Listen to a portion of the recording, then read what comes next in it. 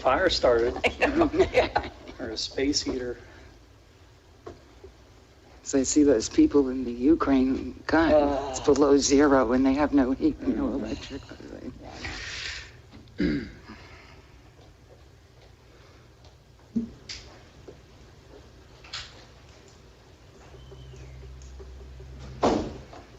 James socks. James socks.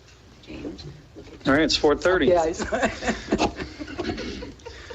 I'd like to call this meeting in order. This is a special meeting of the Flagler Beach City Commission. Today is March 10th, 2022. The time is 4:30. Mayor, could you lead us in the Pledge of Allegiance?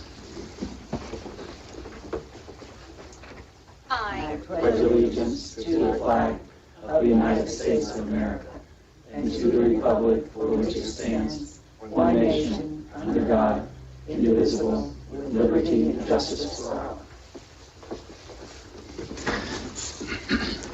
All right, if everybody can take a look at their cell phones, make sure they are on silent, vibrate, or turned off. And City Manager, any remaining unfinished business? Not that I'm aware of, Mr. Chairman. Commissioners or Mayor, any remaining unfinished business? Not that I know of. Okay, in that case, we'll move on to Resolution 2022-03. Drew? Resolution 2022-03, a resolution by the City Commission of the City of Flagler Beach, Florida, determining the date and time of adjournment, signed I of the City Commission of the City of Flagler Beach, Florida, providing for conflict and providing an effective date. All right, any questions or comments on that? Motion to approve resolution 2022-03. Second. We have a motion, a second. I'll open this up to the public. Any members of the public wish to speak on Resolution 2022-03? Seeing no one, will close public comment. Penny, if you could roll call. Commissioner Bryan? Yes. Commissioner Mealy? Yes. Commissioner Phillips? Yes. Chair Cooley? Yes, motion. Motion passes unanimous. Motion to adjourn. All right. Second. Any other comments? All right, we are adjourned on that. All right, we are done with that part. All right, we'll move on to agenda organizational meeting. I'd like to call this meeting to order, and we will start with the swearing in of the commissioners. Drew, this is all you. Which order do we want to do these in? Is there a preferred order? Why don't we get James up there first? then? Very, Come on up, James. he's new. Let him do it first. Right up here.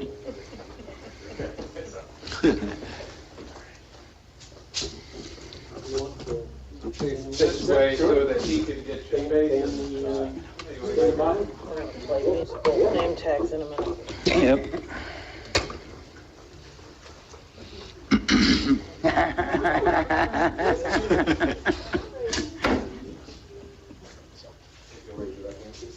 I state your name. I, James Patrick Sherman, Do solemnly swear do solemnly swear that I will support, protect, and defend that I will support, defend, and protect the Constitution the Constitution and the government and the government of the United States and the United States and of the state of Florida. and of the state of Florida. I will conform I will conform to the statutes to the statutes and general laws and general laws of the state of Florida and the state of Florida, and do all in my power and do all in my power to enforce the ordinances to enforce the ordinances of the city of Flagler Beach. of the city of Flagler Beach. I will perform the duties I will perform the duties of the office of city commissioner of the office of city commissioner of the city of Flagler Beach, of the city of Flagler Beach, on which I am about to enter, and of which not which I'm about to enter to the best of my to ability, the best of my ability. so help me God. So help me God. Thank you. Thank you.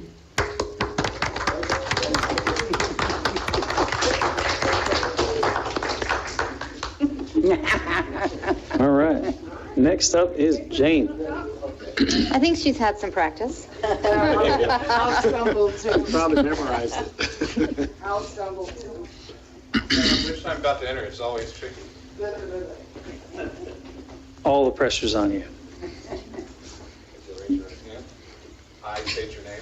I, Jane Beery, Do solemnly swear do solemnly swear that I will support, protect, and defend will support, protect, and defend the Constitution the Constitution and the government and the government of the United States of the United States and of the state of Florida. and of the state of Florida. I will conform I will conform to the statutes to the statutes and general laws and general laws of the state of Florida of the state of Florida and do all in my power and do in my power to enforce the ordinances to enforce the ordinances of the City of Flagler Beach. of the City of Flagler Beach. I will perform the duties I will perform the duties of the office of City Commissioner of the office of City Commissioner of the City of Flagler Beach, of the City of Flagler Beach, on which I am about to enter, on which I am about to enter, to the best of my ability, to the best of my ability. so help me God. So help me God. It's only one little symbol. You got it. Congrats.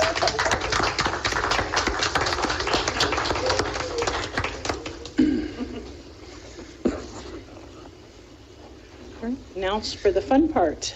Yep. And Jane, you should have that memorized by now. Yeah, there's 3 years in between. All right, next we'll move on to nominations. The first item that will be covered under nominations is nominations for chairman. And I'll open this up to, Jane. okay. I'd like to nominate Commissioner Bryan. Well, that's what I was going to say. Oh, I thought you were I nominating. thought you were nominating yourself. No. Okay, well, let's let Jane, Jane was going first, so Jane, you I would would like to. to nominate Commissioner Bryant for chair. Okay, so we have a motion on the table. Do we have a second? Second. All right, we have a motion and a second. Is this a roll call, Penny? You have to see if you have any Are there other any- nominations. Do we have any other nominations? No. All right, none heard. And I'll do a I'll roll call if that. you like. Commissioner Phillips, Yes. Commissioner Mealy, Yes. Commissioner Sherman, Yes. Commissioner Bryan. Does it make any difference? I said no. Not at this Yes. point. Commissioner Cooley, yes, the motion. All right. Motion passes unanimous. do you want to do the second before we play musical chairs for the vice chair? Yes. Okay. Okay, next up, nominations for vice chairman. Commissioners? Or I'd Commissioner like to Phillips? I was going to say I'll nominate Commissioner Phillips. I'll second that. I was going to offer my, See, you didn't have to. thank you. All right, so any other nominations? All right, and Penny, if you could roll call that.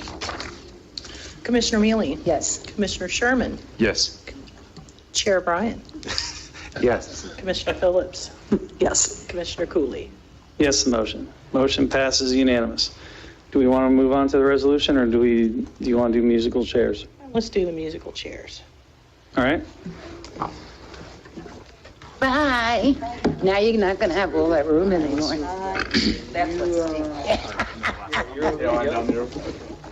That's a good seat because you get lots of room. Bye. Bye. They'll put you down here so I can hit you with. That's right. All right. I expect you to keep all your stuff on your side. Yeah, I know. Sorry for that.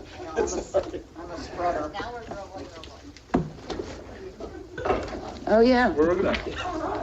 Yeah, that's pretty good.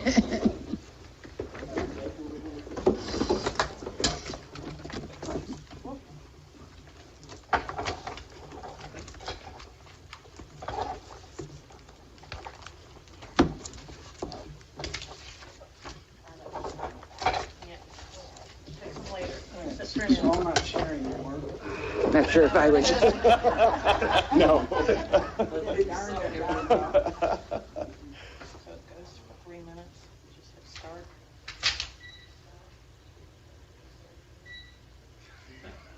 No whispering on that end, I can still throw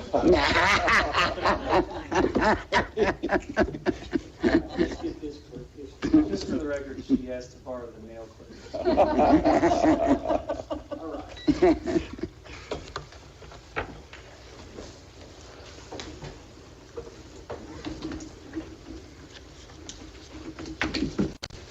Okay, now I have the resolution. Resolution 2022-04, a resolution by the City Commission of the City of Flagler Beach, Florida, appointing Ken Bryan as the chairman of the City Commission of the City of Flagler Beach, Florida, providing for conflict and providing an effective date. Motion to approve Resolution 2022-04. Second. Roll call. Open the public. Okay, we'll open this up to the public. Seeing no public comment, we'll bring them back to the board for a vote. Commissioner Cooley, Yes to the motion. Commissioner Phillips, Yes. Commissioner Mealy, Yes. Commissioner Sherman, Yes. Chair Bryan. Yes. The next resolution is 2022-05.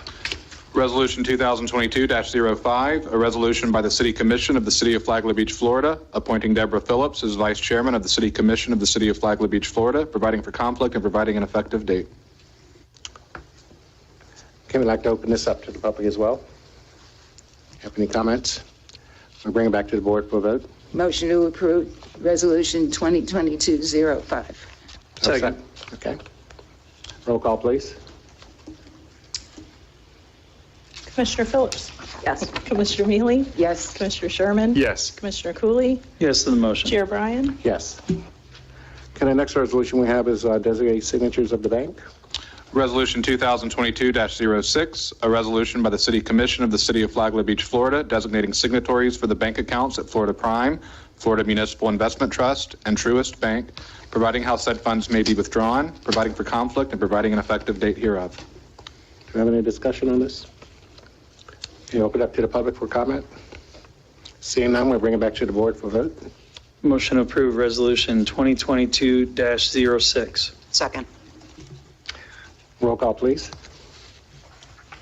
Commissioner Mealy, Yes. Commissioner Sherman, Yes. Commissioner Cooley, Yes to the motion. Phillips, Yes. Chair Bryan. Yes. Okay, the next item we have on the agenda is appoint elected officials to, pardon me, various boards and committees to serve as the city's representative.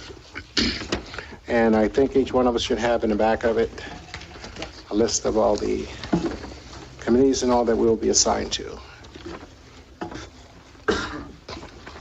No, I'd like to keep the ones I've had.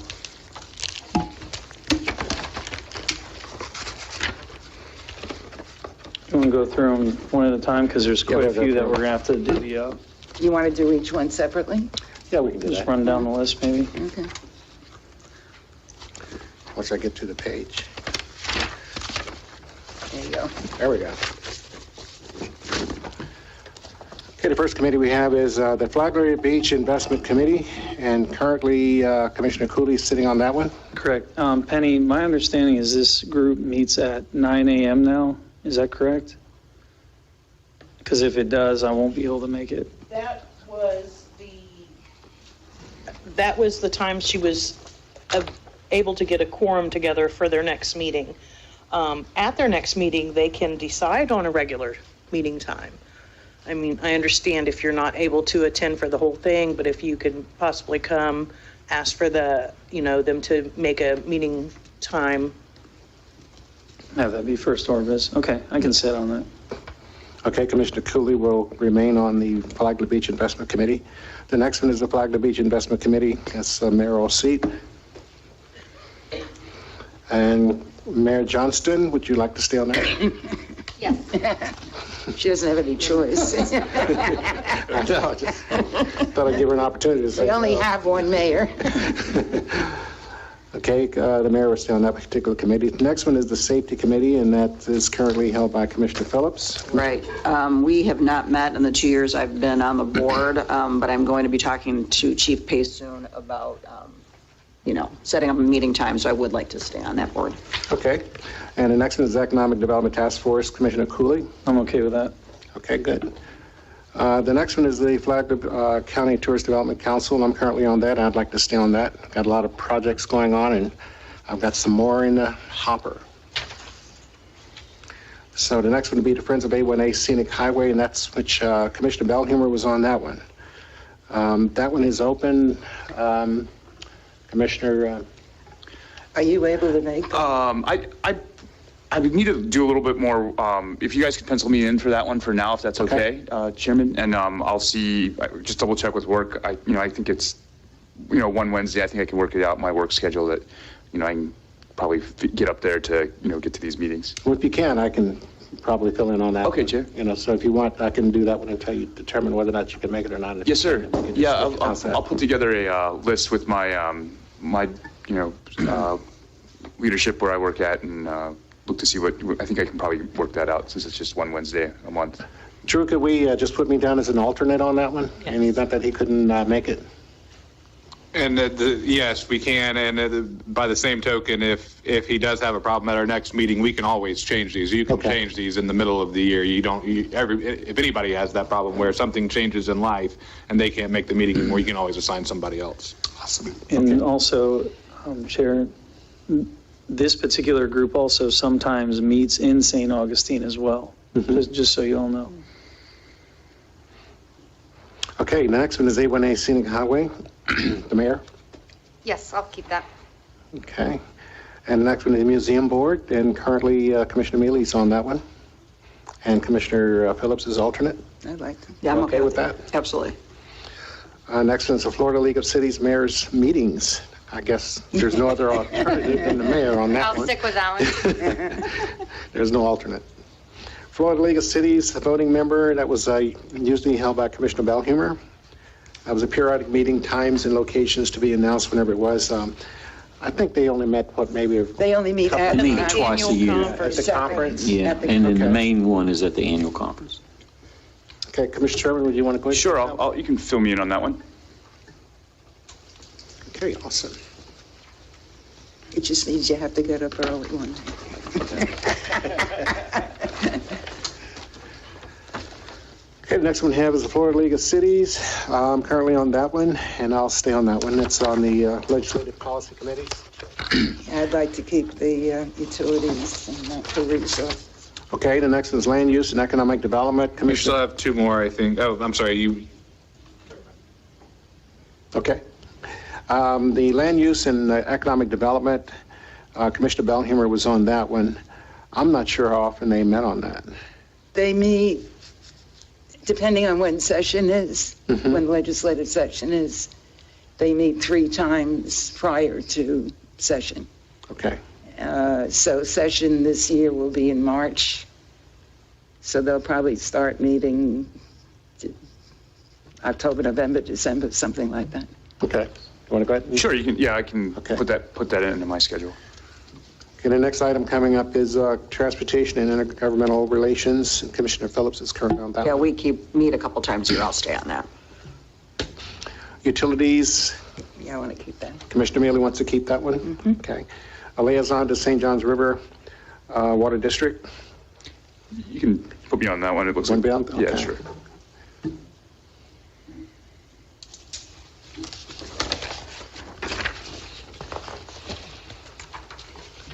Just before it goes out of my head, there's a newsletter that they publish online all the time, and you'll get to know what they're about. Okay.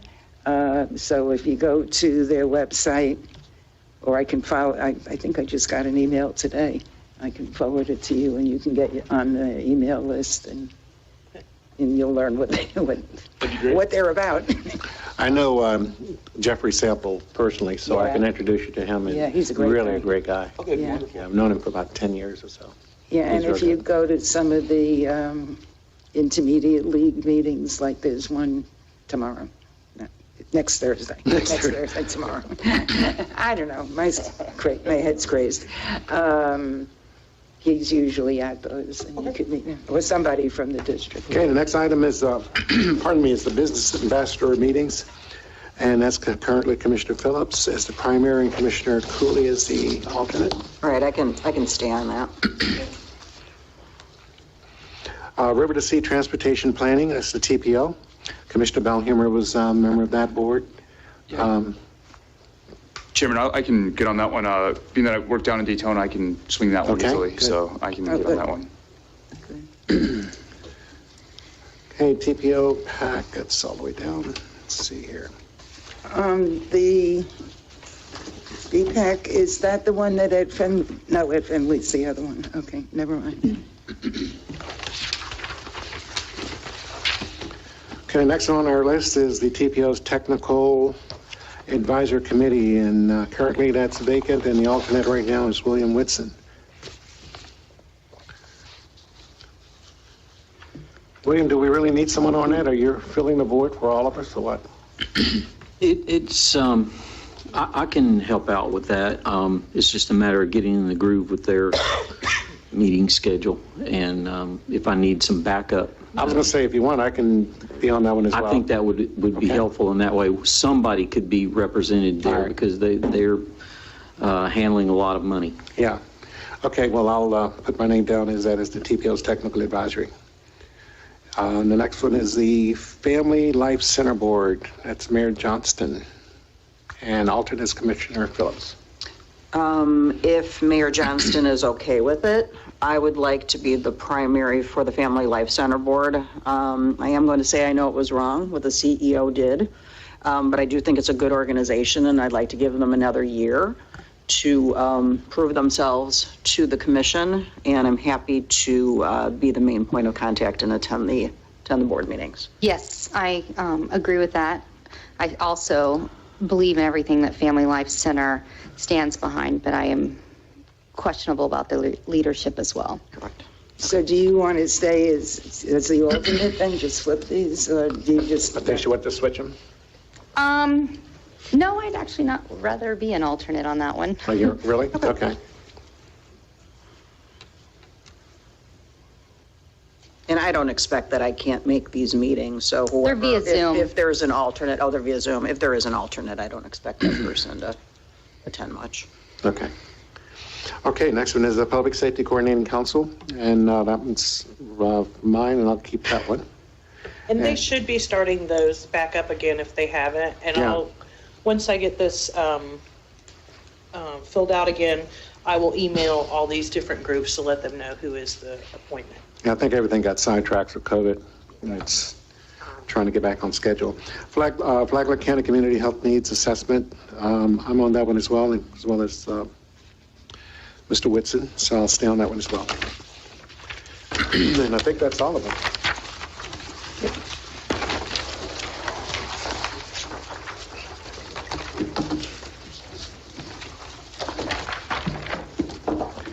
Okay, getting back to the agenda, we are, let's see here, Resolution 2022-07, declaring the City Commission of Flagler Beach, Mr. Smith.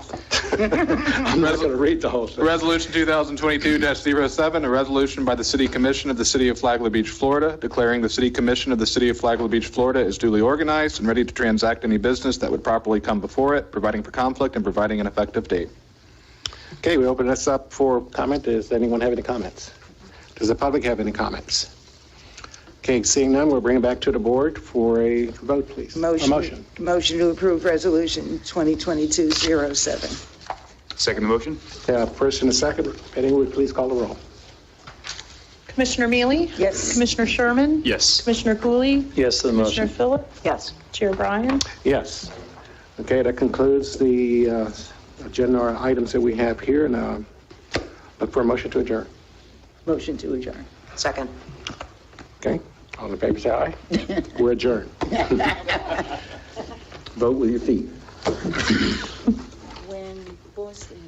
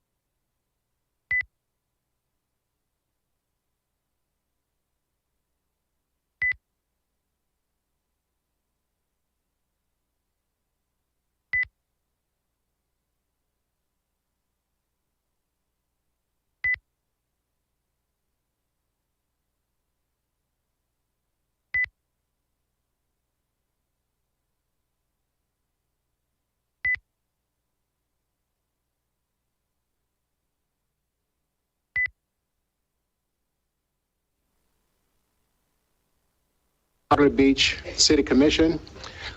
It is now 5:35. Let the record show that all commissioners are present, including the mayor. All proceedings in this particular meeting will be concluded until the end. At this time, I'd like to ask the mayor to lead us in a Pledge of Allegiance, and as we honor the members of our National Guard and first responders.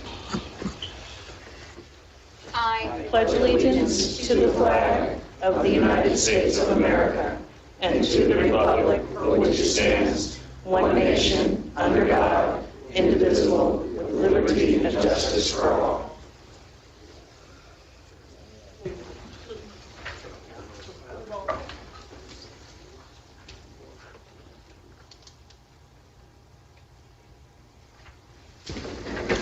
Okay, thank you.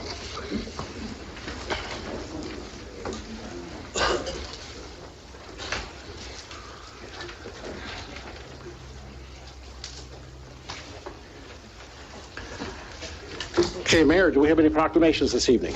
Yes, we do.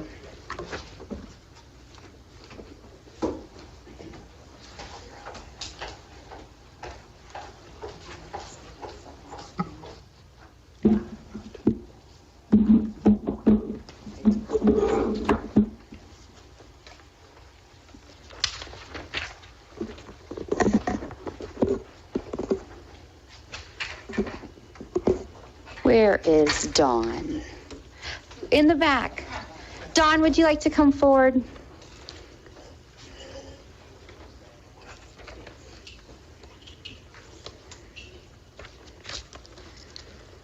Everyone, this is Don Deal. He gives so much to our city, and tonight we are going to recognize him for his years of service. Don Deal was appointed to serve on the Planning and Architectural Review Board by approval of Resolution 99-09 on March 11th, 1999. Mr. Deal was nominated by his fellow board members to serve as chair of the Planning and Architectural Review Board at their July 2nd, 2002 meeting. Mr. Deal retained that position through nominations of his peer members until his resignation effective February 2nd, 2022. His presence on the board will be greatly missed. The passion that he had for maintaining the city's heritage and charm is irreplaceable. We sincerely thank you, Dawn, for your dedication that you have given our city. So we have a plaque for him, and it's for his recognition of 23 years of service to the city of Flagler Beach on the Planning and Architectural Review Board. I was able to serve 1 year with Don, and his precision and his recommendations, even with the land development code rewrite, I don't know, sometimes, some days I think, what are we going to do without you? But enjoy your time.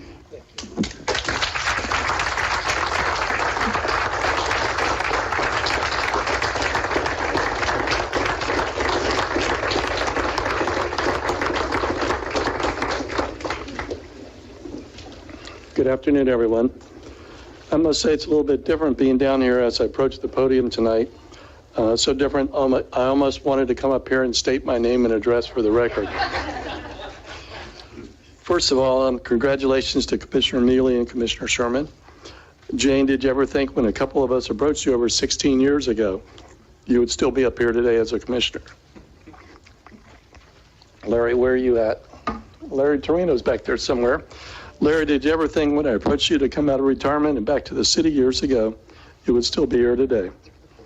I wish to thank both of you for the many, many years of continued service. Penley, you're certainly included in that group. As mentioned in my letter to not seek reappointment to the board, I wear my heart on my sleeve. Therefore, no need to spend more time reiterating much of those personal thoughts revealed in my letter. However, it has been my honor to have been selected by the commission over the years to serve as the PAR board member and other various city positions. Also, I'm further honored by the fellow PAR board members' selection to serve as chair for over the last 20 or some years. It has been a wonderful experience and pleasure to work with some of the most dedicated individuals that I've ever met employed by the city of Flagler Beach, including elected commissioners and mayors, as well as volunteers. My earliest memories of Flagler Beach growing up were watching old 8mm movies my dad took, with no sound, of course, of my cousins and me in a baby crib near the Flagler Pier. All three of my cousins I remember were crying. I was 3 years older, and I believe it may have been something to do with me putting sand fleas in their diapers. Back in those days, as my dad would scan the beach with his 8mm camera, there were very few, if any, beachgoers. I fondly remember water skiing in the surf being pulled behind my uncle's dune buggy in the early 60s. Certainly, there have been quite a few changes since then. However, some of the other things are slow to change, especially in the mindset of a teenager. Matt, you can relate to this. I remember surfing too close to the pier back in the 60s and the police blowing their whistle for me and the other one or two surfers to move farther away as we pushed the no surf envelope for the best waves. However, I do believe it was 600 feet back then versus a much shorter distance today. Of course, as a young teenager, land development regulations and other similar city rules were not on my radar screen. As I reflect back, I believe I started volunteering for this position and others for the city whenever my hair had somewhat blonde in it. When I look at my hair color today, I realize the blonde has been long gone. How much is this related to the more colorful meetings in the past? I cannot say. Keep that in mind, commissioners and mayor. Today's current, shall we say, vintage color only reinforces that it is time to move on with the next chapter of my life. However, having said that, I do not believe this should set a standard for others to follow. Ken, by the way, you are totally exempt from this statement due to grandfathering of a pre-existing condition. As everyone is keenly aware, grandfathering terminology we use quite often when we conduct city business. Therefore, in my departure, I could not resist using that one last time.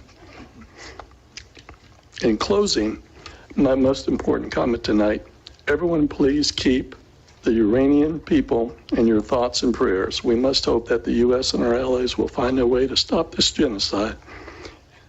And as a result, we don't find ourselves in World War III. Best to everyone in the city we love. Thank you.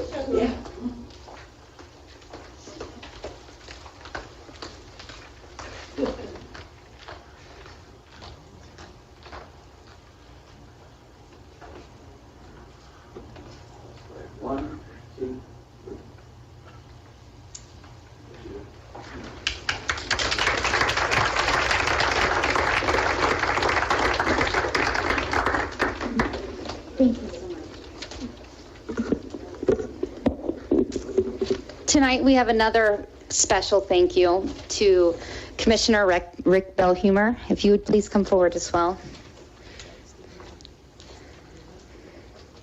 I've watched Rick in many meetings, and I've been on the dais with him for a year.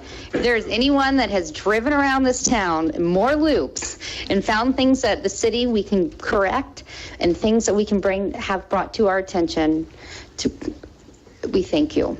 Rick has given 6 years of service here to the city of Flagler Beach, and we appreciate you, Rick. Thank you.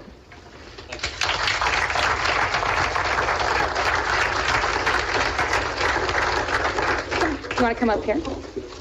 Or you can say anything? You can say whatever you want. Hold on, let me get the 3 minutes. Yeah, I was going to say you. You'll get your chance to use that later, because I will be speaking during the meeting. Well, I'm back where I started, so I always was one to follow what was going on, and I'll still scrutinize all the agenda items and speak when I feel it's appropriate. So I'll continue being engaged, and we'll see where we go from here. Thanks, everybody.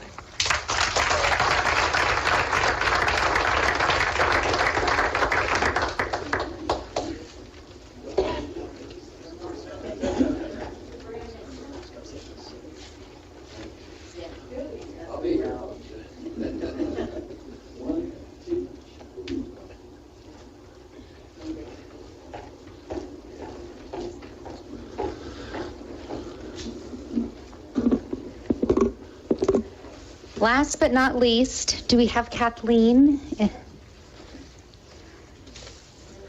And the Finance Department.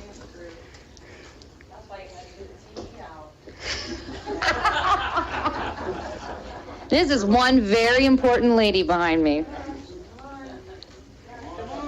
Come on, Brenda, Holly. Come on. Rhonda, Chris, Michelle. Rhonda, it's a finance intervention.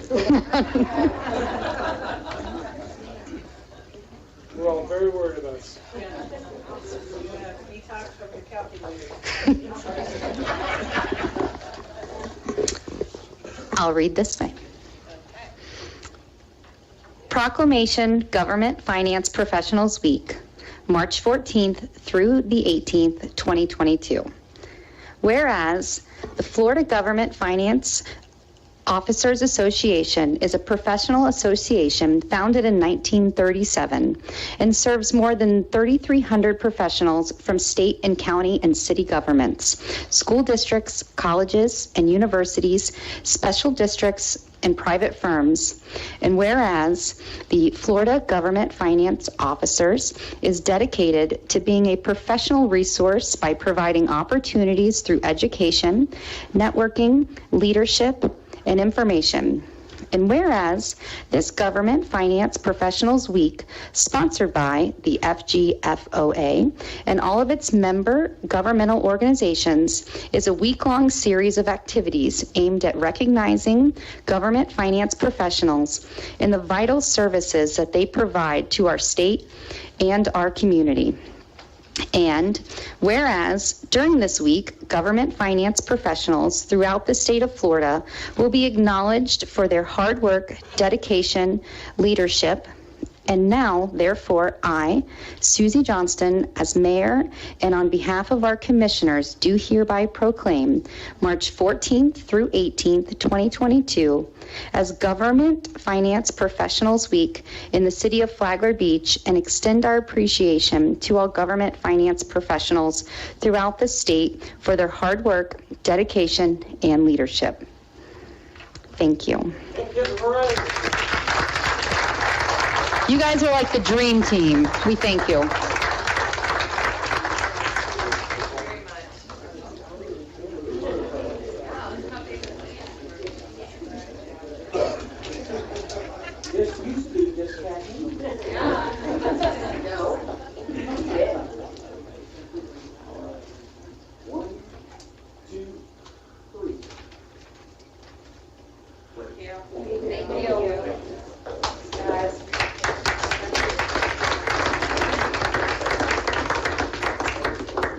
Mr. Chair, I have, if I could take a moment.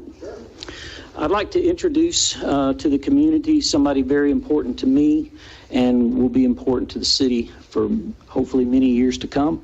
My new assistant, Katie Dockhorn. She's a graduate of Cornell University, and I'd like to ask Katie to come forward and introduce herself. Hi, good evening, everybody. Good evening. I'll tell you a few things about myself. I'm from Philadelphia, Pennsylvania. I grew up in Bucks County, just outside Philadelphia. For the past 6 years, I've worked for the city of Philadelphia. Most recently, I've been focused on food access for at-risk individuals, managed some federal and state grants, and as well as applications for FEMA for food access. And I'm just really excited to be here. It's already been such a pleasure working with Mr. Whitson and the team. So I'm really excited and thank you all for the opportunity.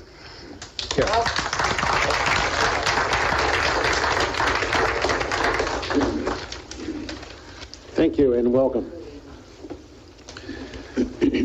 Okay, we move on now to the deletions and changes to the agenda. I have none. Oh, yeah, we do. Note that item 8, as we stated at the PAR board meeting, it will remain it's on the agenda due to the advertisement, but we will take no action. We have not been provided a date to table it to, so we will. What is our first meeting in April? For the PARB? For us, for commission. The 14th, yes. They can table the date certain to that meeting, and you can put it on that agenda, and if PAR board doesn't get to it, then they can still do this again to save you the advertising if you'd like to use that date. I don't think it has to go back to PARB, does it? No, it comes to us. PAR board tabled it. Yeah. PAR board will see it again. Sorry. Right, My but meetings. the commission can put it on can table it to April 14th at 5:30 if they include that in their motion to save you the advertising. Okay. Did you get that? Got it. It's been a long day. When we get there, we'll cover it, but yeah, Okay, I just we'll want to cover check on that. Okay, any commissioners have anything you want to change to the agenda? I have 3 items. Pardon me. One is historic designation for the city. And then the next item will be code enforcement. And the last item would be revenue streams. And Penny, if you want to mark those 15th, 16th, and 17th, if you want, or I can discuss them all at once. Are you going to do it under commission comments? I can do that. Do that.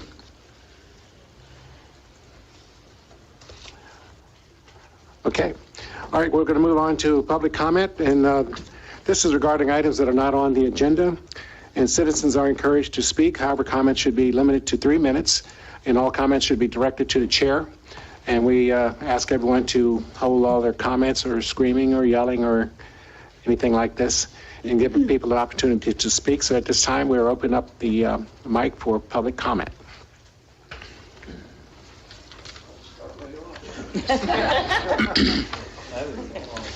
Rick Bellinger, Flagler Beach. First, congratulations, Commissioner Sherman. Sounds strange, doesn't it? On your election, and I appreciate your enthusiasm and commitment that you pledged to the citizens, and I just hope you have the time that you really need to stay indulged. Like I said earlier, I plan on continuing to watch what's going on and speak up for those of us that live in this peaceful little town.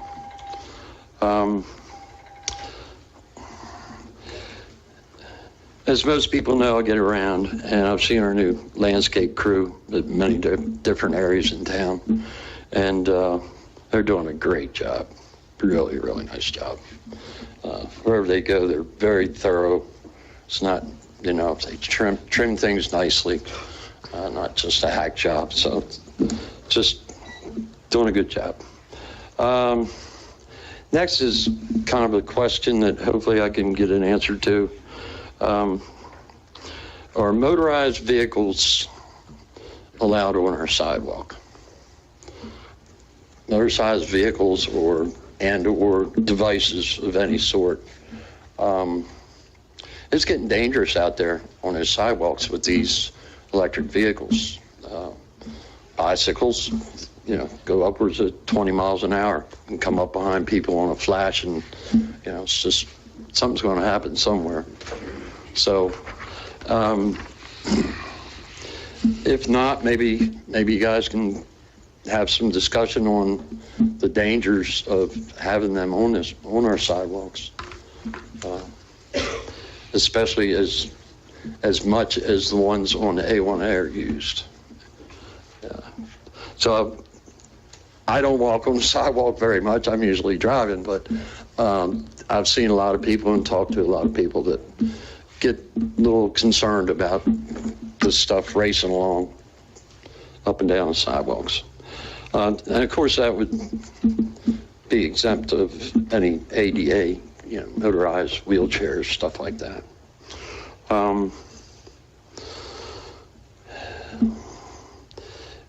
I left my house this morning, and the trash guys were coming up the street, and they pulled up right to my driveway, so I got out in front of them, then they moved up and got my trash can.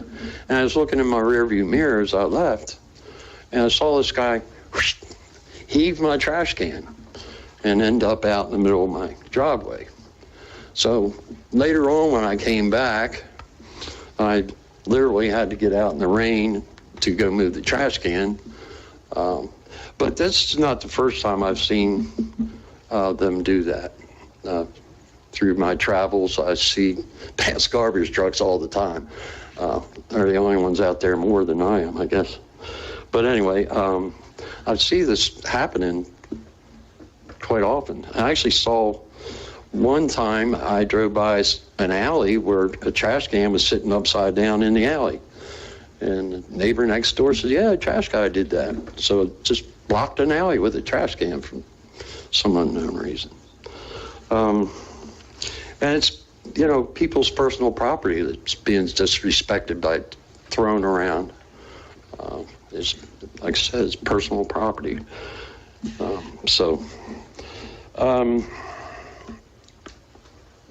Just a couple notes about your organizational meeting. You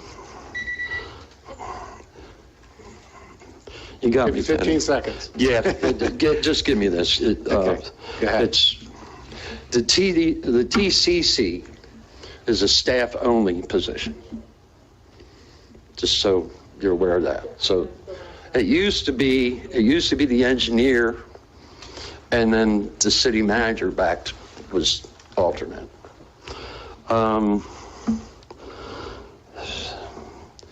And you, Commissioner Sherman, just so you're aware, TPO meets 9:30 a.m. in Daytona, and A1A Byway meets at 2 p.m. the same day in Natick. Just want to let you know. Thank you, Commissioner. Anyone else would like to speak? 3 minutes. I'll speak. Okay, we need your name and I know the drill. Andy Montgomery. I'm a resident I've owned property here for about 30 years. I would just like, I wasn't going to speak, but he brought up about the bicycles, and I'm elderly, and the way they handled it in California, it sounded, it has to be pedalable, and it can't go over 18 miles an hour, and I drive mine on, you can't drive my bicycle on A1A. I'm scared to ride on A1A with the cars. And I drive at about 3 miles an hour, and I stop way in front of any people and pull over, and I just don't think it's wise for us to restrict that particular version of an electric bicycle. Now, one that runs 40 miles an hour, but there's a class 2 or 3, and I think I sent James something about it. So I just hope y'all would consider that there's older people using the mopeds, what mine is, to get back and forth to town before we react quickly. And then I don't want to hurt Mr. Belhumer's feelings, but my experience with the trash people has been just the opposite. That on my street, they've always done fabulous. They've never left my trash can turned over. And they're nice guys, hard-working people. Thank you. thank you.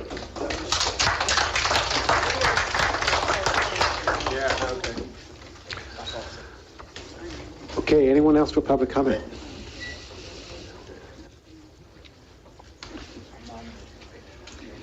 Hi, I'm Carla Klein. I'm a 25 4-year tax-paying resident and a business owner. I can't remember how many years I've been cleaning up the beach every Saturday for the last, I don't know, it's a blur at this time. As we continue to grow and bring people here, I feel like trash is becoming the one thing that we can all unite behind, and I'm really getting tired of picking it up. The last time I was picking up the 300 billion cigarettes in the parking lot, I figured maybe if I protest and quit doing this, somebody will do something. I actually cornered William over here and I was like, I have an idea. Let's do a week-long protest and really make an effort to be the cleanest beach town, not the most, open, come bring all your crap and leave it here and just throw your stuff on the ground. I would like to see maybe the police department hand out tickets. I understand you guys are thin, but if you stand up there and talk to people for at least 25 minutes, you're going to see someone throw a cigarette butt on the ground. I do. Every 5 minutes, it seems like. And that would be the first place to start because it's the one thing that's not blown out of the garbage cans or something that dropped. It's something that you literally took out of your mouth and threw on the floor because you didn't want it anymore. So that's my beef. And I think it's the one thing that we can all agree on. So that would be pretty cool. Thank you.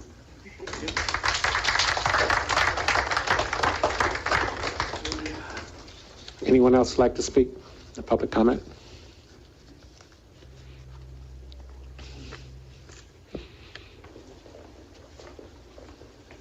I'm Daryl Reynolds at 322 North 11th Street, Flagler Beach.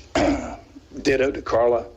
I agree with her. I mean, every day we see people trashing our beach and we need to all jump on board. We also need to protect our lifeguards. I mean, I've lived here 17 years, raised 3 children here. My wife and I marry, and all 3 have been lifeguards in Flagler Beach for 10 years. Back when we first moved here 17 years ago, it was 10th Street North to 10th Street South. That is approximately 1 mile. If you cut it back to what you're intending to do, it's going to be less than half of a mile. After we've all gone through 2 years of COVID, I don't think we want to push our residents and visitors in that amount of space. Plus, within that space, you got fishermen, you got surfers. I just don't think it's a wise decision for us to, coming out of the last couple of years, to ask our visitors to kind of pile up on top of one another. So I'd like for y'all to reconsider the proposal. I think Tom's done a great job with lifeguards. All of our children went through the junior lifeguard camp, all wanted to become lifeguards, and all of them, they're going on into their careers now. I do have a daughter that will possibly be a lifeguard this year if you continue the program as it was. So anyway, I ask you to reconsider the current proposal. Yep. Thank you, Daryl.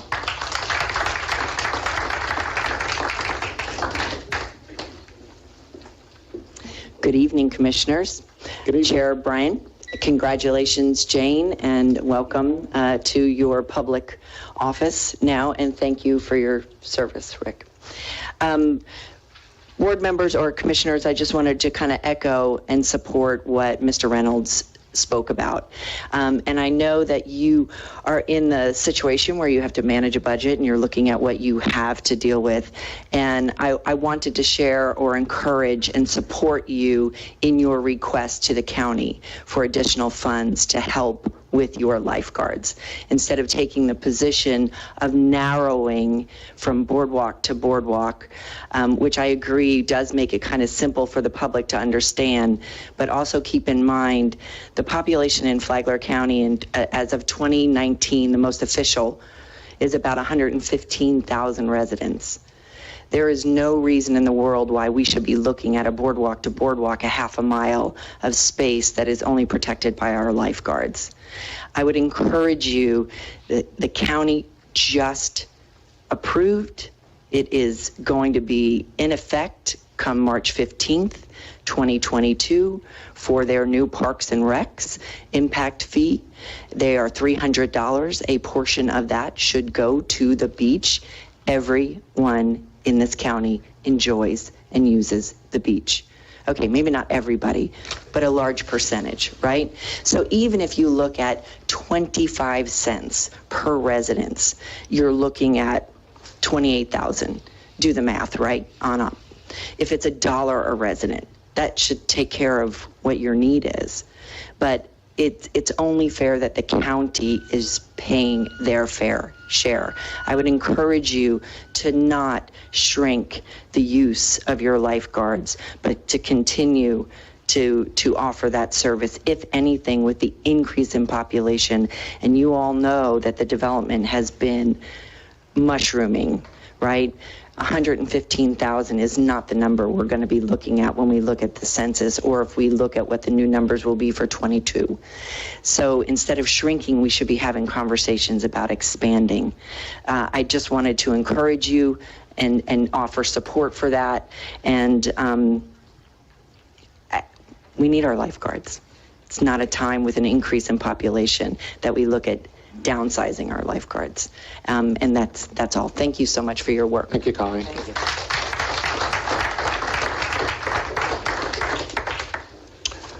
Any more speakers? They can hear us outside, I think. Can't they, Penny?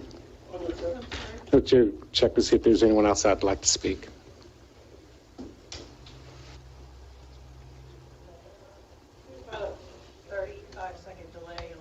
Okay, all right.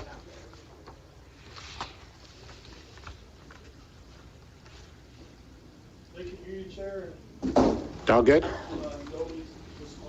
Okay, if we don't have any other speakers, I'll bring it back to the board. And I'll start addressing some of the comments that were just made. In regard to the motorized vehicles on the sidewalk, I have to agree with Commissioner Bellhumer that I have seen individuals on there too. I'm sorry.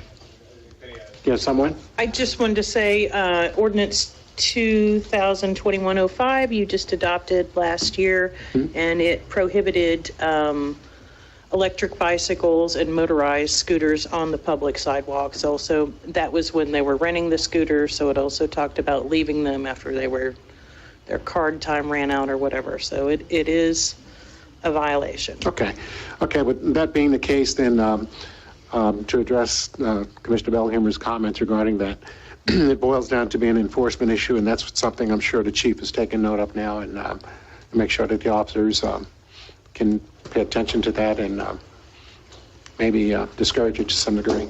Next item was trash cans. I know the guys work hard. A couple of times I'll see my trash can in the wrong place, but I agree, they work pretty hard, but here again, it's something that we can just mention it to Rob and just tell him to be a little bit more careful about where they put the trash cans. So we appreciate that comment. We also looked up your code on that as well. Okay. The first offense is a written warning, and then it goes in, the second offense is a fine, $100 fine. So. Okay, all right, thank you. And Rob has already texted, we've already texted with Rob, and he will be speaking with his staff. Okay, all right. Next item, TCC, I think we've already talked about that as far as the timing. And I'm going to actually be the alternate on that. And I have plenty of time to attend those meetings if you cannot. So we'll make sure we have that covered. Carla, I totally agree. And you know how I feel about cigarette butts. In fact, I sent off about 6,000 of them today by mail to the company that recycles them into plastic, and those were from the cigarette butt receptacles that we've been collecting them in. So they send me a label, I put them in a box, and boy, did they stink. I had to actually take them out, put them in a black bag, and wrap them again. But anyway, I completely concur. I think that one of the things that we know that is a big educational process we probably need to do, and I mean, if there's something that you think we can do as far as suggestions to have a campaign, I think I talked to you once, you talked about maybe having some signs out on a Saturday or something and discouraging people from throwing cigarette butts and telling them, please don't use our city as a trash can or ash can and trash can. But that is certainly something we can look at and try to get more on an educational program in order to discourage it. It is very disgusting, and I was on a radio station 2 days ago talking about cigarette butts, and that's the biggest item that's trashing up our planet right now, cigarette butts. They account for more trash than anything that's being discarded right now. Of course, plastic is catching up. The next thing is lifeguards. Here again, I know that there's a lot of concern about the lifeguards and the budget itself. It's probably something we're going to have to look at. I've talked to Mr. Whitson about it, and I think some of the other commissioners up here have as well. We're all very concerned about, I am in particular, I know I'm very concerned about the safety of people. And when it comes to dollars, like I've said on some other things, how much is a life worth? So we're going to have to look at this very hard to see if we can extend that. I know there's a lot of concern about the county not participating enough. We're taking a more aggressive approach to that and in a friendly manner in order to encourage the county to participate more. I mean, we need to reach out and do a little bit more because, and Drew, you can help me on this because I think there's some culpability to some degree because not only, we're not necessarily encouraging people to use our beach, but the developers are. I mean, their billboards are out there 5 minutes from the beach, 3 minutes from the beach. So you're encouraging people to use the beach, and we're responsible for that. So there's some level of culpability, I would guess, because if we're encouraging people to use a facility that we have, then we have to provide some level of service, but you can tell me what we need to do. We have to provide, I mean, we have to make the best we can with what we have, but there's not a legal obligation to lifeguard a beach that is really about public health and safety, but there are lots of unguarded beaches in the state. That's not creating necessarily a legal liability as long as there's not negligence behind it. So I think where the city has been, and remains, is it's a priority for the city because we want to protect life, health, and safety. Okay. Mr. Chairman, would it help if I gave the commission and the public some information? That would be wonderful if you could do that. The budget that was adopted by the commission, with all the contingencies over time and everything, was around $131,000. I've spoken with Tom, and what we were doing, we had 24 lifeguards last year. Now, some of those lifeguards worked less than 3 days a week, but we had the number of positions was 24. What we have done is we're taking one of the positions and reallocating the salary of that one position, so we will be filling 23 positions so that the remaining guards can get a raise. And that way we can be more competitive, because if we don't do that, we don't raise our pay, we're going to lose them to other jurisdictions. So that was the first thing we did. The second thing we did was tighten up the area that is guarded so that it's understandable by the public, boardwalk to boardwalk. Right now, we are looking with everything.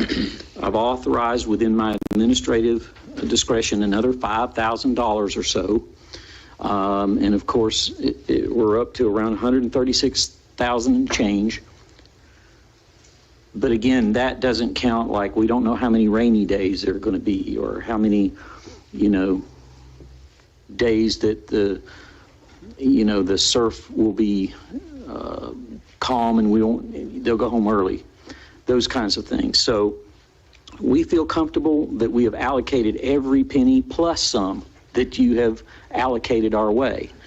And without more funds, that's the best we feel like we can do to make the safest beach we can. And my responsibility, along with Tom's, is to take the funds we have and allocate them in a way that is cost effective and keeps us competitive, because had we have gone forward with a budget and just filled all the positions, we wouldn't have been able to fill all the positions because we would have lost lifeguards to other jurisdictions because of pay. So we feel comfortable with what we've done. Would we like to hire more? Sure. But even if we have funds to hire more, we still have to consider pay and then competition for those individuals because they're highly skilled. You have to pass certain exams and tests to even be eligible to be one of our lifeguards. So it's a difficult situation. I welcome any suggestions and direction from the commission in whatever way you want to provide it, but we feel like that we've been very responsible with the resources that we've had. So what are we looking at as far as a shortfall or in order to provide the level of coverage that we had in the past? We would need another around $37,000 to hire 2.5 lifeguards to add 2 additional towers.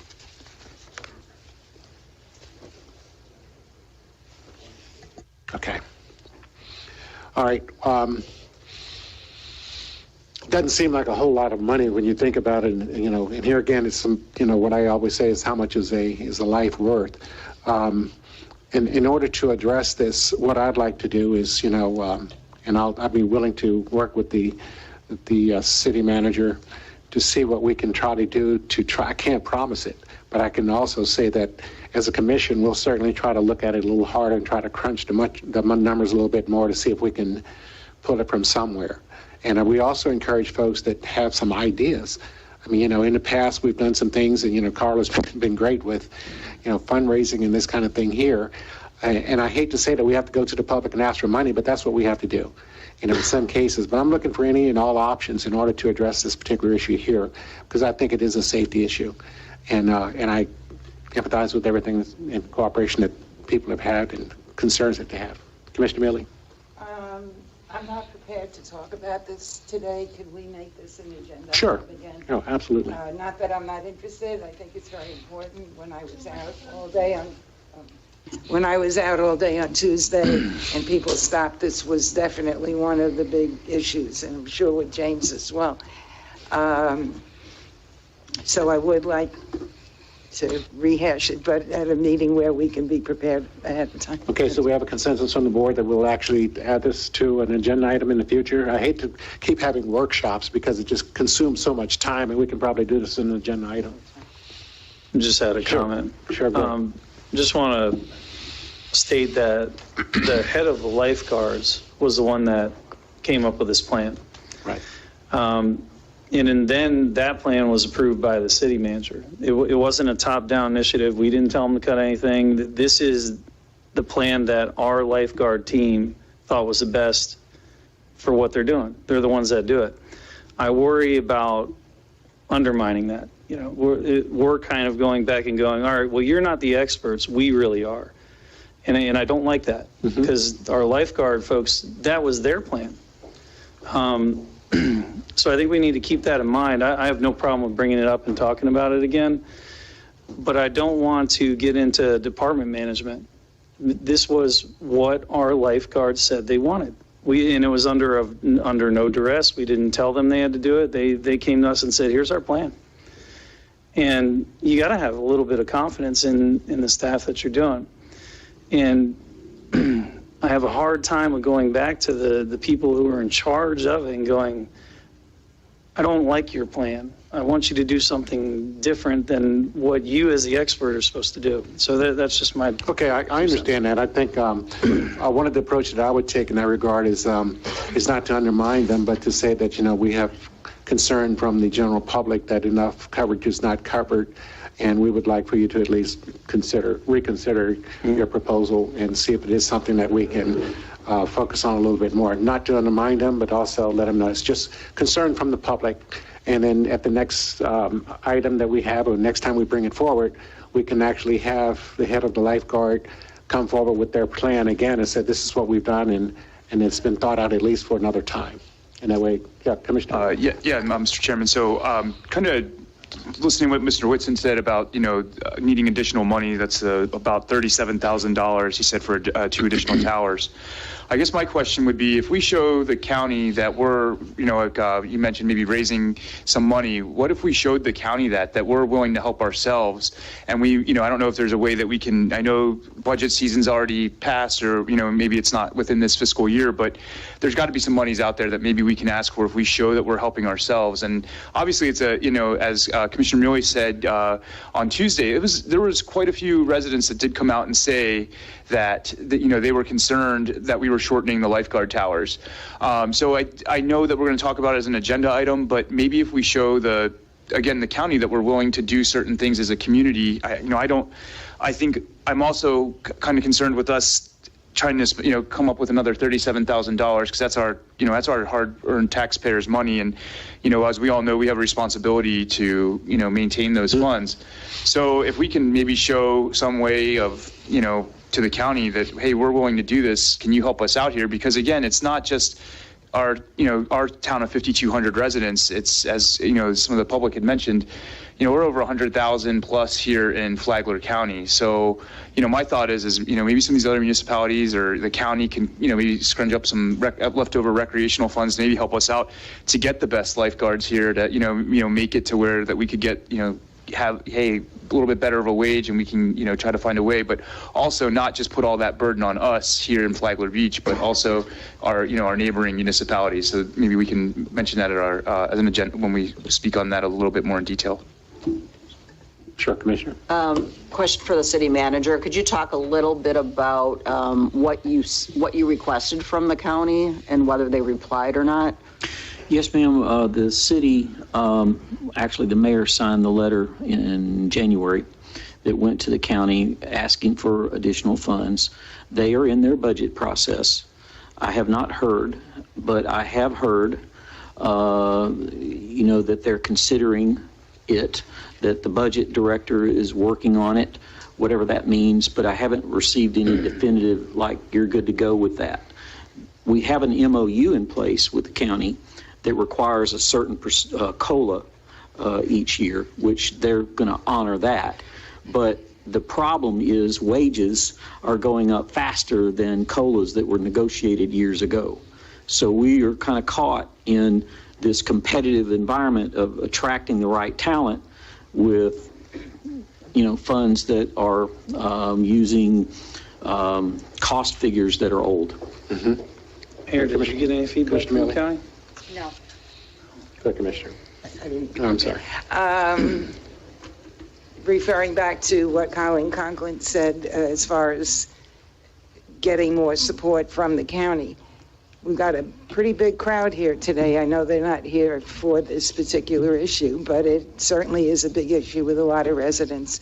If we could encourage a letter writing campaign while the county is still working on their budget, then, because I saw the last response was kind of iffy. It was It didn't lukewarm. say no, but it didn't exactly say, yeah, we're going to do that. So I don't know if there's a way we can encourage people to. Can we go fund it? Can we raise the money? Well, Andy, if you want to talk, you have to wait for. Well, okay. We don't prolong this all night, but because we have a lot of items. We haven't closed it yet. But the point is that we will look at this and we will look at all options that's available. One of the comments I made earlier is that, we're a small city here. We have a jewel here, and that's the beach.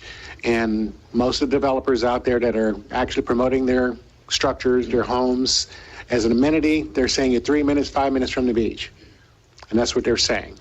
And none of those dollars getting contributed here to help us fund the beach and provide a nice entertainment for them. So these are the kinds of things we need to look at. We can engage with the county a little bit more.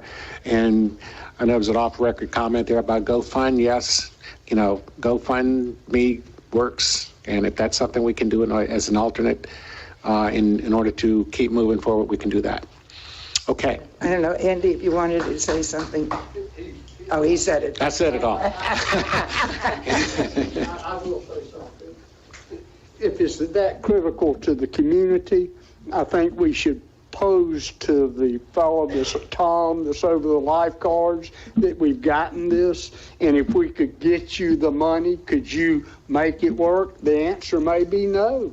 He may tell us you can raise them $5 an hour and you still can't get them. So, but I think it's certainly worth it for safety. I know every time we pull somebody out down here, that's not what I want to hear. Absolutely. Okay. Any more comments? I think I'd already closed public comment. We were just commenting on these things here. Okay, we're going to bring it back to the board, and we're going to start moving on to the next item. That's the consent agenda.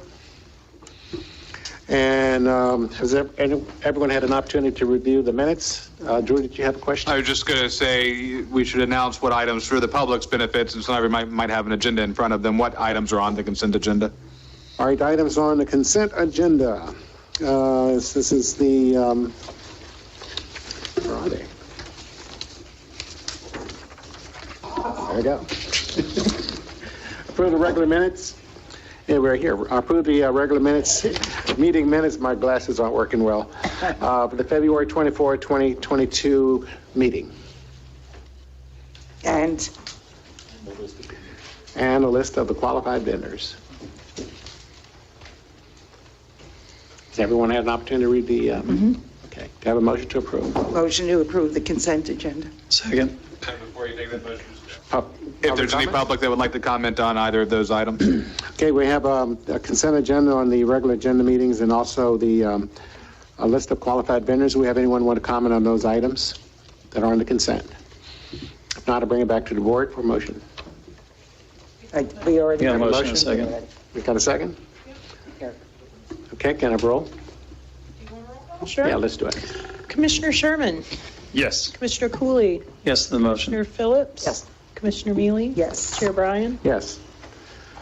Okay, and it's passed. Move on to general business, and this is a consider application for 03220301. And this is the item that Drew was saying. If you'd like, you can make a motion to table this to April April 14th. 14th. Okay, do we have a motion to move this to April 14th? I will make a motion to table this item to our April 14th meeting. At 5:30 or as soon thereafter as it may be heard? Yes. Thank you. Sure. Second the motion? Second. We got a motion, and we got a second? Second the motion? All in favor, say aye. Aye. Aye. The motion is approved. Okay, next item we have on here is the receipt of a report regarding crosswalks for the Florida Department of Transportation. Commissioner, Mr. Whitson. Yes, thank you, Mr. Chairman. We have a gentleman here from Florida Department of Transportation, and we have been working actively. The chief and I have been working with this fella and his team, and we're excited that they're here to share with you FDOT's safety improvements for the community, and we're looking forward to seeing what they can do.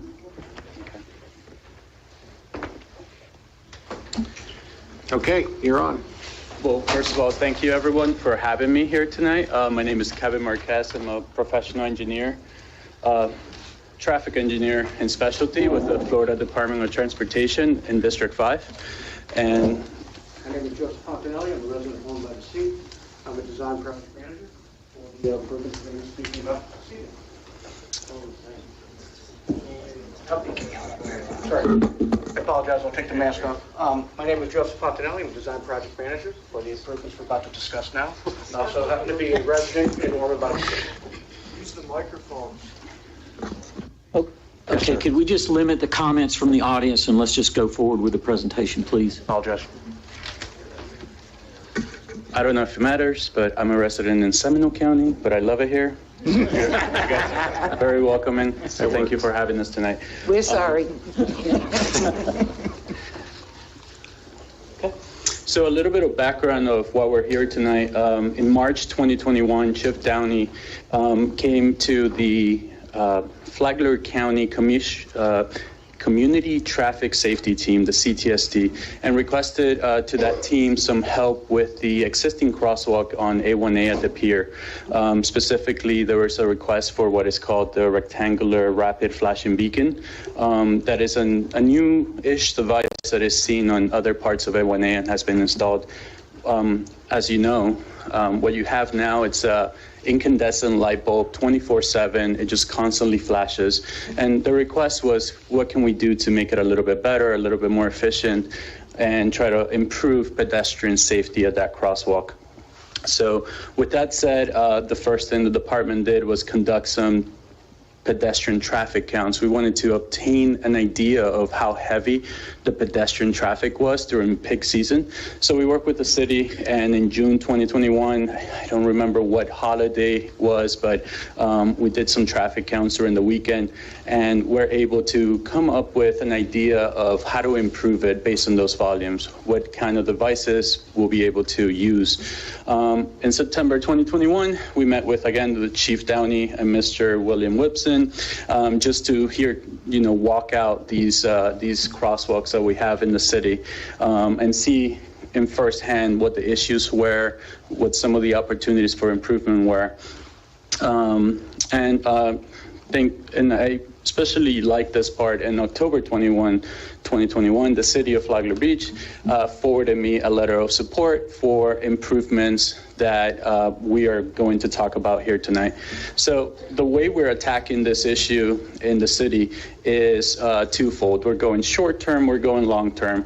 With the short term, I'm going to be involved with the short term for the improvements, and this is a little bit of a summary.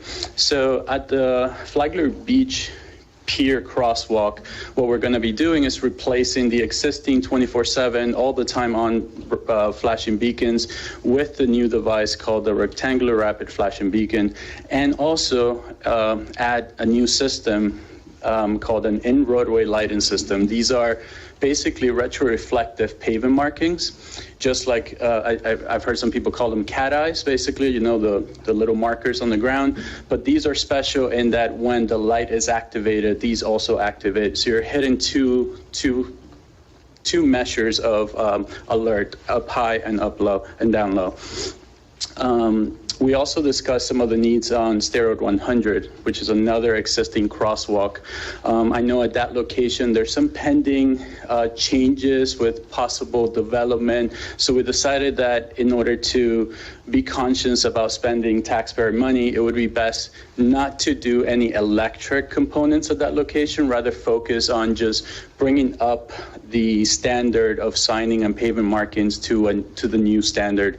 What you have out there is efficient, is sufficient, it meets minimum criteria, but we can certainly make it a lot better, and it's not going to cost a whole lot more. Then we look at other locations within the same general area.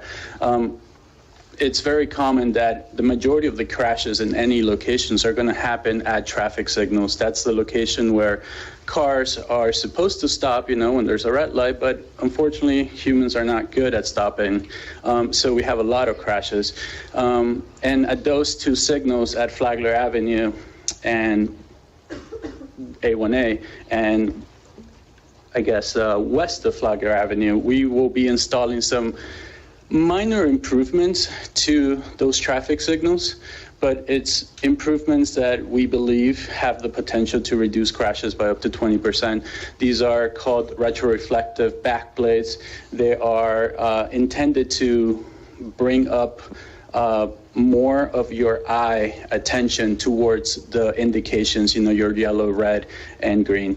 So this is supposed to almost provide a highlight effect, and it's shown nationwide to reduce crashes. So we're going to be doing that as well as improving at those 4 locations some of the ADA conditions that you have now to make sure that we have a friendly system for not just able-bodied citizens, but also citizens with mobility impairment issues. So that is the last one. One of the topics discussed was concern about the constant traffic coming from the bridge, down from the bridge, and entering the city. So we're going to be looking at what can we do to improve that, speeding issue. It's supposed to be 35 miles per hour. They're clearly coming down the bridge at a much higher speed. So what features can we add to remind people they're entering into a 35-mile-per-hour road. And I think we have some good proposals there. Let me see. Okay, so this is a little bit of the boring part. So this is where we are now. We are at about 60% plans at the moment. This location, what I'm showing here is the plans that we have so far for the main crosswalk at the pier.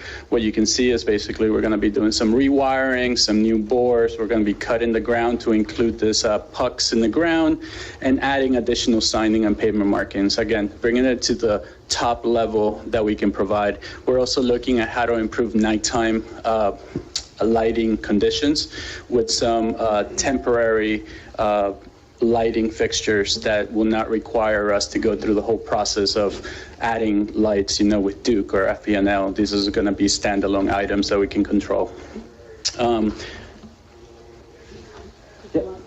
We can play the video just to show people what the...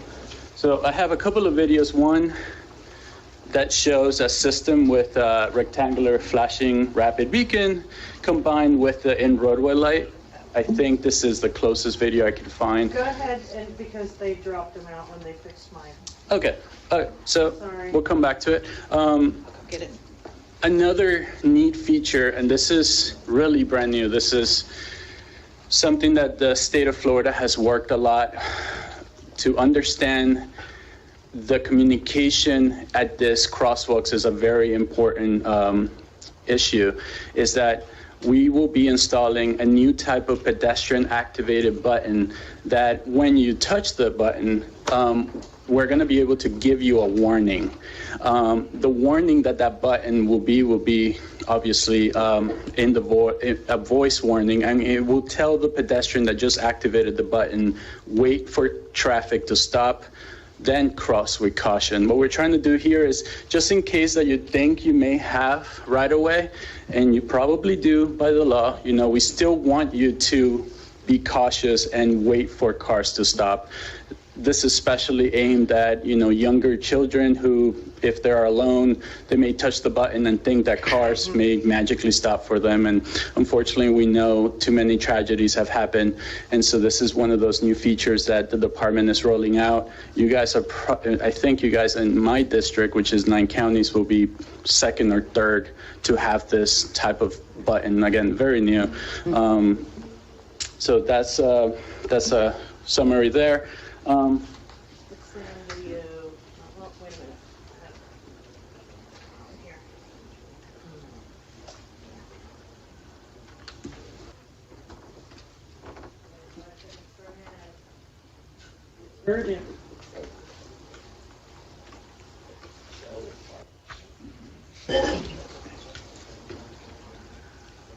come on, you're not going to project, but they're really... Gotta get it on the right seat, the right port. Well, maybe I can get...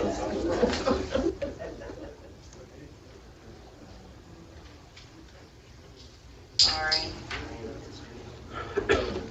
Well, let's just keep going while the videos come up. And I think the last part of our presentation is we want to talk to you guys also about the future. There's a lot of planning that we can do together in order to make sure that your vision for growth and pedestrian facilities and on State 1A specifically can be accommodated by future projects. And that's why my coworker is here tonight. Thank you, Kevin. Again, my name is Joseph Fontanelli. I apologize for the microphone earlier. I am the design project manager for what will be an upcoming project. As Kevin mentioned, this is going to be a multiple attack, if you will, to improve safety. And safety is paramount. Vision Zero, reducing, if not eliminating, serious crashes, fatalities on the roadways of Florida is our utmost priority. So we do have a upcoming project on State Road A1A from south of 8th Street to north of 18th Street, which is a mill and resurfacing, rehabilitating the roadway. But part of that will be a in-depth design safety analysis. So as Kevin mentioned, we are now approaching it with short-term fixes. But as we move into this, and this is very early, we haven't started design yet, but as design does start, we will then start looking at any and all safety improvements that we can make in coordination with the city. I will promise you now, I'll have a monthly coordination meeting with the city of Flagler. We'll continue to work through this to identify any and all issues that we can address with this upcoming project. So again, I mentioned this is very early in the, the phases of design. In fact, we don't advertise until August of 2022, which is coming up in a few months. We'll have our final selection where we will select a consultant, and that will be at the end of September of 2022. And then the project in earnest will begin of January of 2023. We have a beginning concept scope that we will share as we begin developing these designs and safety analysis. That is, of course, welcome to anybody here. This is taxpayer monies that have developed these plans. So we're welcome to share that with anybody, and we can discuss any and other improvements moving on. Part of this design effort will also be a public information meeting where we'll solicit not only the managers of Flagler, but also the people that are here at the meeting today and any other citizens that wish to join. And that will be in the summer of 2023. And then the project will be done, complete, design, finished September of 2024, at which time we will begin putting those improvements on the ground. Now, it does take time for us to evaluate design and get these projects moving. So that is our upcoming events for that project, and this is just one of many. We're evaluating this entire A1A corridor. There's recently a public meeting down in Ormond where we looked at the A1A down there, moving up through Ormond by the sea. We have this one. We have State Road 11. We also have future projects coming down over in A1A as we get from Beverly Beach to Hammock Dunes. So there's a number of improvements moving through this corridor and throughout the entirety of Flagler County. So again, these projects and anything Flagler will be discussed in an upcoming monthly meeting that I'll coordinate with my public involvement specialists, and we'll continue to coordinate that so that we can improve this corridor and make it safer for all users. I just had a question. You indicated you have to go through the engineering and design process, and it's going to be a period of time. Do you have an estimated time from beginning to completion to 24, 26, or something of this nature? Well, that will be part of our contract time designation as we get through design. Typically, we look at 200 to 300 days, depending on the complexity of that project. So we have letting in September of 2024. Again, these are all tentative dates, and then it takes about 2 to 3 months for the contract to be awarded, for the crews to get ready, mobilize, and then get on the ground. Okay. And then from there, you look at 200 to 300 business days for those improvements to then be built. So it is a process.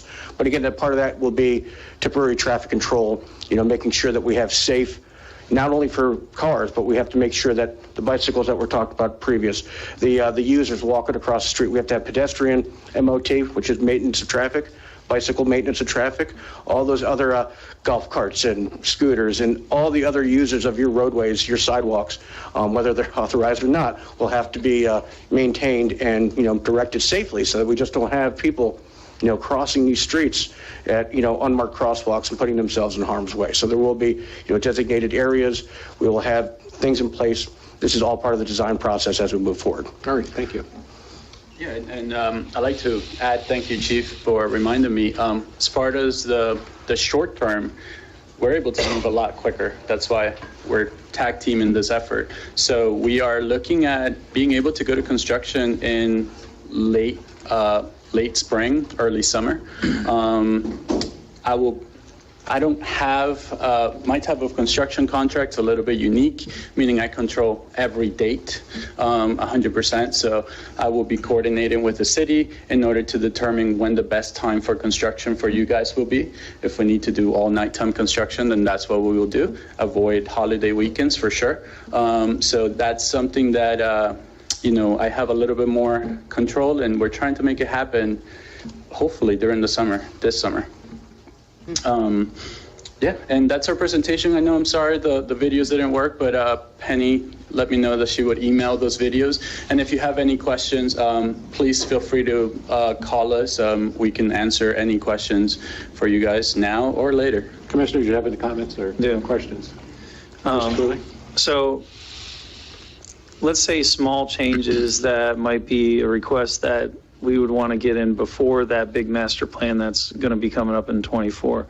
Like, let's say hypothetically, reduction of the speed limit by a little bit on North End or something. Is that something that needs to wait to go on the master plan, or can that be something we could work on now? Actually, it's already underway. So part of the traffic operations team, the studies team, let me know that there was a request received to lower the speed limit north of State 100, I believe was a request. And working with the city, they determined that mid-March, the data collection for that effort will begin. What they're going to look at is making sure that they have sufficient, not conflicts, but sufficient demand on the road in order to capture slower traffics that could hopefully help you lower those speed limits. You know, we don't want to do the study when there's no cars on the road and then people are speeding through. So that's already being coordinated. So consultants already hired and on board, and they're just waiting for mid-March to come around, which I guess is soon. That's really good news. I appreciate you all coming out, and Chief, thank you for putting this together. You're welcome. The letter to Jim Stroh's over at District 5 was sent on the 19th of January, and we had agreed not to do it during Bike Week, a traffic study, so we agreed to do it after that and after spring break. And right now, the 25-mile-an-hour speed limit stops at North 2nd Street, so we asked it to extend it to North 10th Street. So between 10th and 10th, again, it would be 25 miles an hour, and Mr. Stroh's and Kevin and his team have been absolutely fantastic. And I would be remiss if I didn't thank Commissioner Andy Dance from the county. He's the chair of the CTST, and just great to work with. So a lot of stuff going on, and Kevin has been fantastic. He came out and walked it with us, and we had a team here with Mr. Whitson in November. We're probably here for 6 or 7 hours just going over every single detail about where do we put pedestrian activated signage and all those things that will make our city safer. So for those of you that don't like the blinking yellow drone light in front of the pier, the new one is going to be fantastic and a whole lot safer for our city. Okay. Any other comments, questions, commissioners? Can open this up to the public. Any comments? Yes, sir. Please. You have to come up to the mic, please. Come to the mic, sir. Need your name and address, please. Steve Daly, 1764 Windsong Circle. The speed limit from 8th to 18th, you're doing the study. I wanted that one dropped to 35 or whatever. Are we looking at that? Or are you just looking at 8th back to the city center? The speed limit beyond that at the 45 is the one that they go 60. So that's the short-term fix would be 35. So I was wondering if that's in the works. I mean, that's what I'm looking for. I mean, 3 years from now, I'll go, I'm just wondering if you can do that one short-term. That's what I asked for. So. Yeah, so we can definitely look at expanding our study if that's what you want. I will say that as a traffic engineer, we look at speed as a resultant, unfortunately, of the existing roadway design. You know, typically when you have less, as you enter into more and more rural areas, unfortunately, just people speed up. And so we try to be somewhat realistic to what the posted speed is and try to match what people would drive regularly without any type of speed signs. So that is a balance that we're trying to achieve so that we don't also end up creating speed traps. You know, we're trying to make it safe and not create a speed trap all at the same time, which I know it's a tough balance to achieve. But we can definitely expand the study. Like you said, to 18th? Yeah, just from 8 all the way up. You have to be at the mic, sir. Okay. I understand. We can do city limits. Yeah. Yep. Okay, please come up to the mic. Andy Montgomery, 2531 Lakeshore Drive. In our little group down at Powell Parker, one of the guys is an ex-policeman from Jacksonville Beach, and they had trouble keeping them from parking where they didn't want them to park. And all they did is add to the sign that said no parking or drop off. And that solved that problem there. I wonder, can we play with the signage? Should it say a $100 fine or a $1,000 fine if you really don't want the people to park? Or is the Georgia or the Florida code requires? Okay, you've asked your question, you have to. I have, yeah, he just. He's not our chair. Oh, sorry. Okay, any other comments from the audience, please? My name's Laura Hackett. I'm South Central Avenue. I had addressed this a couple years back about the pedestrian crosswalk, specifically down at Ace South on A1A and the one on, I think it's 5th or 6th North. And I've been almost hit multiple times there than I do downtown here. Are they going to be addressed as well with lightage? Okay. Thank you. You can go ahead and respond. You didn't answer my question, didn't you answer hers? Okay.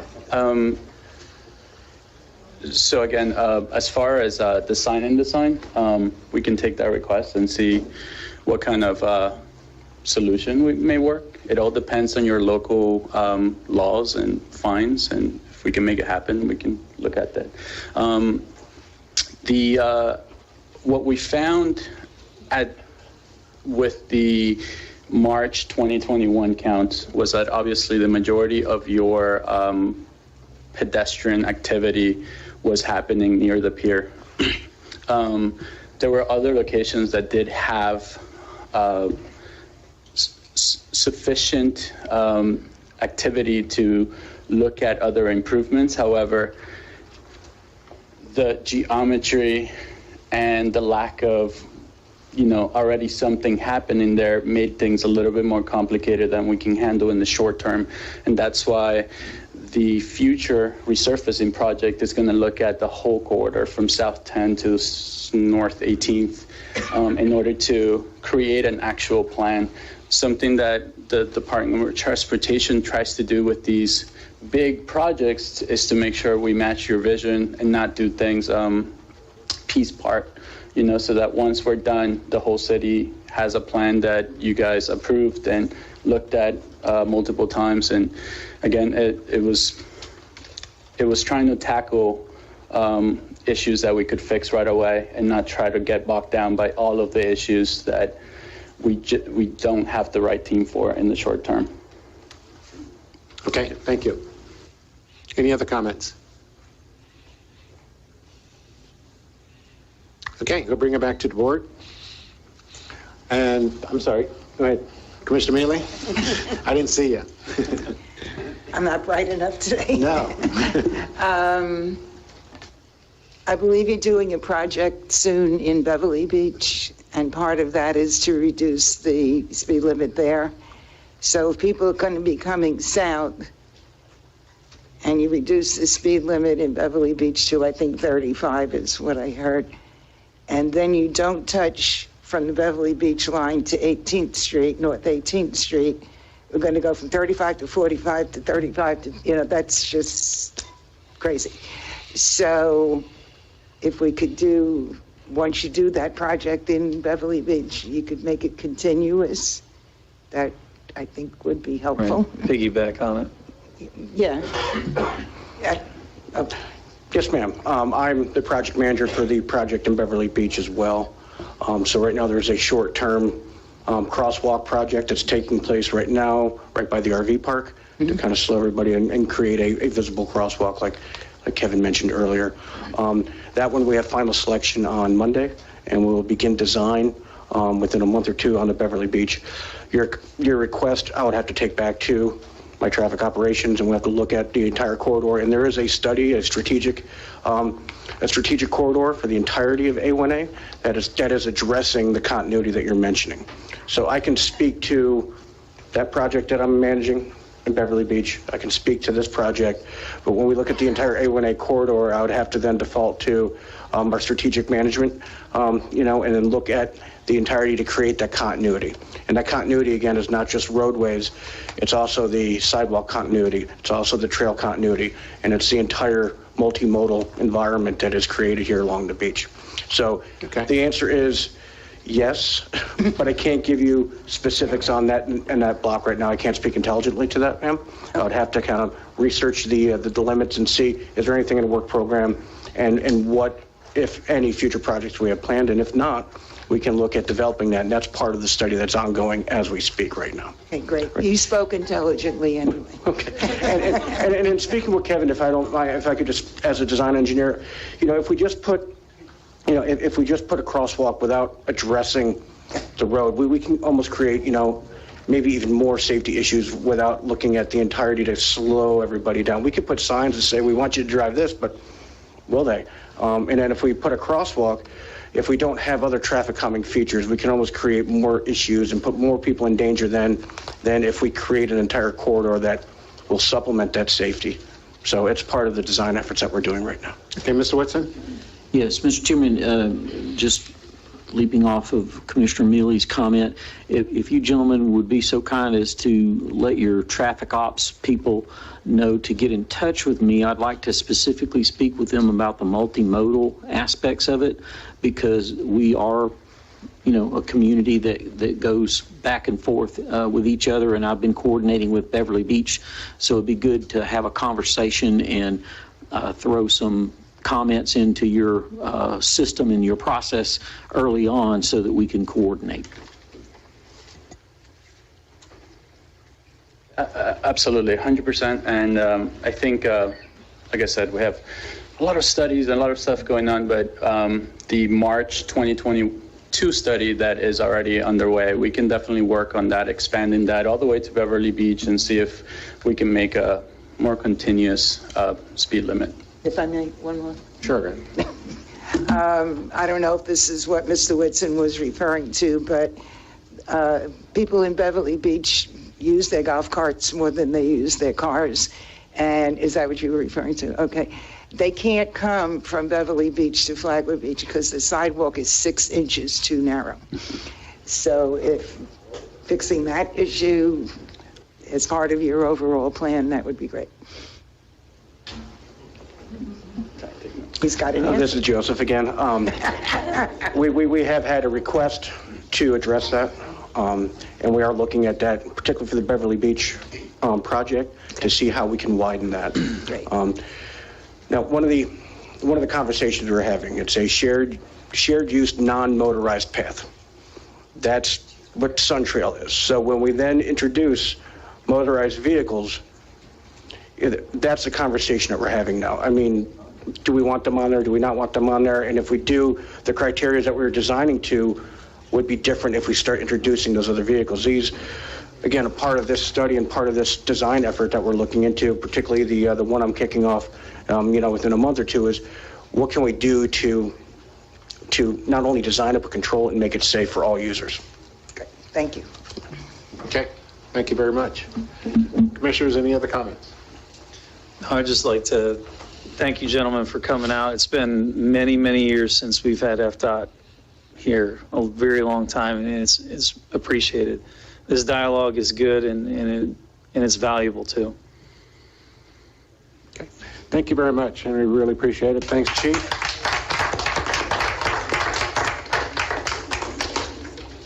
Okay, the next item is number 10, and it's Mr. Whitson.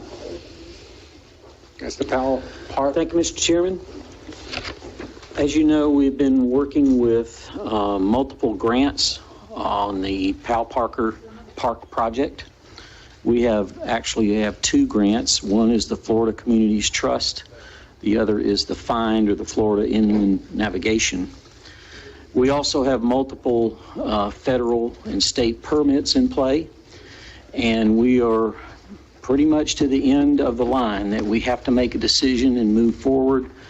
Back in November, I believe the commission reviewed and approved the concept plan, and we have Mont McDonald here. Is Casey still here? Good. Thank you, Casey. He's the author of the plan. He helped us design the bid specifications.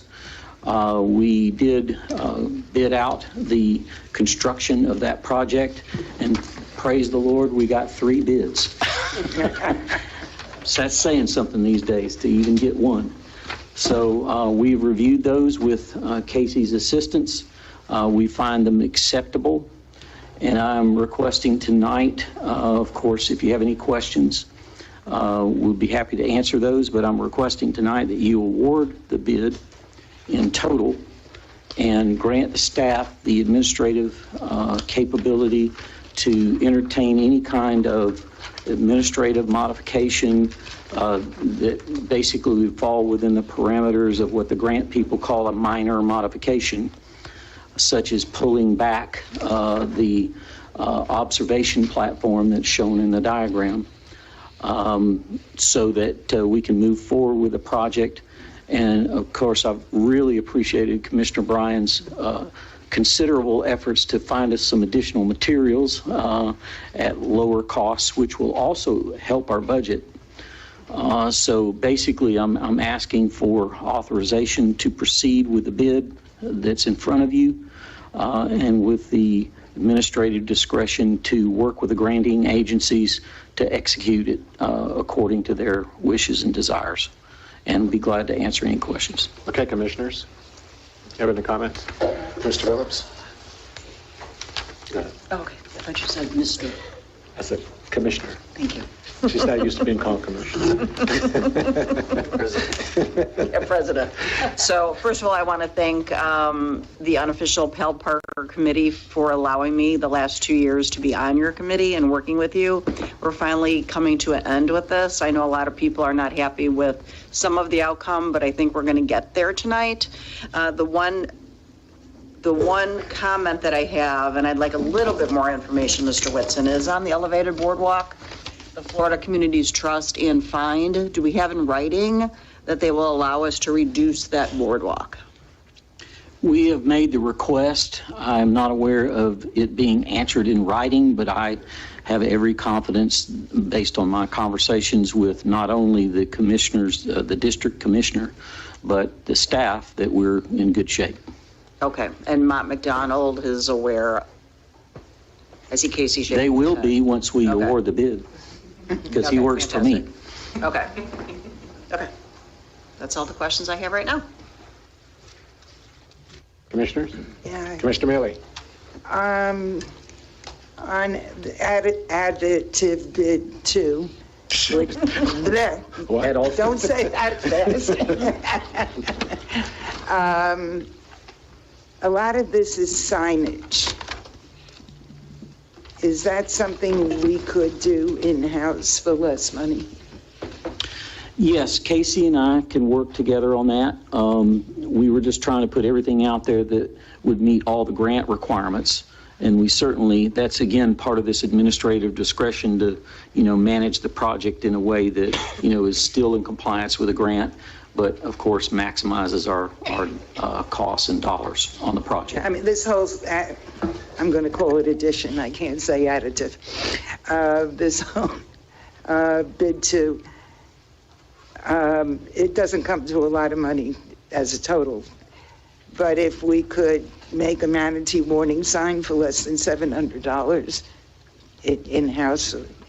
I know we used to do a lot of our own signage. We no longer have our sign machine. We don't have a sign No, we do machine. not. But we can outsource it probably cheaper than that. We could go to a print shop. There are ways we can manage those administrative decisions. Okay, thank you. Any other comments? I'm sorry, I just thought of one more thing. So the money that the city will come up with will be coming from our general fund, is that correct? That's my understanding, is that that's where we would pull it from, yes. Okay. And we have to match what we get from Find, so that's where the... Taking it from the general fund, which we have money for. Okay, yes. Thank you. The only comment I have is my position still remains unchanged on it. I get the rationale. It's sound. We don't want to, go against the grain with grants and all. Do I think it's the right decision? I still don't. I personally will not be voting for it just because this is basically, it's almost nicknamed the park that nobody wants. And, you don't move forward on what arguably is not a great purchase just because there's a coupon for it, which would be the match. But I get your rationale. It's good. I'm not knocking it by any means. It makes sense. But to put a vote to it, if I had to pick one, I won't be. So I just wanted to share that. Any other comments? So basically, you're saying that the 85-foot platform should stay as is? No, I'm saying. You're going against the whole thing? Right. Okay. Yeah. A comment on that. If we decide that we are not going to vote for this, we could lose this land, from what I understand. That's correct. And homes potentially could go in that area. Exactly. Yeah, we would lose the permits. It's a house of cards. Once we don't get this thing done by March 18, the whole project begins to fold. And that's the concern I have. The original FCT grant was to purchase the property because of the Mirror Lake watershed area to prevent further development in that neighborhood. Unfortunately, there was not a grant for us to apply for that just said, we just want to purchase the land to prevent flooding. We had to promise to put amenities in there as a part of that. They've given us the money, we've purchased the land, and we've drug our feet for 12 plus, 14 plus years. So I just want to make sure that, if we move forward with this, that we, some of the signage as far as the fishing and I think we kind of touched on that in here, that we don't really encourage that there. So that doesn't really, have those things out there. I really like to see that, move forward with that and maybe avoid those signs. And, I think there was a mention of maybe a slight modification to the design. Is there, when we say slight modification, can we look at ways maybe to make it a little bit, I walked the property out there and, I tried to make a turn myself. It was like a 10-point turn. So I don't know if there's any modification that we can do to try to make that easier so we're not, inconveniencing the residents as much if there is a little bit of traffic there. Is there any way we can, modify that design just a little bit, maybe to help some of our longtime residents on that road to possibly help them if they need to get out of their driveway or something? And, again, I don't necessarily expect a lot of traffic out there, but if in the event there is someone's car that's inconveniencing our residents, is there, areas that we can, maybe modify it enough to make sure that, there's signage or something that would just show. I know we're gonna have the handicap parking spot that's, agreed upon, but I know the other parking will be along the side road there, but there, just again, to not inconvenience the neighbors if they need to pull out of their driveway, if there's in the event there's a car or an emergency. Yeah, let me respond to that, and then Casey, you can pull me back in bounds if I get too far out there. We're working with jurisdictional wetlands, and there are strict rules about how you do that. So we have discussed turnaround room towards the end to make sure that those kinds of inconveniences don't happen. And to the extent that we don't violate any kind of wetland areas, I think we can certainly do that, and Casey and I have talked about that. Would that be fair, Casey? We have talked about it. Yeah. So. Yeah. Just a follow-on to that question. So, again, I'm visualizing. I spent several hours out there. So I was just curious. So when I walk that area where this proposed park's going to be, so would there be a way we could have like a roundabout there of some sort, or is that out of the question? So it's out of the question. Okay. If I could share. Sure. Just to piggyback on what William was saying, I think it was also the desire that some of the traffic is up on Daytona too, and we're not putting a load on Lakeshore. That's kind of the way it got redesigned. We did not want vehicles on Lakeshore. Right. We wanted them basically on Daytona. Right. Any other comments? Just hold on a second, sir. We're still discussing it up here. Okay, seeing that there are no more comments here, we can now open it up for the public. Yes, sir. Please come up and give us your name. Okay. What do you want? I didn't hear what Andy said. First, Rick Belgium, Flagler Beach. I think it's a good idea to shorten that pier portion. If not for anything else, but for the reason of maintenance.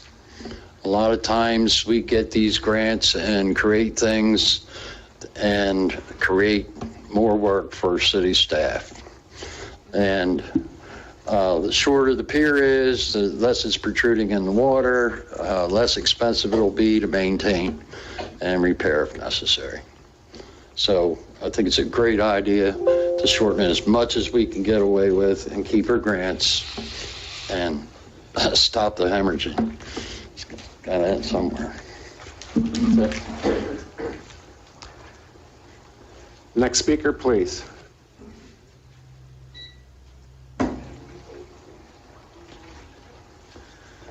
Steve Scott, 2594 Lakeshore Drive. I'm the guy at the end of the street. And by the way, congratulations to both of y'all. I voted for both of you, so I expect to get everything I asked for tonight. Not kidding. Not kidding.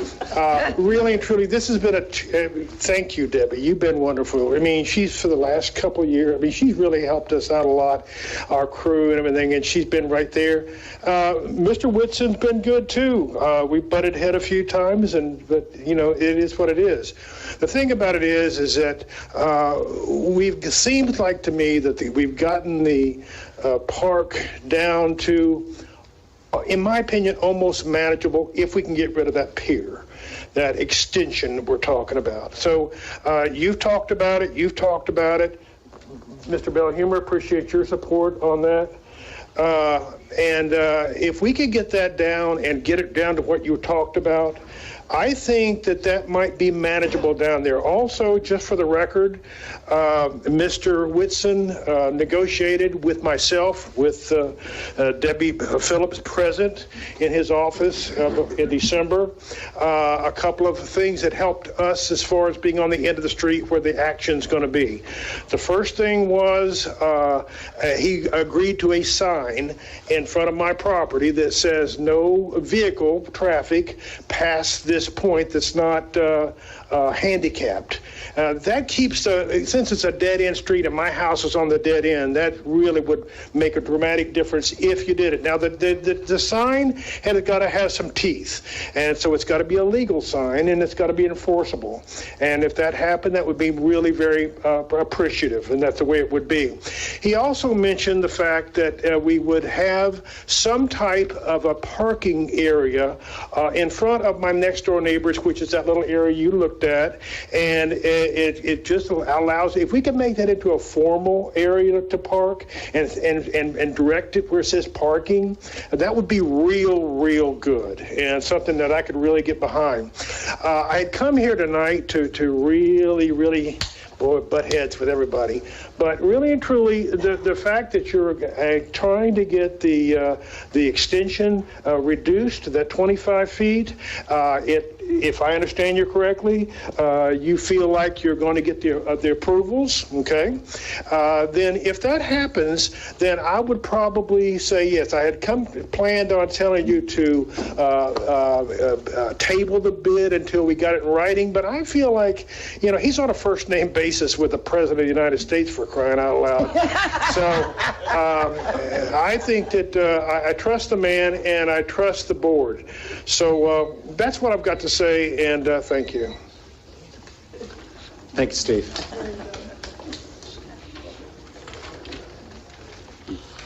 You might be the last one. Andy Montgomery, 2531 Lakeshore. Since y'all are doing this and you've got the approval, why don't you flip-flop on your bid?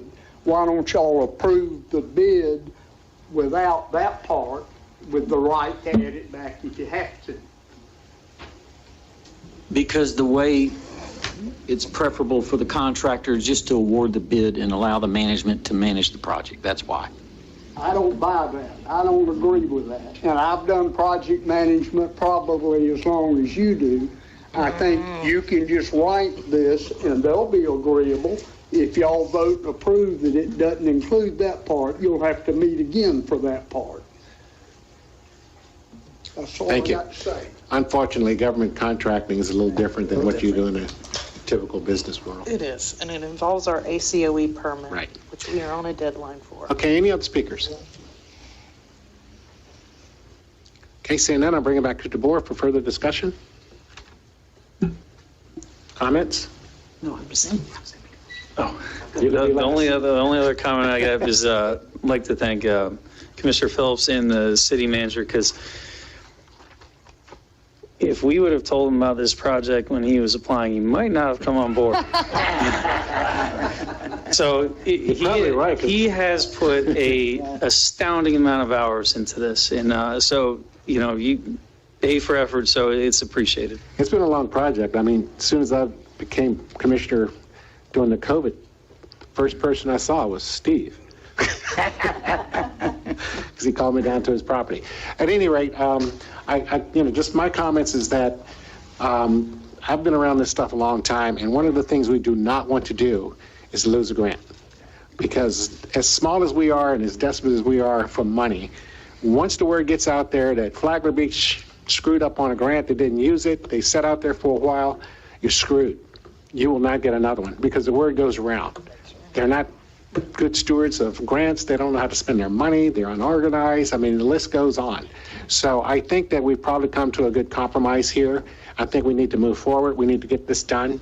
And I'm prepared to go ahead and ask the board here if you have any other discussions or if you'd like to go ahead and make a motion. I would like to make the motion. Okay, you make the motion. It's been your baby. I don't care who makes the motion. No, it's been her baby. You can second. I'm honored to make a motion to award bid number FB-2022-23002-2, Pal and Irma Parker Park and Kayak Launch to Construct Company.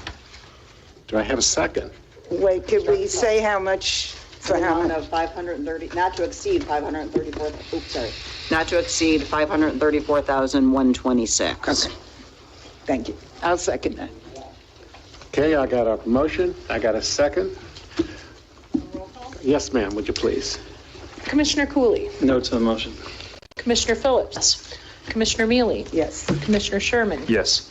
Chair Bryan. Yes. Okay, the motion passes. Okay, the next item is Mr. Whitson's as well. Thank you. I'm going to defer to my more intelligent partner here, the city attorney, who's been working with me on this proposal. Just want to say thank you, everyone, for coming out and taking an interest in your community. Enjoy the pier. So what you have in front of you on this item is the most recent version of the utility service agreement for Veranda Bay, which is what you all have formerly called the Gardens Project. As you know, both based on the Water War Settlement Agreement, we have an obligation to provide water, and the ability to provide water because of that settlement agreement. Also, the FDEP permits for their water transmission lines, we have committed to provide the water. So this is really formalizing that. As I explained in the conference call with them a couple of days ago, and when we first met in Mr. Whitson's office, October, November of last year to start discussing it, this is not a requirement either by the city or a state requirement, given the nature of this project being outside of city limits and the history of it.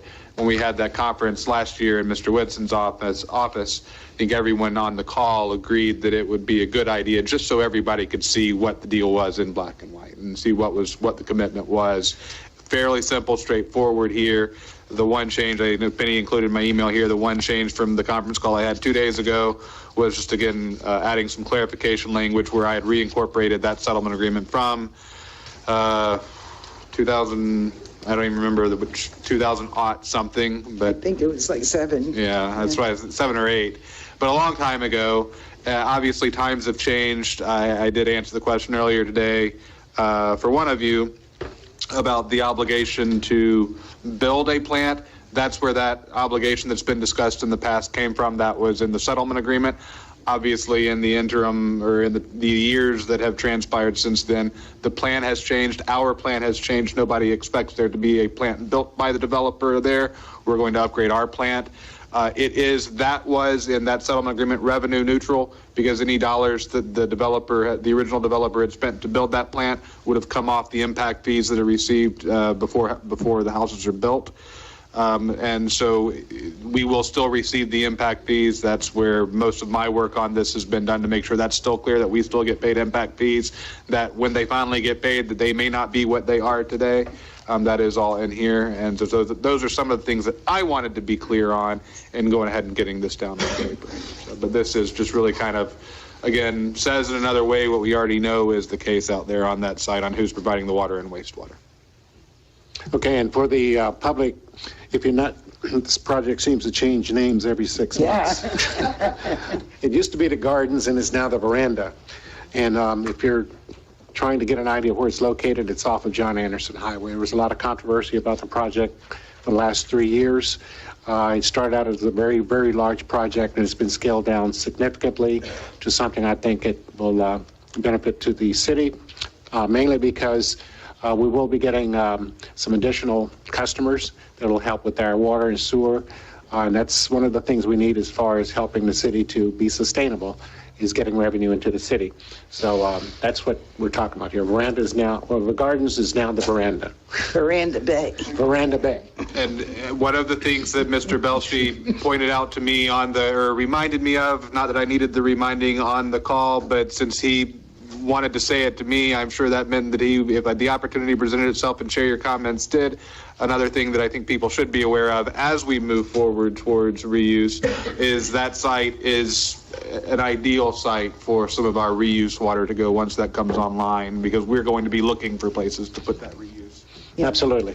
I was going to say I highlighted how many times Reclaim Water Facility was in there, and I was very glad to see that. That was actually, we had Mead and Hunt was out on my driveway last week, surveying the property and looking at it for potential flooding, because we had indicated that we wanted to have someone look at it. And one of the concerns they had was they walked the entire property behind out in a swamp area. And, I mean, areas that I do not go into. But they were back there, and they were also concerned about the water that's being discharged into the intercoastal now, which we're also going to have to get rid of. And the new plant will eliminate any discharge into the intercoastal.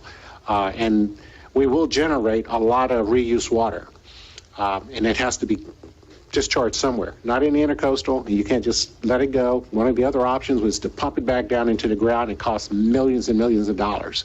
So if you can find a customer that you can use this reuse water for irrigation, this kind of thing here is to our advantage. Plus we get paid for it.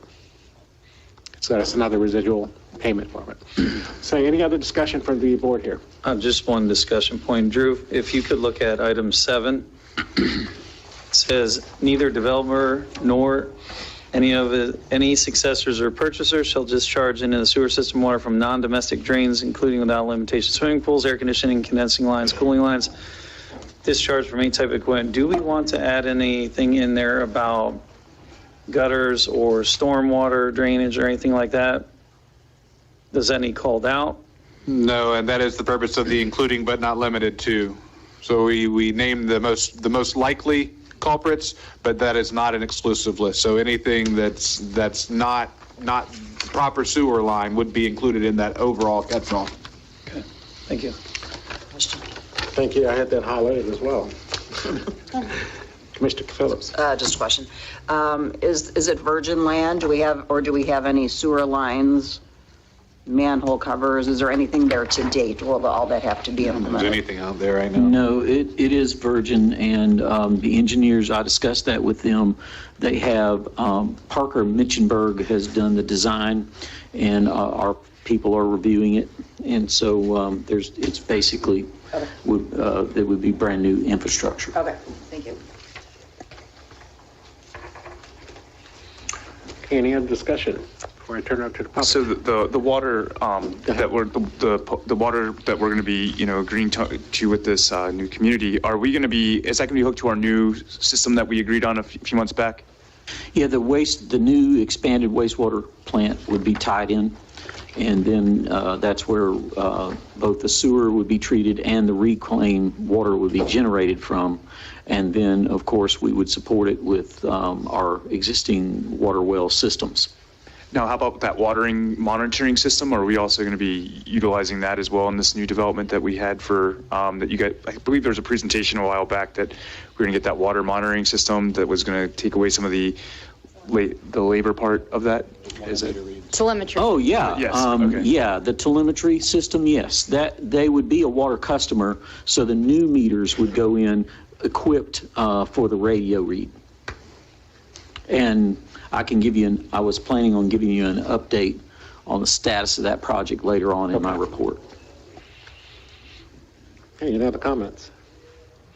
Okay, at this time, we'd like to open up to the public on this particular item. If anyone would like to speak to this item or ask any question, please come forward.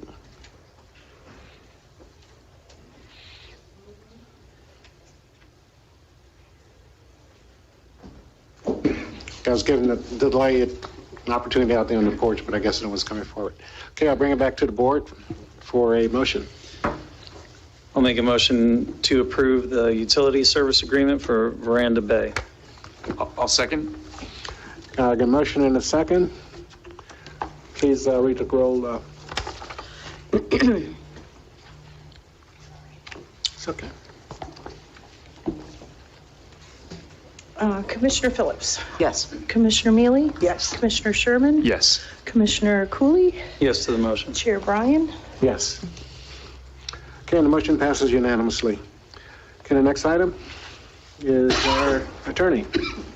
This is discussion of possible action in regards to finding Flagler Golf Management LLC in default of ordinance 2015-14, which adopted the lease agreement, and ordinance 2019-07, which adopted the person into the lease. As you remember, back in January, you directed the city manager to send a default and cure letter to Flagler Golf Management LLC. Tonight's meeting is first and foremost for them, their opportunity to present to you anything they would like for you to hear, whether it be to refute those items that the city has identified as default, or to tell you what they have done to cure those items and to engage in that conversation. So the first thing tonight should be to hear from Flagler Golf Management, and then really from where it goes from there will be up to the commission. Obviously, the city manager may have some things to say after Flagler Golf Management. Obviously, you'll want to hear from the public. At the end of the day, well, we can get there and you can decide what you want to do. Okay. If you want to take action against the lease, take action with the tenant to correct issues, or you can agree with the tenant and find that nothing's wrong and everything moves forward, but we can kind of discuss that as we move forward into the evening on this one. Okay, your name and your address, please. Tiffany McManus of Ocean Palm Golf Club. I'm a resident of Wellington, Florida. Okay, welcome. Speak into the mic. Thank you. Yeah. And then I'd also like to call Bruce Godwin over because he's the one that's going to give all the facts, and then if I can speak after him. Is that okay? What is his position with the... He is consulting with me. I don't have any problem with that. All right, okay. Go ahead, you can proceed. Come over.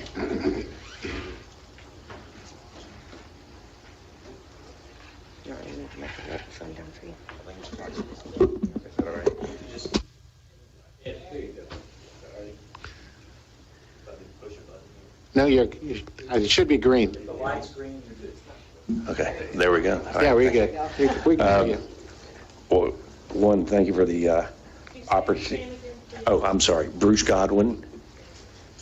And I'd like to thank Mayor Johnston, Chair Ken Bryan, the entire Board of Commissioners, William Whitson, City Manager, and Drew Smith, City Attorney, for the opportunity to at least share some thoughts.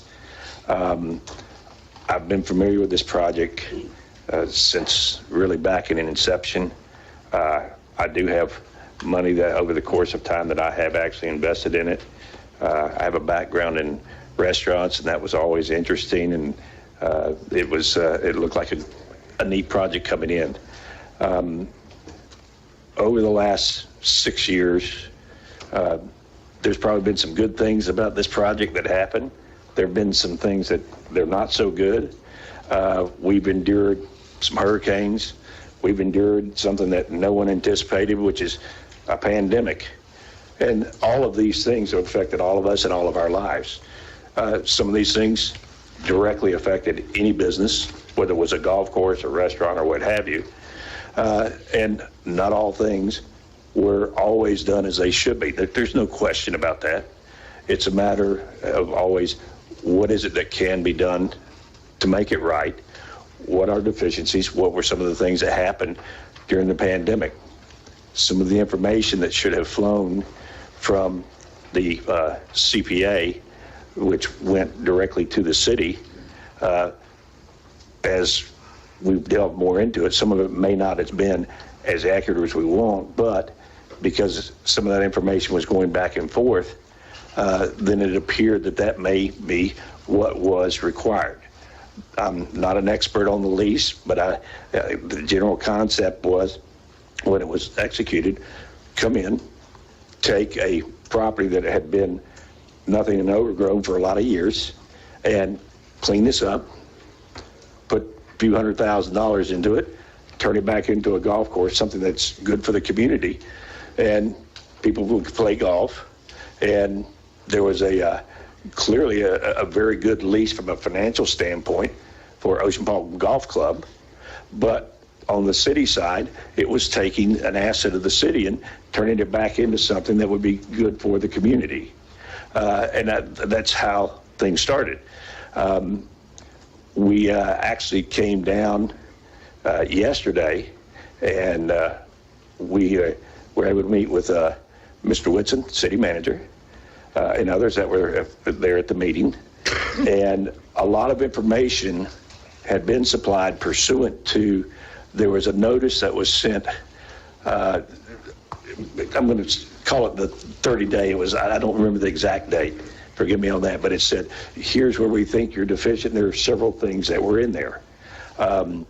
So the records, many of which had been previously supplied, copies of those were information that had not been or may not have been received. Those were supplied to the best of the ability. There were electronic versions. There were paper versions that went trying to address these things in a very open fashion. There were some things, though, in that were a little bit confusing, because some of the things were, when you look at an audit, it's the thing about the golf course was, you're going to produce revenue, and we need to be paid on that revenue. We need to know accurately how much that revenue is, because that's how we get paid. And to that extent, when I was looking at the notice and trying to assist in a lot of these things, I didn't realize it was going to go down to the depths of some of the things that it did. For instance, I didn't realize that PPP money would even enter into it from the city standpoint, because that's really, it's a loan that tons of businesses took out. It is a loan. You can apply for forgiveness if you want to. It was based on the fact that at the time, trying to help business and keep employees, it was going to be 75%. Then they lowered that standard to 60% of your labor. And when you go through, like just one of them, which was a line item I know that was in one of the communications, it was $11,700, give or take. And if you took that over 25 weeks, it was $440 or $50 per week in labor. And then if you took 60% of that, it'd only be like $250. Well, I mean, realistically, you need to prove that up. But the golf course and all of its employees, you could not spend $250 or $450 in any given week for any business concern. There were other questions that arose that were not anticipated that through the meetings and things like where supplies were purchased. One of the things was, well, why were certain things bought at a Home Depot in the West Palm Beach area? Well, through everything we've been through, supply chains have been drastically interrupted. There are a lot of supplies that we can't get from certain places. Sometimes it's convenient. Tiffany, who just spoke, lives in that area, so if the Home Depot is there, sometimes it might be more convenient for her to shop at that location. I was replacing a part for Manitowoc that had to come out of a distributor down in Deerfield.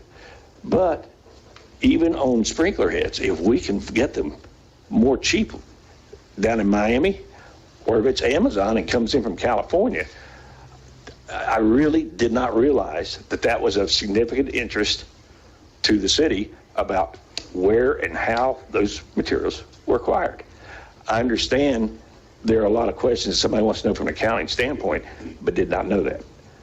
The other things about the actual employees and the payroll, those things are on information that was provided, but if payroll was very important, I believe a W-3 would show you what you did in your payroll on your annual filing. That may help support on the PPP side.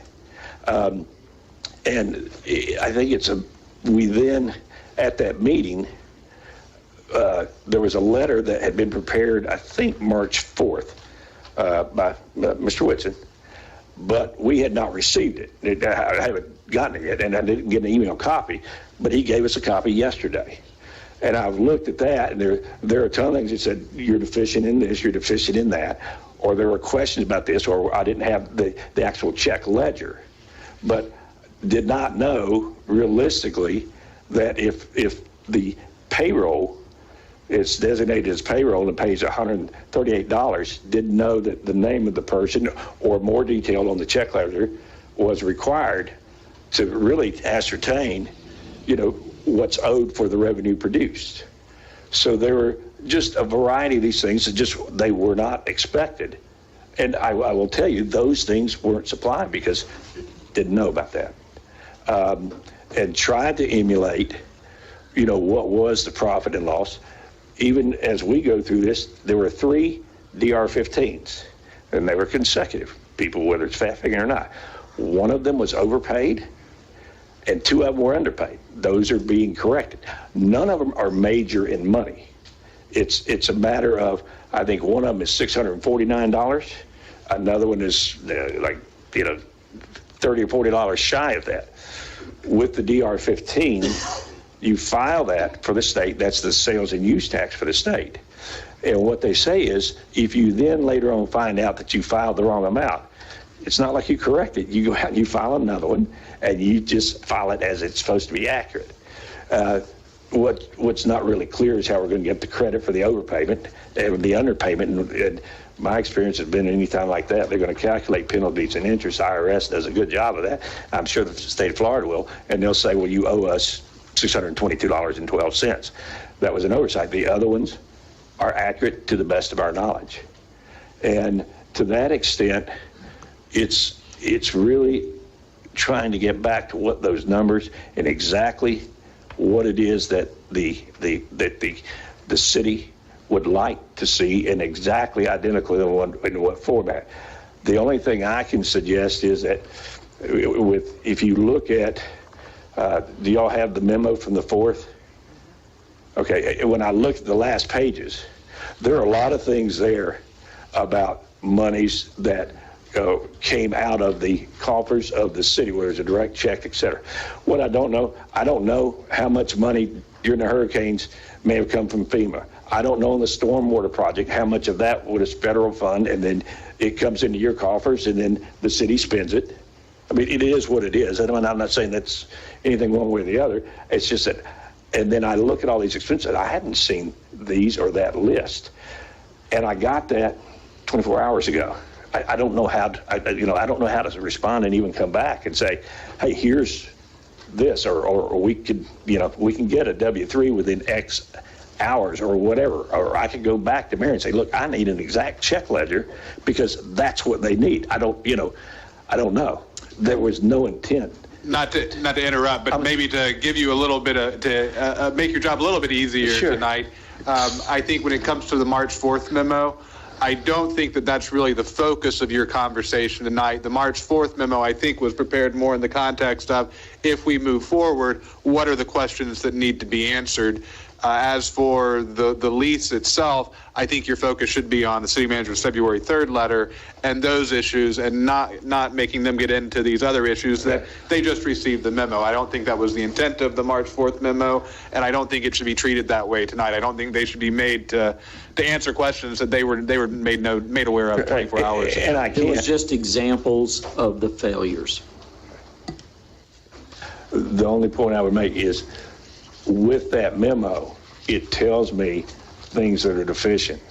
And then I go, okay, these were the things that absolutely need to be corrected. They need to be corrected quickly. This is more of the focus on, I had no idea when things were being provided about the importance to the city, one way or the other, about the line item detail on the payrolls. Taxes have been paid. I believe that Chase Bank, it designates it very clearly on it. SunTrust, different bank, not as clearly. There are no tax liens. There are no anything. I think the transmittal sheet at the end of the year would clarify that. And there's, these are paid at the time of producing the payroll. Didn't know that, again, like I didn't know that was concerned. Could solve that. The only thing that I can say is, no, it's not a perfect world. I know it's not been in a perfect environment. I believe that, it's going to be entirely up to the commission. But if Ocean Palm Golf Club went ahead and put on deposit with the city, $10,000, take whatever group it is within the hierarchy of the city, take any local CPA here, do the records, and over a course of X days, whether it's 60 days or whatever it is, get it so that it's transparent and see everything. And if the report is, it's 3 reports, I want to see it exactly like this line item, I want to see it like this, and I want that CPA to send it directly to your finance director, and it's going to be these 3, and that CPA file a DR-15 and copy the city. That's not a problem. We're not talking about a lot of revenue, unfortunately, but the city has has a course that was created, a restaurant that was created, and a lot of things that were done to bring something that was a forest back in, and that's at least part of the formula. So that's my thoughts I wanted to share with you. Those were my thoughts on understanding what could and should be done to try to help. Okay, Mr. Godwin, right? Yes, sir. Okay, thank you. You want to make some comments as well? Yes. Okay. So I want everyone to know I've taken over the golf course in the last 8 months by myself. And since then, it has been thriving. It's been getting better. I mean, everybody, most of the people that are here will tell you it's getting better. I'm putting money back into it. I wasn't involved previously. So I really would like a chance to show you how great it can be and what my original envision of the golf course was. Okay. And that's all. Any questions of us? Well, I'll start off by making some comments. I guess I was one of the individuals. I came on the commission 2 years ago, and I started looking at the golf course, and I took many tours down there and talked to the staff, talked to the volunteers, and talked to some of the people who play golf down there. I like golf, and I got a great set of golf clubs. I fish. So, I mean, but I know the golf course and what they're like. I think it's a great amenity, especially to the people that are there in the area. The folks love it. When I was down there one day, the women had their league out there, and they were playing, and they were having a great time, and I really like that. Some of the gentlemen there, they were enjoying it. I've been down sometimes when they were closing up. I just stop in. One time I had my wife with me about 3 months ago. We just stopped in at closing time just to see what was going on. The problems that I'm having with this whole thing is that the references that you're making here now have to do with the things that have happened since COVID. And it appears that a lot of what you're talking about, in the rationales for not having proper paperwork and all has to do with COVID. But this goes back a long way from 2017. And when I first came on 2 years ago, one of the things I asked our financial manager here, I says, I'd like to see the audits of the golf course. She said, we don't have any. And I said, well, what do you mean you don't have any? For the last month, 6 months, year? She said, I don't have any. So those are the problems I'm having. I'm not sure what kind of accounting system you've been using. I used to head up the Justice Department's payroll and accounting office. Paid 153,000 people every 2 weeks.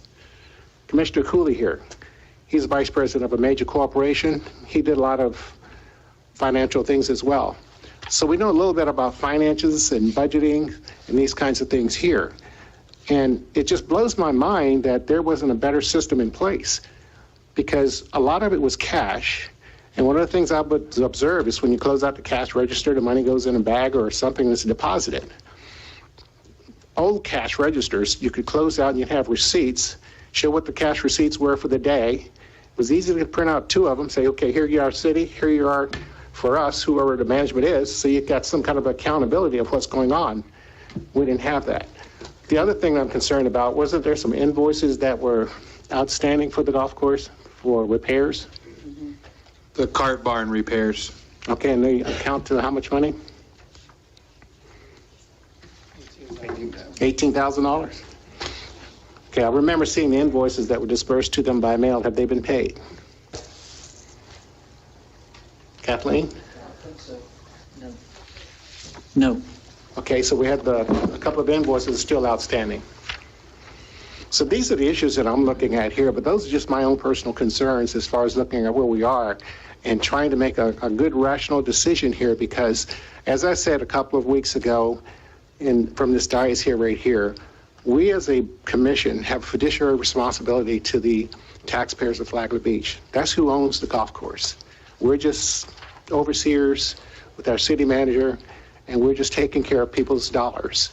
And from what I can see, over all these years, we as a commission, not individually, but as a commission, we have not been doing our job as far as holding the lessees to the fire, to what they're supposed to have been doing within the contents of the lease. And that's what I have a severe problem with. Yes, sir.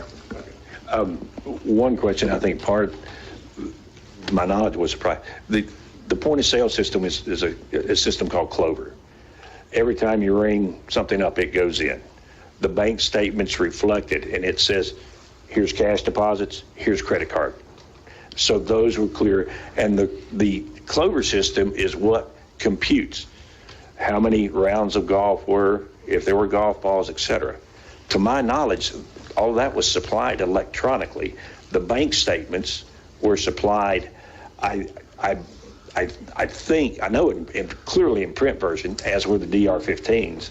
And I think that part of the bank statements were supplied electronically. If not, we have both. We have the written and... Proprietary to who? Mr. Chairman, if I may, they have never been provided to us at all. Kathleen is here. She knows what has been provided to the city, and we are tired of chasing the data. We have to continue to ask and ask and ask and not receive. And this has been going on for years. This is not something that just happened because of COVID. And I'll be happy to ask Kathleen if she cares to share her comments. But the point is, we have never been provided this type of information, although we've repeatedly asked for it. And finally, we just kind of gave up. Yes, sir. I have an email that I sent that has the general ledger from the CPA. It's got Clover things in it. I mean, I've got an email that sent a lot of these things. I mean, if it wasn't received, I need to know that, because I mean, I can copy everybody on it what I sent. Now, you may say, I still need more than that, but this ledger went back years and years, and it shows, you see it, you see Clover, you see golf, you see all of these things, you see payroll. I know I sent it, and I know the DR-15s were absolutely sent. I know we wanted to make sure that we got them, even though we have... Okay. Was this something you were sending on a regular basis, or you just sent this? When we, pursuant to, said we want to do an audit. No, I'm talking about over the years, though. Over the years, Yeah. Over the years, some of them, as I said, had previously been sent. Some of the things, as I said earlier, had not been sent. We then went back, and I tried to provide what it appeared to be, did that. And the list came from Mary, who was the CPA. And that's what I sent. And she was the one that was forwarding information directly to the city. I know I sent that. Okay. Here again, I'm going back to the...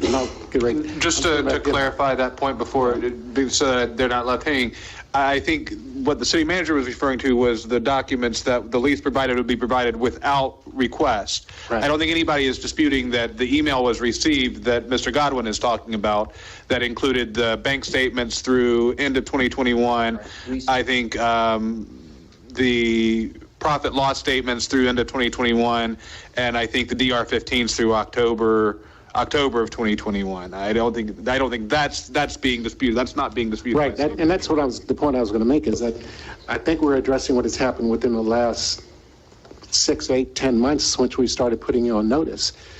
But I'm concerned about all these other years that we haven't had any contact, or we haven't received the input that was required by the lease. And that's what we're having a problem with. And that I understand. Okay. As I said, and rightfully, that's why the city, the board, sent something that says, we got deficiencies. You got to fix it, and we need to do an audit. And that I understand.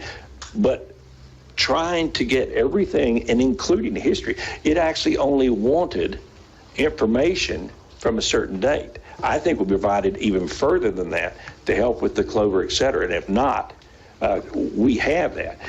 I have to rely upon the CPA that was accurate. She was doing bank recs. She was providing that information. That is what, she was paid for. Now, if it is not exactly as the commission wanted, or the city manager, or to anyone's interpretation, finance department, then I clearly can't speak to that. I can tell you, because that was CPA going to the city. Okay. And I'm not saying there weren't deficiencies in the past. Commissioner Cooley, I'm sorry. All right, since y'all were on records and talking about that, I just wanted to ask some questions just for my own clarity and the board's clarity. So if you look at condition 4.4, profit and loss statement in the lease, on a quarterly basis throughout the term hereof, lessee shall provide the lessor without request or demand quarterly profit and loss statement for all the operation of all activities on premises during each previous quarter. Did that happen throughout the terms of the lease without any exceptions? No, I've already stated that. That's why it came back and said, this is what we need. We haven't gotten this in the past. A lot of things were automatically sent by the CPA directly to the city. I mean, and now that doesn't mean that if she was or wasn't timely by when she was sending it directly to Ms. Doyle, I couldn't tell you, because I don't have every string, but that was the chain and what it was, and that is the type of report that she sent, which was the P&L. Ms. Doyle, I guarantee you, I'm sure can respond and answer that. And as I said earlier, I'm not saying it's all been perfect in the past. But Ms. Doyle is here, and I mean, if we have to, we'll call her. I'm not questioning that it wasn't always on time, and that's what I said when we started. That it has been a tumultuous journey. Okay. Right, I'm just trying to get, so the next item is a monthly tax report. Lessee shall provide lessor a copy of each monthly sales tax report filed with the Department of Revenue within 15 days of filing. Has that happened throughout the terms of the lease? I can't answer throughout the terms of the lease, because I worked with what it was in the request and the records. I can tell you we have the DR-15s and we have supplied what was there. I cannot answer your question honestly, because I can't tell you what happened in 16 or 17.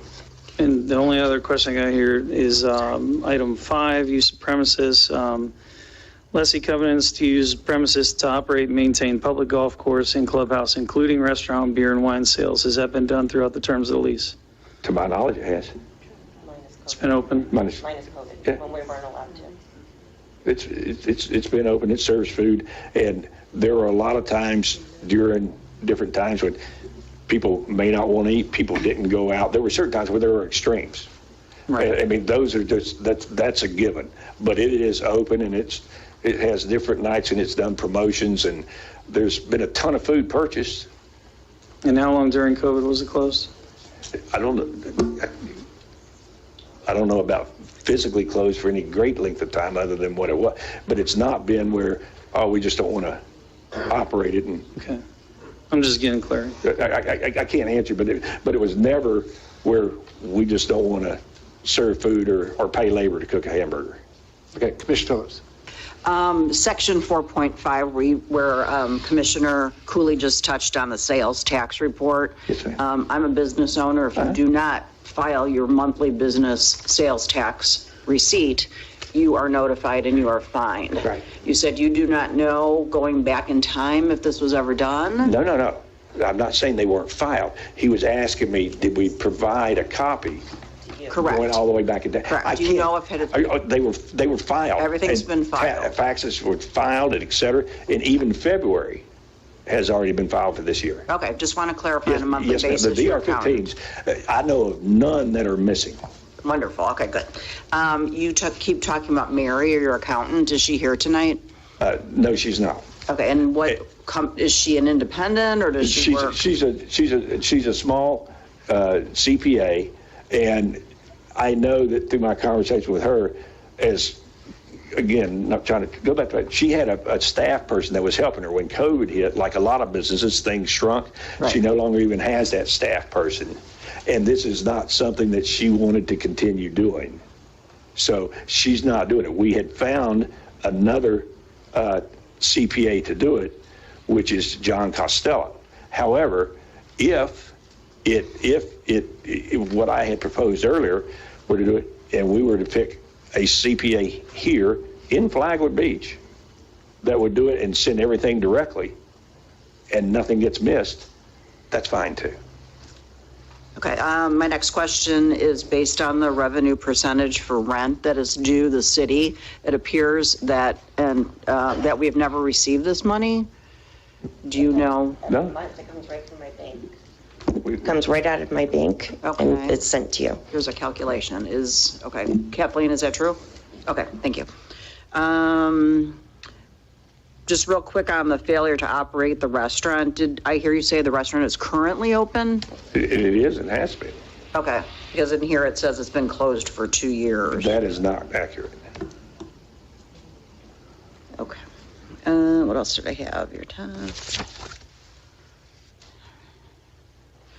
Can you talk a little bit about who manages the golf course on a day-to-day basis? Does it appear there's volunteer labor? One, there's a management team, if you will, of various employees who focus in certain areas. If you want, I'll speak to volunteer first, and then we'll. That's fine. Yep. You've got a great community around here. You got a lot of people that they may be retired or not working as much. They like golf. They're looking for something to do. They come, they hang out the golf, and a lot of people are volunteers by nature, and they want to help. Or can I do with that? Or you're doing a tournament. What can I do? And I read it, and under FLSA, it's like, even though you got the best of intentions, if they're helping you, you can't let them play free golf because it creates a taxable event. And I get that, but there was never an intent to create something to defraud and not pay taxes on X rounds of golf because somebody wanted to help do something, pick up trash on the, because it's a volunteerism thing. I understand it's a private entity, but, not that it's the same, but we had that problem a few years back, thing called Nanny Gate, and people weren't paying taxes and that. That went from senators all the way down to every mom and dad. But, bless you, there was nothing intentional. There's no one now that is volunteering that's getting rounds of golf for free. When that was brought up, that's no longer done. And then the employees, there are ones that focus that work on the food service side or on keeping the greens, and these are employees that are paid. And I can get you very specific information as to how many names that go with that, the number of hours they work a week, and that they're paid, and no problem providing that. And that's already done, so it's, Okay, do you use a payroll service to pay those individuals? The payroll service is ADP. Okay. ADT is the security company, sorry. Okay, thank you. Drew, question. Do we have any issues with the volunteers for a for-profit business doing what they're doing today? I don't know exactly what they're doing today as it's described. I still have concerns. I can't tell you one way or another if it's lawful, unlawful. Exposure-wise, if there's not workers' comp insurance, there's still exposure there. That would be the LLC's exposure, not so much the city's, but just something they should consider. But if we move forward with the tenant from tonight, I think that's something that definitely needs to be explored further, because it's not the the rounds for volunteer service, I agree, that creates a taxable event. I think under IRS code, that's problematic. But even for a for-profit business to use volunteer labor, as opposed to a not-for-profit that use volunteer labor frequently, I think FLSA may still have issues with volunteers, because McDonald's could say, these people are retired and they just want a place to hang out during the day, so we let them work for free. I guarantee you FLSA would have a problem with that, and that sounds like what I just heard. What, that's a non-issue, because that's not being done. We read exactly what it was. And it is a non-issue, as there would be no volunteers helping and trading out for services. Just all that. So there's no FLSA. Chairman, can I just comment on volunteers? Okay. So when there's a contract that involves gross split and volunteers are used in exchange for hours they are given golf that affects the gross sales, you now are undercutting the city by the gross sales from that, and you're violating, the contract, because you're subduing the gross profit by exchanging it for labor. Is that correct? That would be correct, and I understood that this was a common practice there for several years. How long did that go on for? I'm sorry. I can't. I'm sorry? How long were y'all Volunteers have using been volunteers? helping. How long have volunteers been helping? Probably like 6 months out of a year since we've opened. Okay. That was the only question I had. To pick up on that volunteer thing, every time you said you tried to justify it, I was hearing we don't have volunteers in exchange for giving them free golf, because that's not good. But you never stopped after we don't have volunteers. So I want to know, do you have, or did you at some point have volunteer people working in the restaurant or on the golf course? As I thought I said earlier, there were volunteers who were looking for things to do around the golf course, and You're not answering my question. I was trying to. I don't want it you keep leading up to, we didn't give them free golf in exchange. You'll get your turn. You'll get your turn. Okay. You keep leading up to, we had volunteers, we didn't give them free golf for it. I want to know, can you stop that sentence after we did not have volunteer workers? We had volunteer workers, and we had them playing some free golf, which I think I stated earlier. Under FLSA, I think I said, we know that would now be a taxable event. We're not doing that practice anymore.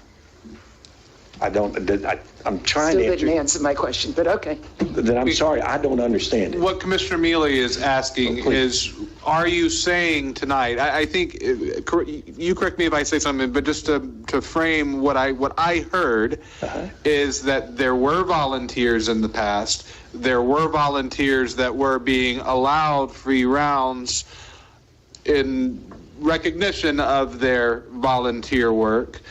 What I have heard is that they have stopped the free rounds for volunteering, and I think what Commissioner Mealy is asking you for a clearer response on is, are there still volunteers volunteering regularly at the golf course, period, whether or not for any free rounds or any other type of compensation? No. Okay. If that was the question, I'm sorry. Sure. Go ahead. So may I ask, how long has Mary been your CPA? Just out of curiosity, trying to piecemeal this together with where we are tonight with the financial records. I think Mary was doing the accounting back in 2016, I think. Okay, so if Mary was doing the accounting from 2016, I'm just having a little trouble understanding if we sent you a letter in June of 2021 that we wouldn't hear from your lawyer until September of 2021 with some corresponding information to conduct the audit. Again, as Commissioner Bryan mentioned, we have a we have an obligation as a city to, ensure that our tax money is being spent wisely. And so I had to ask before this meeting this evening that we spent $20,000 so far on this audit. So I'm having a little trouble here that we're still on a witch hunt here trying to get these records together. So I'm just trying to figure out here from, if Mary's been your CPA from 2016 to present, I would think that an accountant would have, somebody with those type of credentials would have everything ready to go for you guys and say, hey, here's the books, I'm ready to go, open them up. I'm just trying to figure out here where we got lost here to where we are today. I know there's been some things that happened. We've had the pandemic. We've had, just some different things. Life happens. I completely understand that. But if Mary's been your CPA since 2016, I think we shouldn't be here tonight to where we are now if she had all the records together that we needed to get to our auditing firm to complete this audit. Mary had the records up through the end of fiscal 2020 and a portion of the start of 21. Mary no longer has, and however this happened, I can't tell you internally at what point in time, but that person no longer allows, and she's no longer doing this type of work. That is why we went back and we have a different CPA that was doing and is going to file the 21 return. And they have those electronic records. I don't know if that helped. I'm not trying to be confused. I'm trying to answer your question. Can I ask a question? Sure, go ahead. Piggyback off of you. We understand that Mary was not your accountant, from 20, right, whatever. But it's as an accountant or a CPA, she's required by law to keep all of those records. Right. So she must have them if she... She does. I got them from her, and that's what I emailed. If you had proper records, you wouldn't have been, what size email did you send? Was it just in one email or what? I sent the electronic, I think it was the general ledger from Mary. I sent all of the requested documents. We tried to send everything that was requested, the DR-15s, the P&L, the general records, the records from Clover. I'm not trying to be confused. There were a lot of the records that we thought were requested. We have maybe Kathleen come up. Yeah, I'd like to get Kathleen to come up because what we're looking at here, we have a history here. Back in 2017, we were put on notice. The company was put on notice. And from what we can determine here, instead of your financial record keeping and responses getting better, they actually got worse. And I understand what you're trying to portray here in order to put things in a good light here. But what you're covering is only during the pandemic. We're only talking about 2021 and in the last 6 months. And even within the last 6 months, they haven't been that responsive because we sent the letter out in June, right after this board requested an audit. And to this day, we're still trying to find all the documents. And I agree with Commissioner Phillips. If you had a CPA or even a college bookkeeper, they would have had the records that we were requesting now. This is basic accounting principles that you learn in high school, and we didn't have that. We don't have anything to substantiate what's been conducted in business over the last 2 years, 3 years, 4 years. This has been a long history of negligence, in my opinion. Kathleen, would you please? Okay. Well, I was actually going to say just about what Commissioner Bryan just said. If you refer to the lease in section 4.1, this is the crux of the issue with the golf course. The lessee shall keep true and accurate accounts, records, financial statements, books, and data, herein known as records, in a form consistent with good accounting practices. I'm not going to read the whole lease, but that is what somebody that's as old as I am remembers what accounting was like before there was computers. It's like you didn't run to the bank and stick your debit card in and say, what's the last 10 transactions? You kept a register. If you wrote a check, I wrote this check to Home Depot for $80 for supplies for the golf course. That is what I have been requesting. But just go back a little bit further. The whole lease did not want us to have to go through these records. All that was required from the golf course was to send us their sales tax return 15 days after it was filed, and every quarter to produce financials for us. And for the whole entire time of this lease, that has never been done. Unless I took the time, and nowhere in the lease does it say that the finance director needs to remind you to do this. I would have to call the manager at the time, Terry McManus, and the last time I reached out to him, it was April 7th, and 18 emails, and 6 weeks later, I finally got a financial report from March 30th of 2021. The other point that I'd like to bring up about some of the things that came across in the last few weeks is the sales tax returns themselves. Those are records. So I don't understand why you would have to send away to the state to get a copy of your sales tax. It's like, I don't know who's doing your actual sales tax return for you, but you know, you would think since you're responsible for records, you would have a copy for yourself of that return. You shouldn't have to ask. And while you were asking, why didn't you ask for the returns all the way up to the current time, since you know that's part of the lease? You know, and that's the main things that I see. And, you know, it is my job also, as well as the commission, to protect the taxpayers' dollars.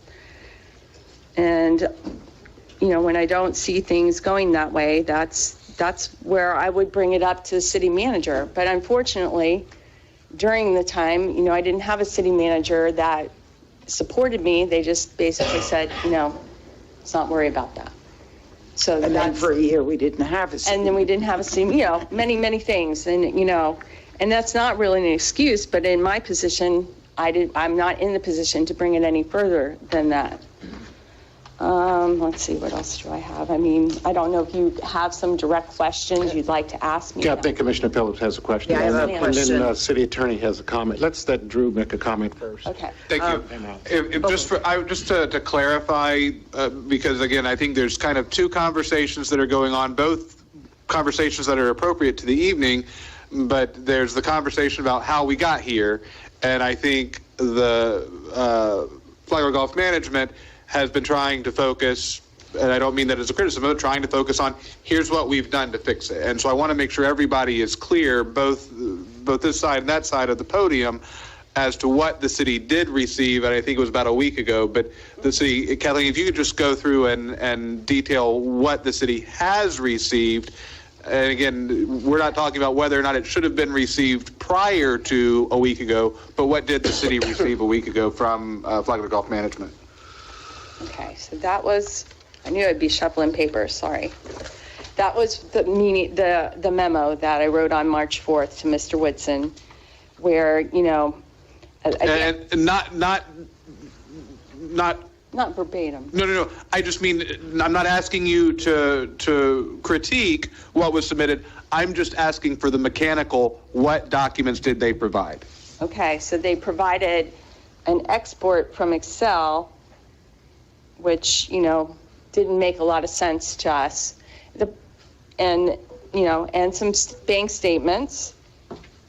Also a report, it's not the actual, like, for example, the Funky Pelican operates on the same type of lease. And every month they just send us a copy of their sales tax return, the DR-15, that's what the DR-15 is that they were referring to. And from that, I take that's how we calculate their percentage of gross that they owe us. And that's how the golf course should be operating, so that we could do it that way. But what he provided looks like a printout. I mean, it looks accurate. But one of the things that, you know, we noticed while going through this stuff was that the deposits going through the bank accounts did not, you know, they were over $400,000, but when we added up what was submitted on the sales tax returns, that only came to $255,000.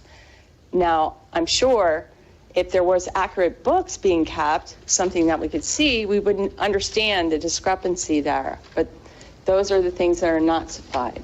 Am I doing okay so far, Drew? Is that what you're looking for? Yeah, look, the Okay. documents, because Flagler Golf Management is saying in order to try to cure, we have supplied at least some of these documents, and I think, so you received the general ledger, you received a DR-15 report. Do you remember what the period for which that DR-15 report ran?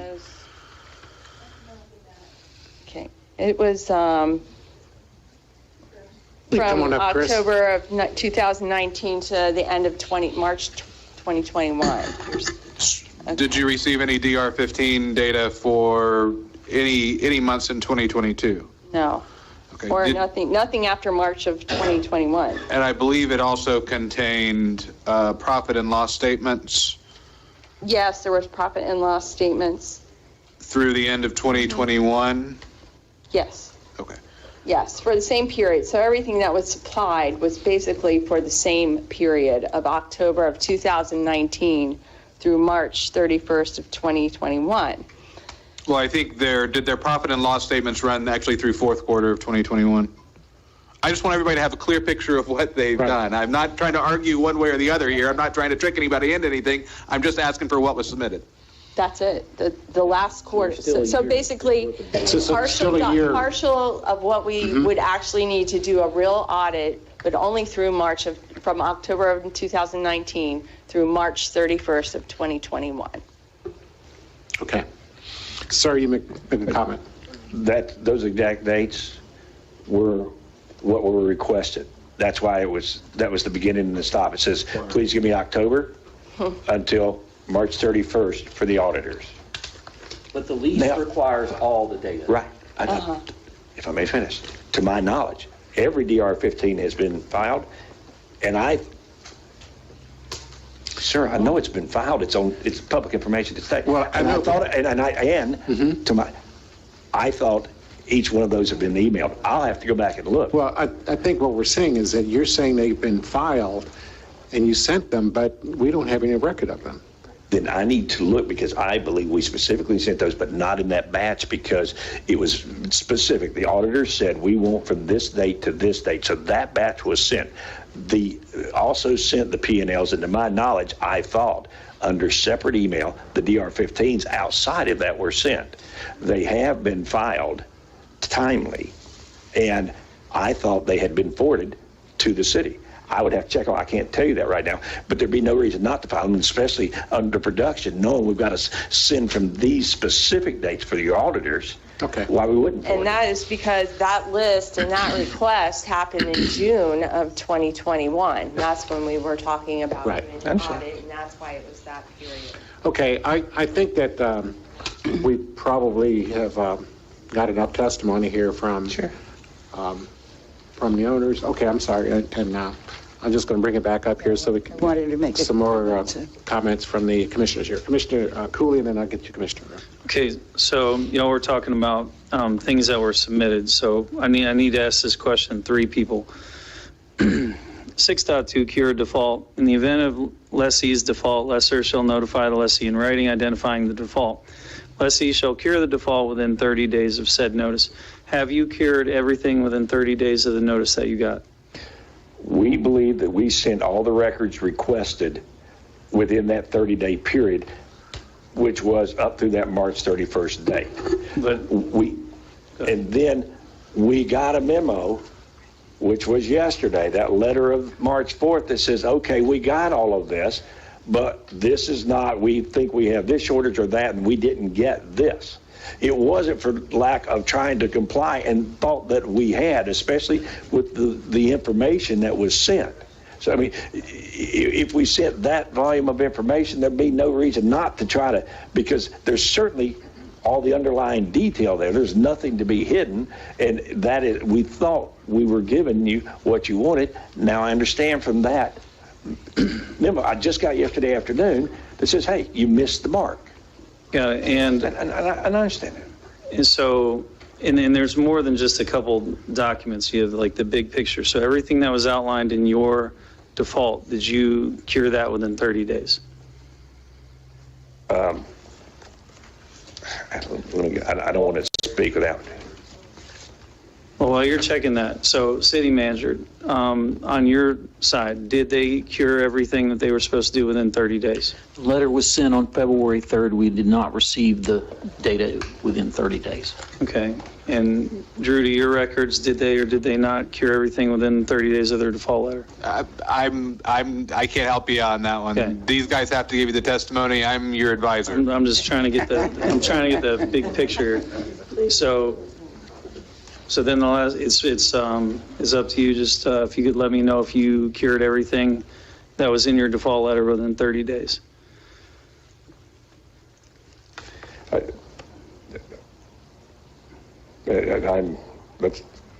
I'm looking at exactly.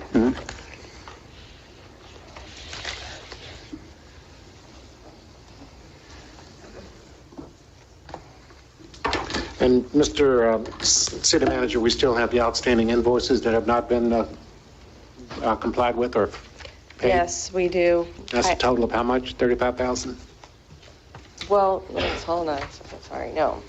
All I just right. want to make sure that we give him a chance to respond to that. So when I showed the invoice ledger, I just showed all what we had received to show what we had received from them, but I did not include the invoice for the golf cart roof, the 18,000, so they did not pay that. But my memo, I was trying to show the revenue that we've collected compared to what we've spent. Yes, ma'am. There was 2 invoices though, right? So they have one invoice, and it's their invoice that I generate. Per the lease, they get one invoice at the beginning of their lease, which is 11 November. So I generate that, and I've allowed them over the past to just make monthly payments, and they've been doing that. So with the exception of the cart barn invoice, I would say that they've been paying their invoices.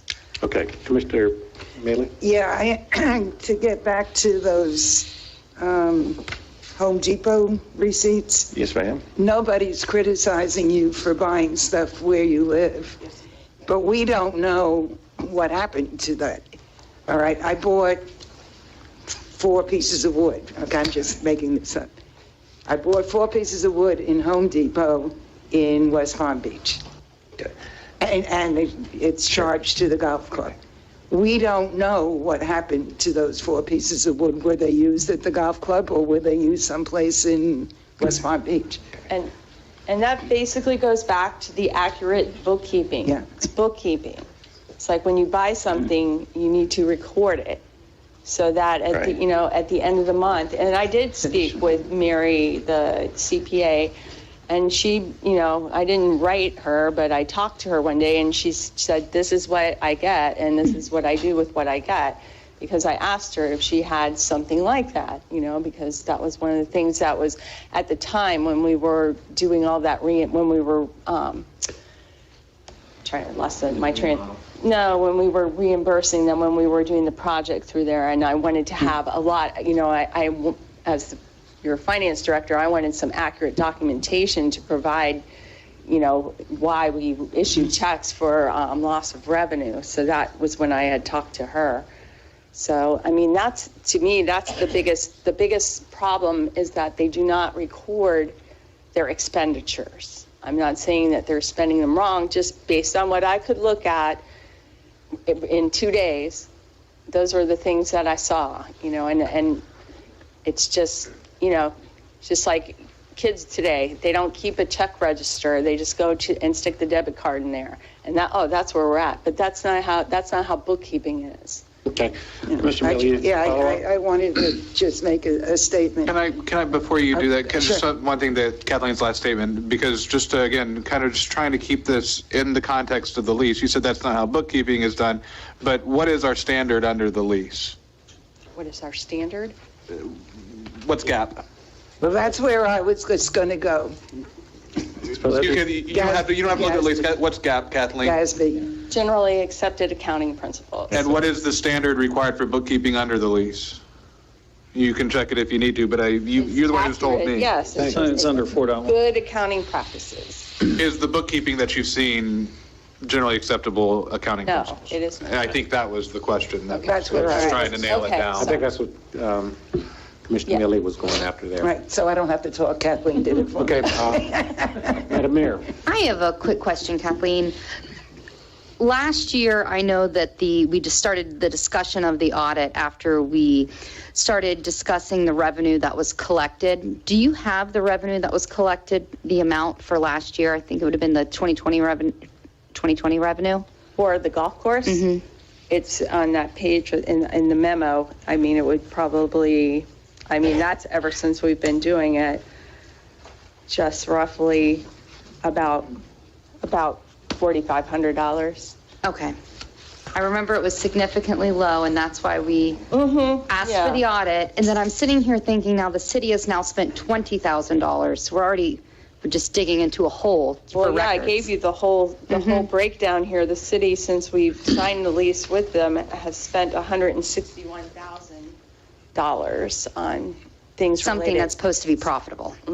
Related to $22,000 worth of revenue. Thank you. Drew? Just wanted to clarify, because for some reason, I think this may have been the $20,000 reference that the mayor was making. At some point, somebody had mentioned the audit costing $20,000, and I wanted to be clear, the city has not paid, the city has we incurred, have not. the city has not incurred that $20,000 expense for the audit yet. I wanted you, the commission, to be clear And the with reason is because we had that email from the auditor saying that, they didn't have enough information to do it. And they charged us $400. They were going to charge us, I think, $12,000 to do the audit, $12,000. I think I'll be an auditor in the next Chairman. I just wanted to, well, there was a pending question of the tenant, and I wanted to give him some time so he could review everything. So the question was, have you cured everything within 30 days? And I guess if you have not, what is left that is pending that has not been? Well, I would have to say, based on what I've heard today in the memo of the 4th, I clearly haven't cleared it per the satisfaction of the city of Flagler, and I understand that, and it's writing. There are a lot of things in there I have absolutely no knowledge of. First time I've ever seen that the city spent $132,000 or whatever that may be. And there are things that I hear today, and I'm trying to get my hands around it, so I can give you an answer. But I like the things like, we have supplied the records that we thought, we found now what's deficient, and, given the opportunity, I'd cure that. Number 2, the restaurant was operating and not shut down for 2 years. I tried to address the PPP. I did state I didn't know that I needed a W-3 on the payroll, because I looked at it that it may be incorrectly, but we got a lease, we're paid on gross revenue, and that I did not know to get down anywhere near these levels, that even though I understand what you're saying about, but I've had a lot of different leases. I've never had somebody, where do you buy it and what was that for, if I'm responsible for paying them on gross revenue? I did not know whether I bought a tractor or something else that it made a difference. I'll just be honest. Okay, I think that, yes. Oh, on the gentleman's answer? Just for clarification for Penny, she was looking for like a clear yes or no. It sounded like no, because there was numerous reasons why there was a misunderstanding on what needed to be added. To answer your question, we thought we had cured what was in that letter. Based on the memo, it's clear that the city says, no, I haven't. Okay. That works for you. Penny, that's good. I didn't have any other questions. Okay. All right. I think we've heard about an hour of testimony here, and from all parties here, and I think our task here, and I'm sorry. Okay, is to start proceeding, and we don't have any more questions or comments up here? Unless the public brings up something. All right, well, we're going to open this up now for public comment. Thank you very much for your time. So if anyone would like to address this item, we ask you to please come to the podium. You've got 3 minutes.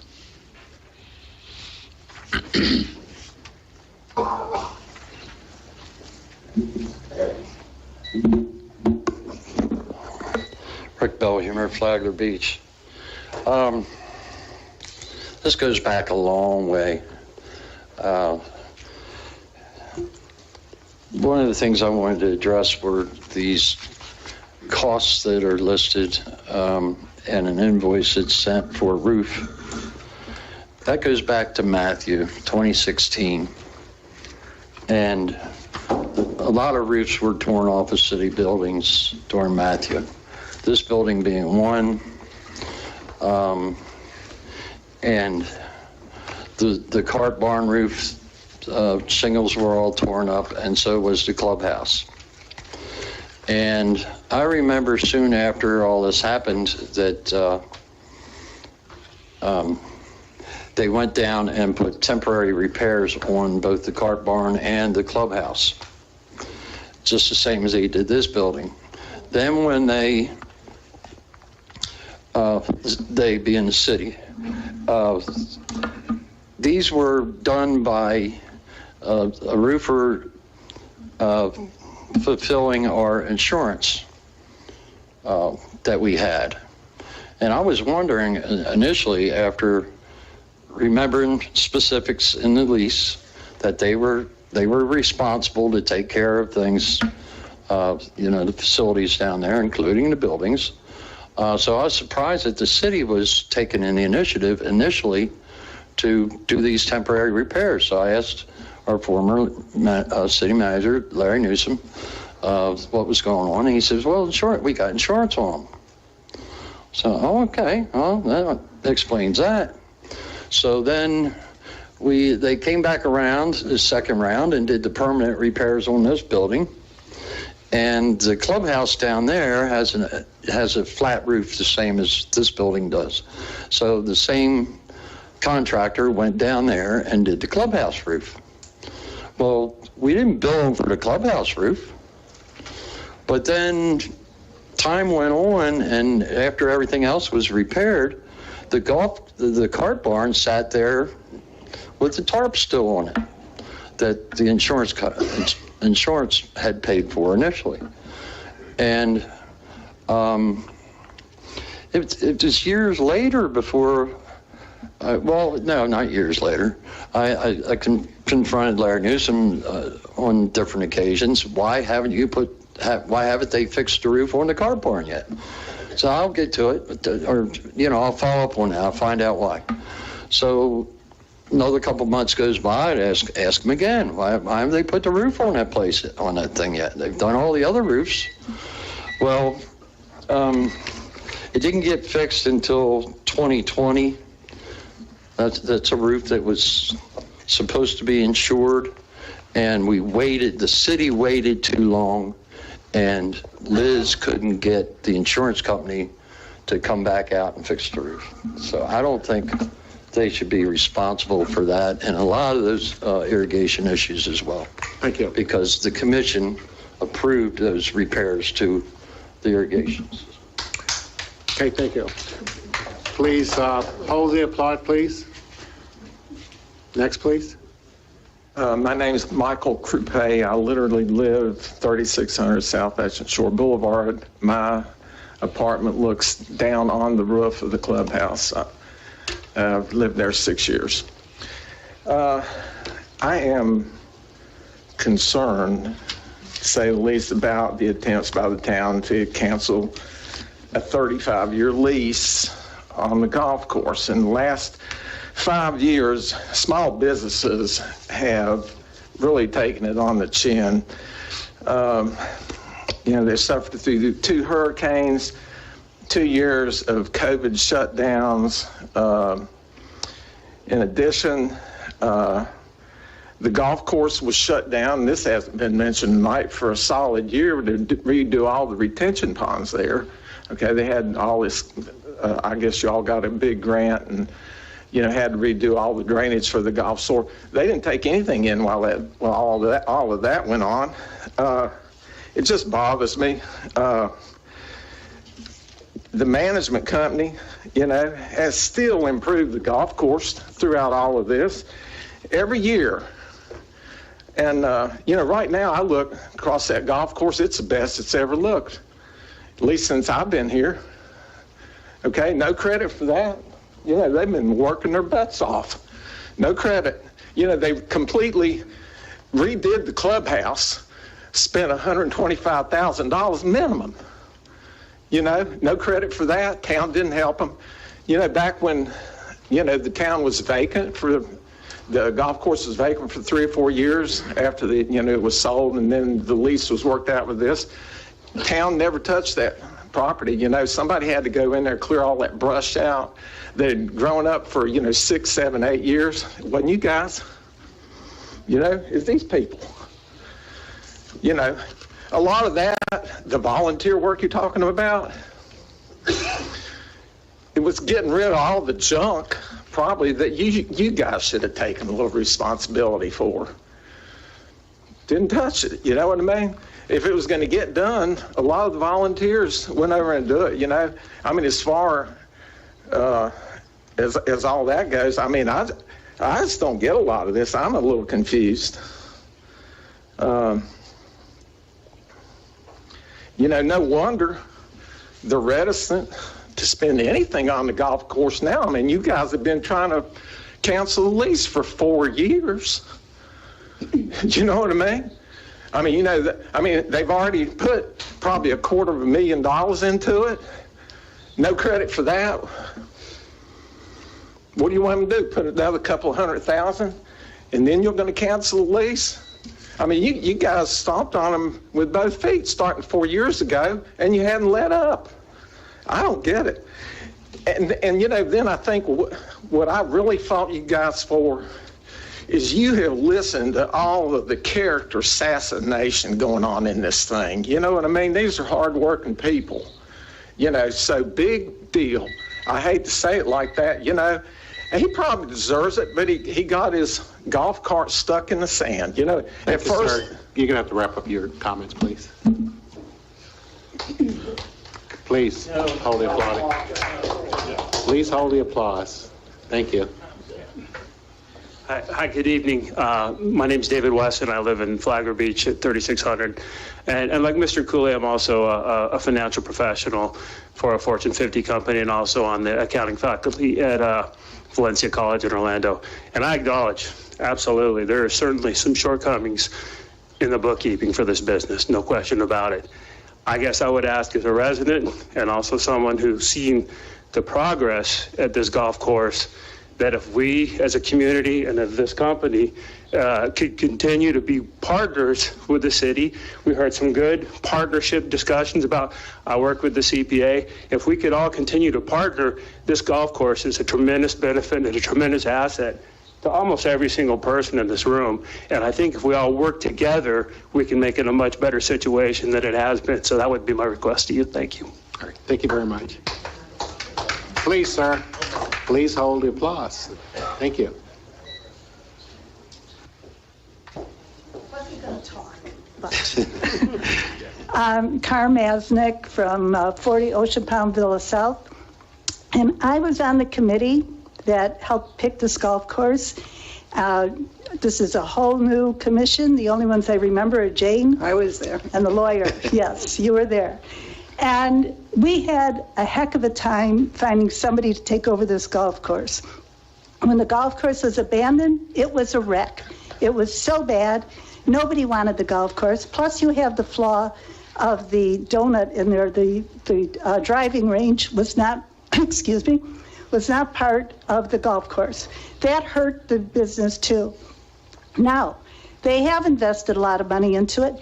What I haven't heard, and everything that I've read, and what I'm hearing here, is what do you plan on doing with this if you do break the lease with them? I have not heard anybody say, are you going to go and zone this to be residential, which we don't want, because this is Greenland that we really want to keep? Are you going to put a water park in there? Because that was one of the recommendations when I was on the committee. That somebody suggested a go-kart. Do you think that we want a go-kart in there? I mean, we really don't want that stuff in there. We like the golf course. It has been good. And now I'm finding out that the big flaw is the accounting. This is what the whole thing is going to break the lease over. Let's work together. Bella's is trying to get herself established. She's taking over. She is doing everything they could do. They understand what your problems. I see a communication problem here between the city and them. Sit down, work it out, figure out a way to work with the accountant and get the books right. Because if that's what's ruining the golf course, and that's the reason you're getting rid of them, what are you going to do with it after you're done? Because nobody's going to take that golf course. We had one person willing to do it, and that was their company. They were the only ones, and they've worked really hard on it. There's a lot of flaws, there's a lot of problems. Work the problems out. But if it's the accounting, is the reason we're going to get rid of them, and you can't work that out together, come on. We could do it, but they really haven't doing a good job. I don't want to see a go-kart in my backyard. I don't want a water park. I would really like to keep a golf course. So, and we don't want a bunch of houses. We really don't need more residential. So think about it. Thank you. Thank you. Anyone else like to speak? Any reaction, positive or negative? My name is Matt Burkhalter. I live on Ocean Palm Drive. We live around the golf course. We don't know the people who run the golf course. We like the golf course, and what we haven't heard and we don't know is what happens if you do break the lease, the same thing that she said. Okay. I don't know anything else about it except that we like the green space. Our houses are there. Our property borders it. We just want to know what's going to happen. Okay. Thank you. Anyone else?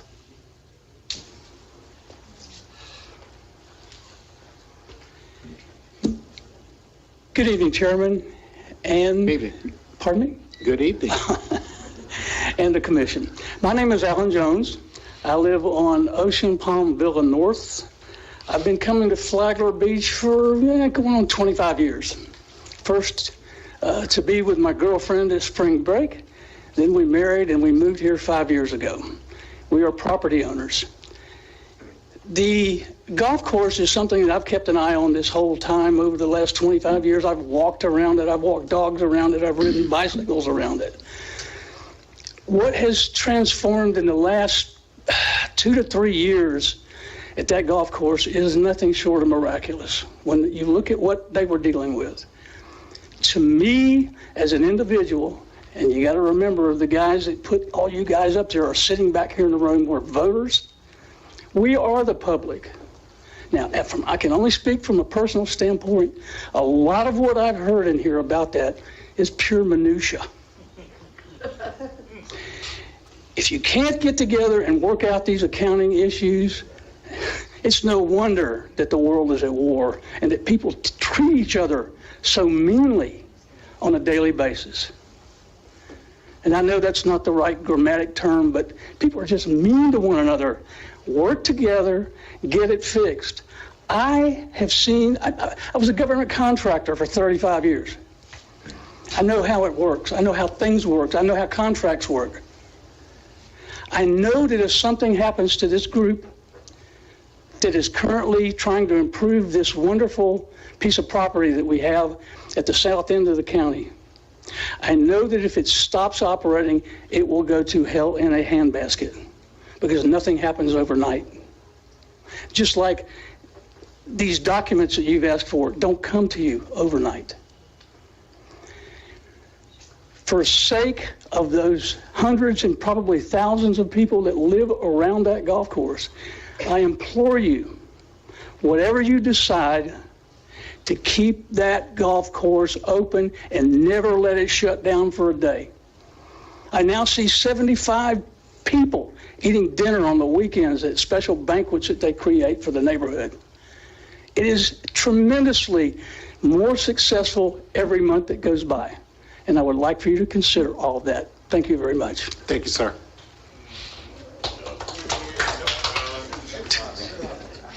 People can't follow directions. Anyone else like to speak?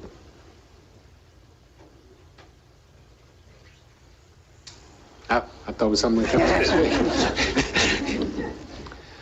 Okay, seeing no other speakers, I'll bring it back to the board for discussion. Pardon me? I'd like to speak.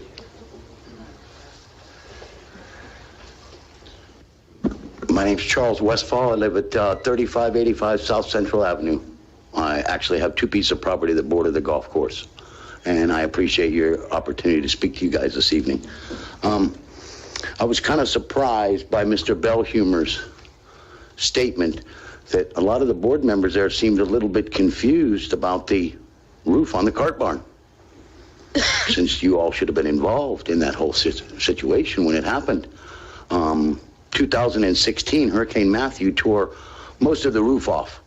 An insurance company and some guys came out and they put some blue tarps on it. And it sat there till Hurricane Irma came along and tore all the tarps off. And then another year went by almost before they came out to fix it.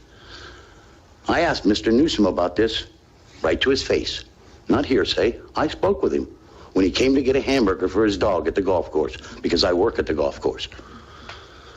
Mr. Newsom explained to me that because the city procrastinated, probably his fault, he said, they didn't contact the insurance company in time. And it lapsed. They went a year. They didn't file a claim on it. They didn't do whatever they were supposed to do. The barn's roof didn't get fixed. Now you're wanting to build a golf course, $18,000 to fix something that should have been paid for by the insurance company if somebody here was paying attention to that. That's all I got to say about that. The only other thing I have to say is I'm kind of curious about something, and I heard this said today multiple times. It's not the responsibility of the city to require documentation or information from the golf course. It's in their lease. That's probably true. It is in the lease. But I worked for the government for 30 years. And I know that if I don't get a report when I'm supposed to get it, I'm calling that person on the phone. And I want to know where that report is. And if they don't get it, I'm calling their boss. Or I'm going to find out, I'm going to get my report. But now we're going back and we're saying, we're researching stuff from 4 years ago. Why did it take 4 years for somebody to start questioning this stuff? And it seems like the timing is kind of coincidental based on the situation that's just transpired with the previous owner. But I'm kind of curious why it took 4 years for professional financial people to ask these questions and want this information, and all of a sudden they want it now, and they give 30 days. They supplied all the information as far as I knew. All the other things on the list, we abated. We fixed everything at the golf course. Did everything. I can't tell you about the accounting. I have nothing to do with the accounting. Okay? But I will tell you that the golf course is trying everything we can, everything possible to work with the city, the people that work there. I know Bell is. All the guys that work there. We had volunteers at one time. Yeah, we did. I was one. Now I'm a paid employee. My time's up. I just want to tell you guys, I think this could all work out. You guys got an opportunity. Thank you very much. Thank you, sir. I'll make him stand in the corner. Anyone else? Okay, I will now bring it back to the board for further discussion and decision. I got a couple of comments in reaction to what you just said. Mr. Westfall said, why was it taking 4 years? The first letter went out in 2017, and nothing happened between 2017. We didn't get the records from 2017 till now. So it's not true that they only found out a month ago that they need to provide these records. Plus, to me, if you sign a lease, you have to live up to that lease. When I was an apartment dweller almost my entire life, I never had the guy who owned the building come knocking on my door saying, here's a reminder that by the 1st you have to pay your rent. So if you sign a lease that says these are the kinds of documents that we need, they should know they have to provide them. I don't think the taxpayers of Flagler Beach, including those who don't golf, by the way, should have to pay Kathleen or people in her department to go after this. I'd love to know how many hours of finance department time taxpayers had paid to keep up with these records that we haven't gotten. And to say that it's only over accounting, we're told by some critics of the commission that we don't know how to run the city like a business. Well, I don't want to run the city like a business. However, we do have to follow government accounting practices, or we get shut down as a city, and then everybody in the city suffers. You want to be part of Palm Coast or Flagler County because we couldn't keep up our finances? So it's not only accounting. That really upset. I was surprised at you. I'm sorry. I hate to pick on individual people, but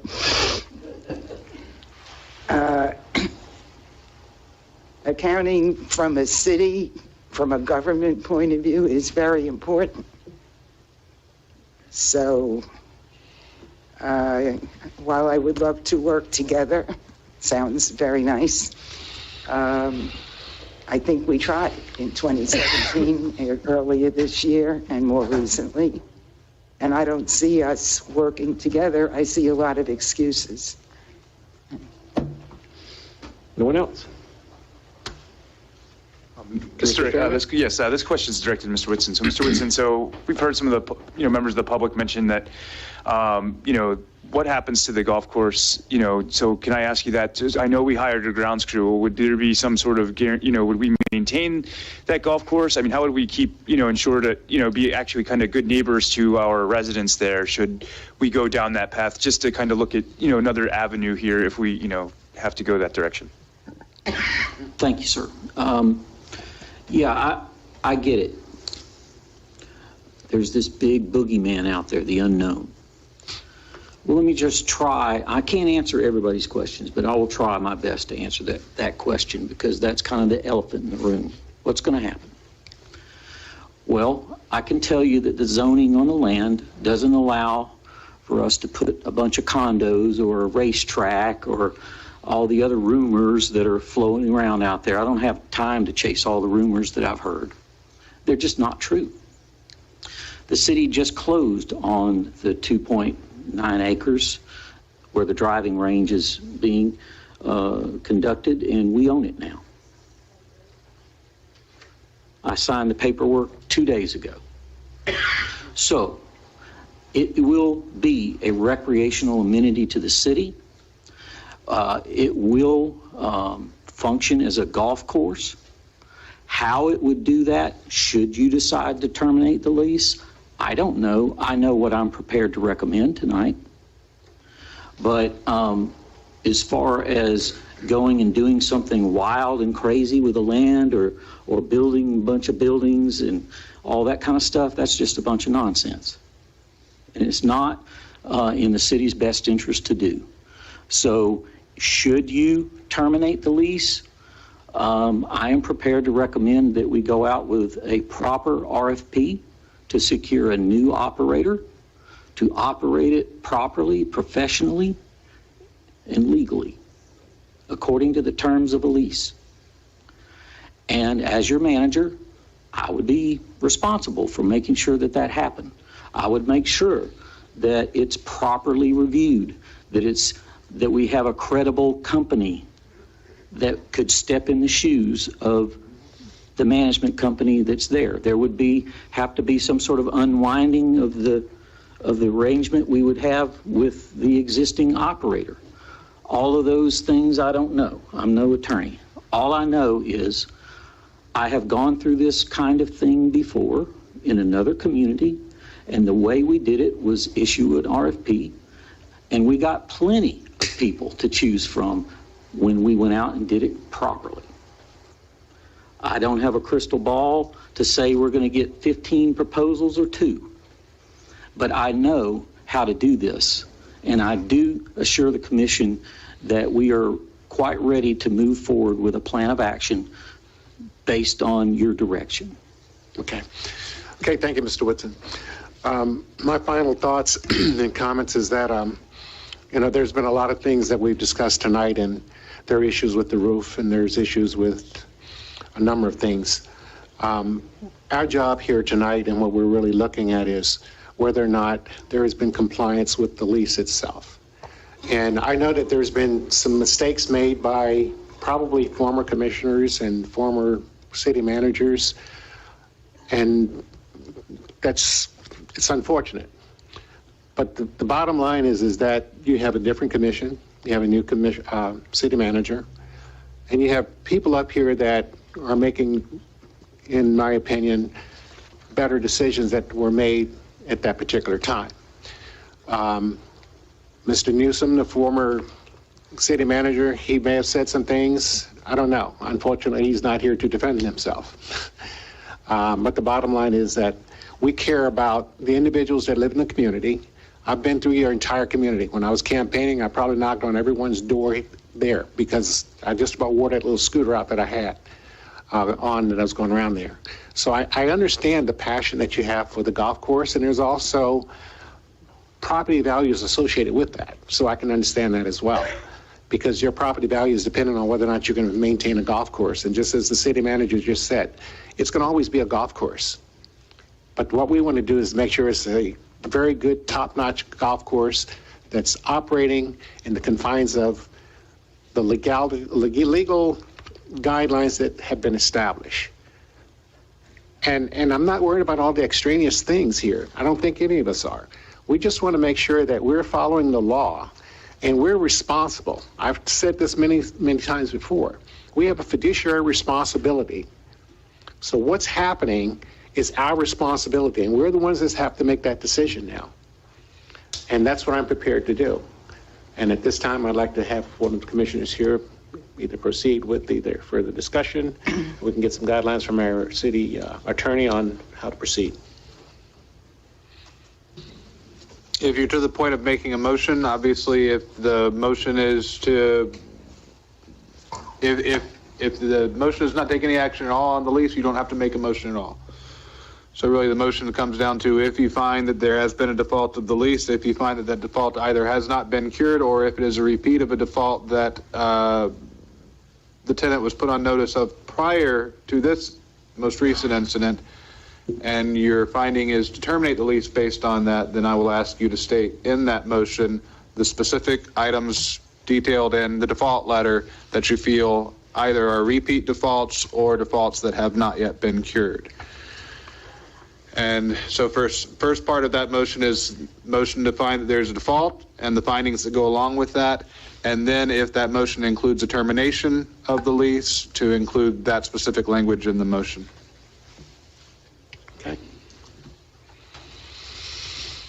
Okay, commissioners, you have all I'll that? give it a shot.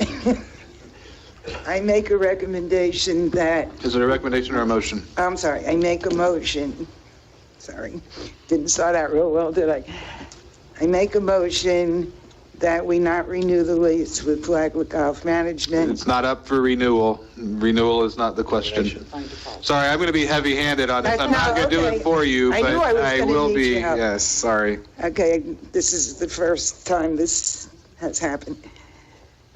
I make a motion that we cancel? Terminate would be an appropriate Lease word. with Flagler Golf Management based on Article 4.1, 4.2, 4.3, and 4.4 of the lease. Is that accurate enough, or do you, based on their given the opportunity to cure these things, and they were not cured? Is that any good?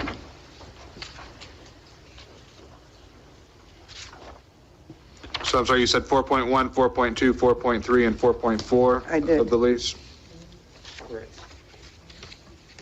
Okay. Okay, do I have a second? Can I make a comment? Sure. We should probably add 6.2 to that.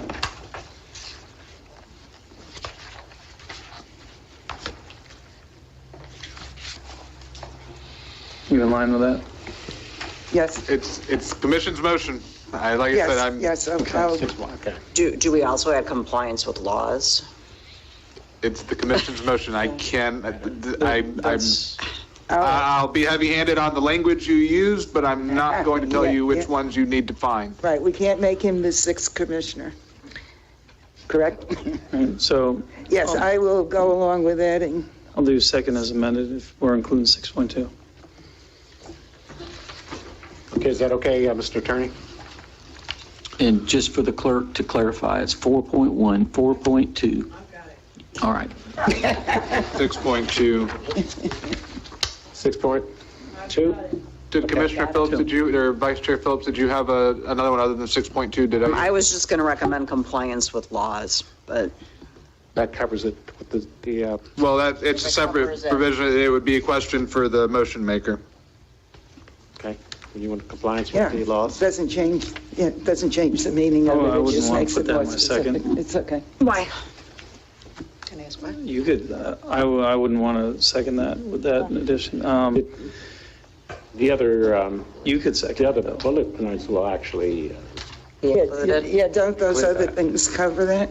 Yeah, that's what I mean, I wasn't saying it had to be in I there, think but the I just. compliance with laws section would cover the volunteers, the taxes, those issues. That's what the compliance with laws section, that's where it was referenced in the letter to help Commissioner Phillips. My only concern was it's too gray, and I want to be just dialed into the lease itself and not roll on anything else.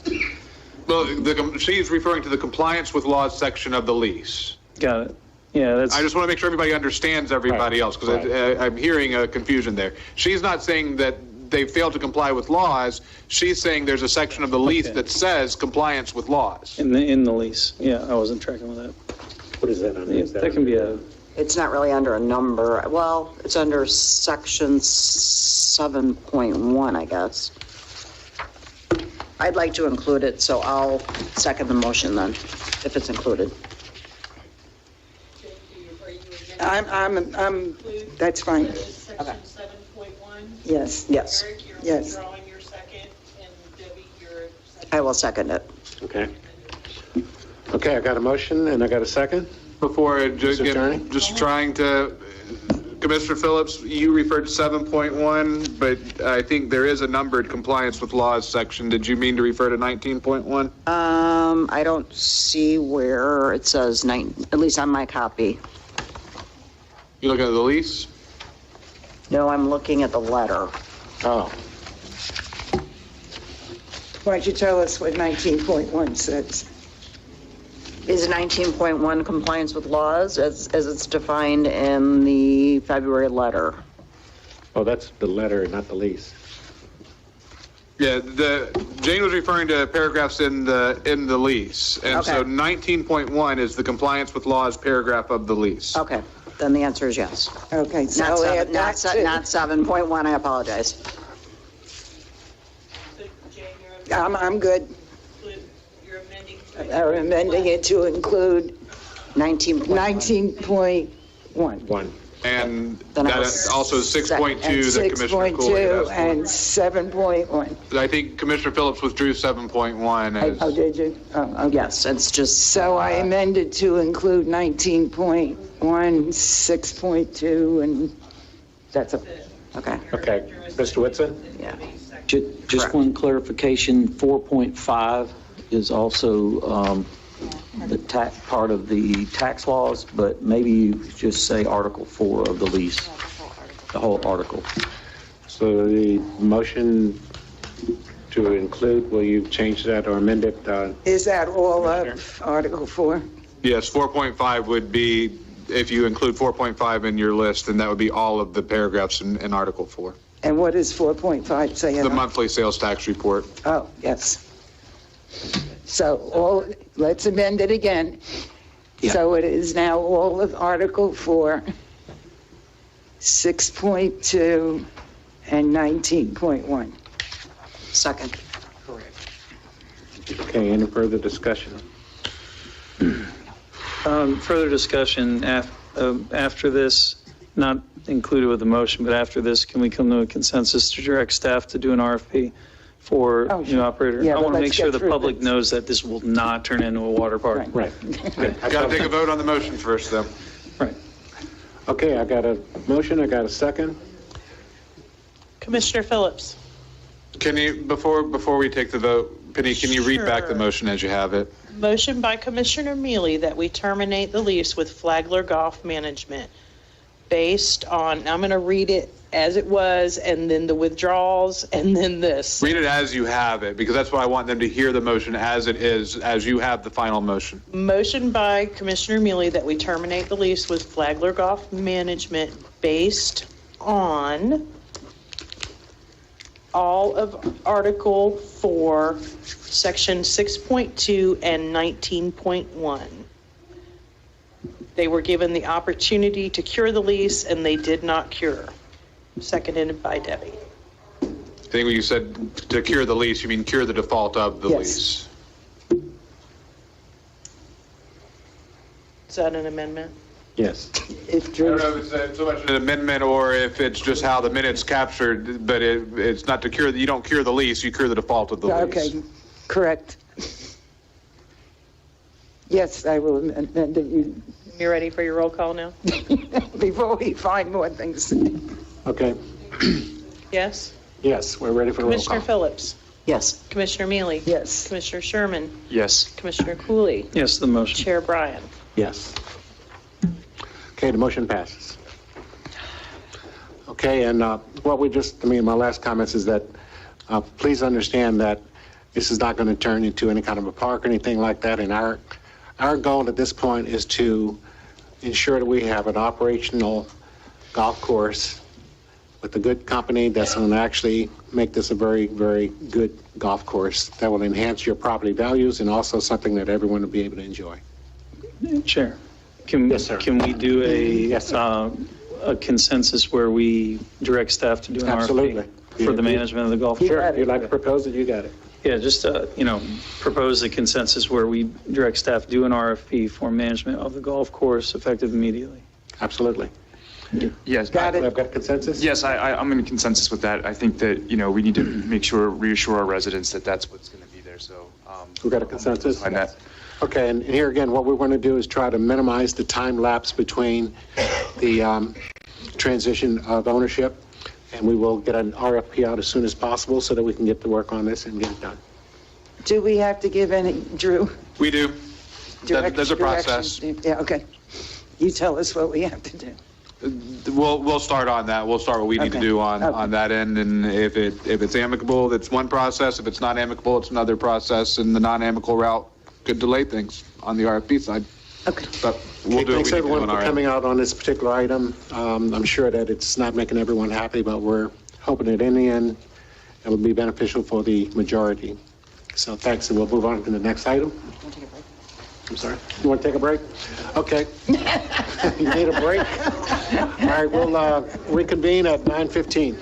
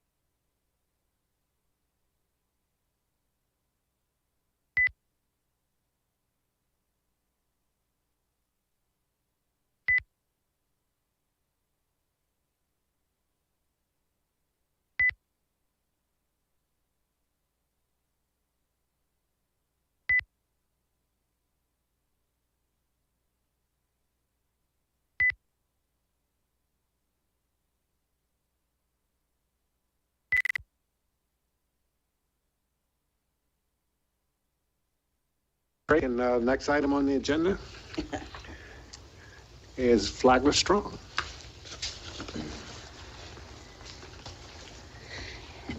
Hello, everyone. Good evening. It's past my bedtime, so I'll make this really short. Tracy Callahan Hennessy from Flagler Strong. I guess there is a call. For any of you in the room that don't know what Flagler Strong is, and congratulations, James, and nice to meet you. We are a nonprofit 501c3. We have an MOU with the city of Flagler Beach. Our mission statement is strengthening our community by proactively and strategically serving our community. We were founded on disaster preparedness and disaster relief and extend our services to the betterment of the citizens, business owners, and public spaces of Flagler Beach. So that we're here tonight to propose starting a new farmers market. We would like to partner with the city and create a farmers market on Saturday mornings from 8 a.m. till noon at the Wickline Park. Our objective is threefold. The number one objective is to bring the farmers market back to Flagler Beach. It was part of our small town charm. It's 9:20. And just from word of mouth with the citizens, I think it's something that they really want and something that they're excited about. Of course, it's going to be a little bit different ball game being on city land. So I know there's a lot of things for us to discuss and work out, and we're willing to do that. But I want to be upfront with you because my objectives are three, and that's number one in it, truly is bringing it back to the city. Number two, with Flagler Strong managing the farmers market, we would be able to take the rental income from the vendors and put it directly back in the city. And it's in my detailed proposal. Those funds would go directly into our beautification and restoration division of Flagler Strong to do things like park projects, handicap walkovers, beach cleanups, wherever you all think the funds are needed the most. And then the third objective is a little bit self-serving for Flagler Strong. We would be able to have a booth at the farmers market to sell our t-shirts and apparel. The income from our apparel pays our carrying cost. We do very well at special events and Bike Week and private business owners, but if I knew we had a weekly income, we can guarantee all of our donors that 100% of the donations go back into the community because we're paying for our own carrying costs. Things like insurance and our P.O. box and those kinds of things. So those are the kind of three reasons why I came up with this idea. You all have a detailed plan that I gave you that's, I also want to say this is, first of all, this is a very fluid plan. This is just me and my own mind and talking with residents and something I'd like to see. But I want to make clear that the intent of this market is to enhance the community and not take anything away from what the community already has. I know there's some concerns because it's public space. So I want to address that and work with everyone. I know there's also, I have concerns, I'm sure Matt does, about if this works and it's a popular market, traffic flow and safety on that side and those kinds of things. So I'm not going to read the detailed plan, you all have it. So I guess I'll just answer any questions you may have for me. Sure. Commissioner Mealy? Well, I'm going to start out with our category of use. The zoning regulations seem to indicate nothing about being able to have a farmer's market. Is there principal uses of playgrounds, athletic field, parks, beaches, piers, golf courses? Accessory uses are clubhouses, restrooms, gazebos, pavilions, boat slips, doing walkovers, bathhouses, maintenance buildings. Sorry, I'm not understanding. I missed the question somehow. It's silent on that, so I would assume that it's allowed if it doesn't say it, if we can have it. Okay, good, okay. Was that the question? Mm-hmm. We define farmers markets, and we don't prohibit them? I mean, is that what you're asking? Well, we're given this sheet. It wasn't listed. It's not, I see. You've been pretty good at reading what I say. I missed the key part of that. Okay, so that was one. I'm glad that's good. Then Tracy, you list what kinds of things you're going to sell or people will sell or what kinds of booths you will have. Could we add in there that there be no political booths? Absolutely. Flagler Strong being a nonprofit, we have no political affiliation anyways.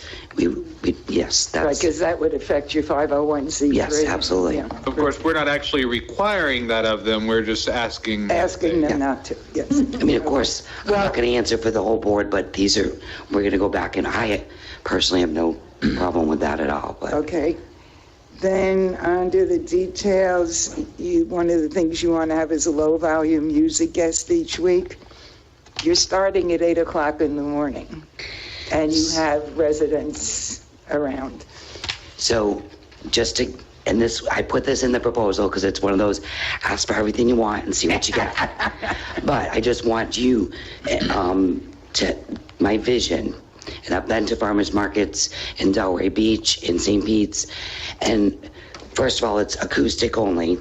And that is allowed in your farmers market rules, but not in your public property rules, city space rules without a special permit. So we can deal with that in the future. I have nothing lined up. My vision was to have like a very low background saxophone, a very low, one steel drum player. Even we talked that there's some authors interested, having some live readings, things like that nature in the morning. Maybe one morning Mr. Whitson comes out and plays his plays. But so yes, I realize volume would I'm not looking for any kind of volume. I am looking for just kind of a very low background acoustic kind of sound, just to kind of give it a cool and different vibe than some of the other markets that are going on. Okay. And I think just one more question. I guess this is for Drew. According to our code about farmers markets, they're only allowed on lots larger than 10,000 square feet. And I don't know how many square feet we're talking about. I don't know how many square feet we're talking. I don't know how. I guess that's larger than 10,000 square feet. I'm going to assume that it is. I did the measurements, but I didn't write them down because I just figured you all knew. But yes, it is. More than 10,000. 10,000 square feet is a Palm Coast City lot, if that visualizes it for you. Okay, Commissioner Cooley. Okay. Thank you, Tracy. Okay, a couple questions. For the music, Drew, do we want them to fill out the music permit and go through the process? Just to ensure that we're all on the same page with compliance? I have no issues with the music. I just it's illegal. Whether they have to have an outdoor entertainment permit, I don't know that this would be a good candidate for that, because actually we would be the applicant for that outdoor entertainment permit since it's our property. But since it's our property, you have complete control over since it's city property, you have complete control over what happens there from the commercial standpoint. So if you were to say no outdoor entertainment, or unlike we do with outdoor entertainment permits, where you will often hear me say, unless there's some reason other than people think it's too late, you can't restrict them on time. Here, you could say you can't start earlier than such and such hour, because we're not imposing a law on them. We're saying this is city property and you are using it at our pleasure. So it changes the dynamic a little bit of what you're looking at. Okay, good call. And I'm okay with the verbiage that's in the farmers market agreement. I don't see that being an issue.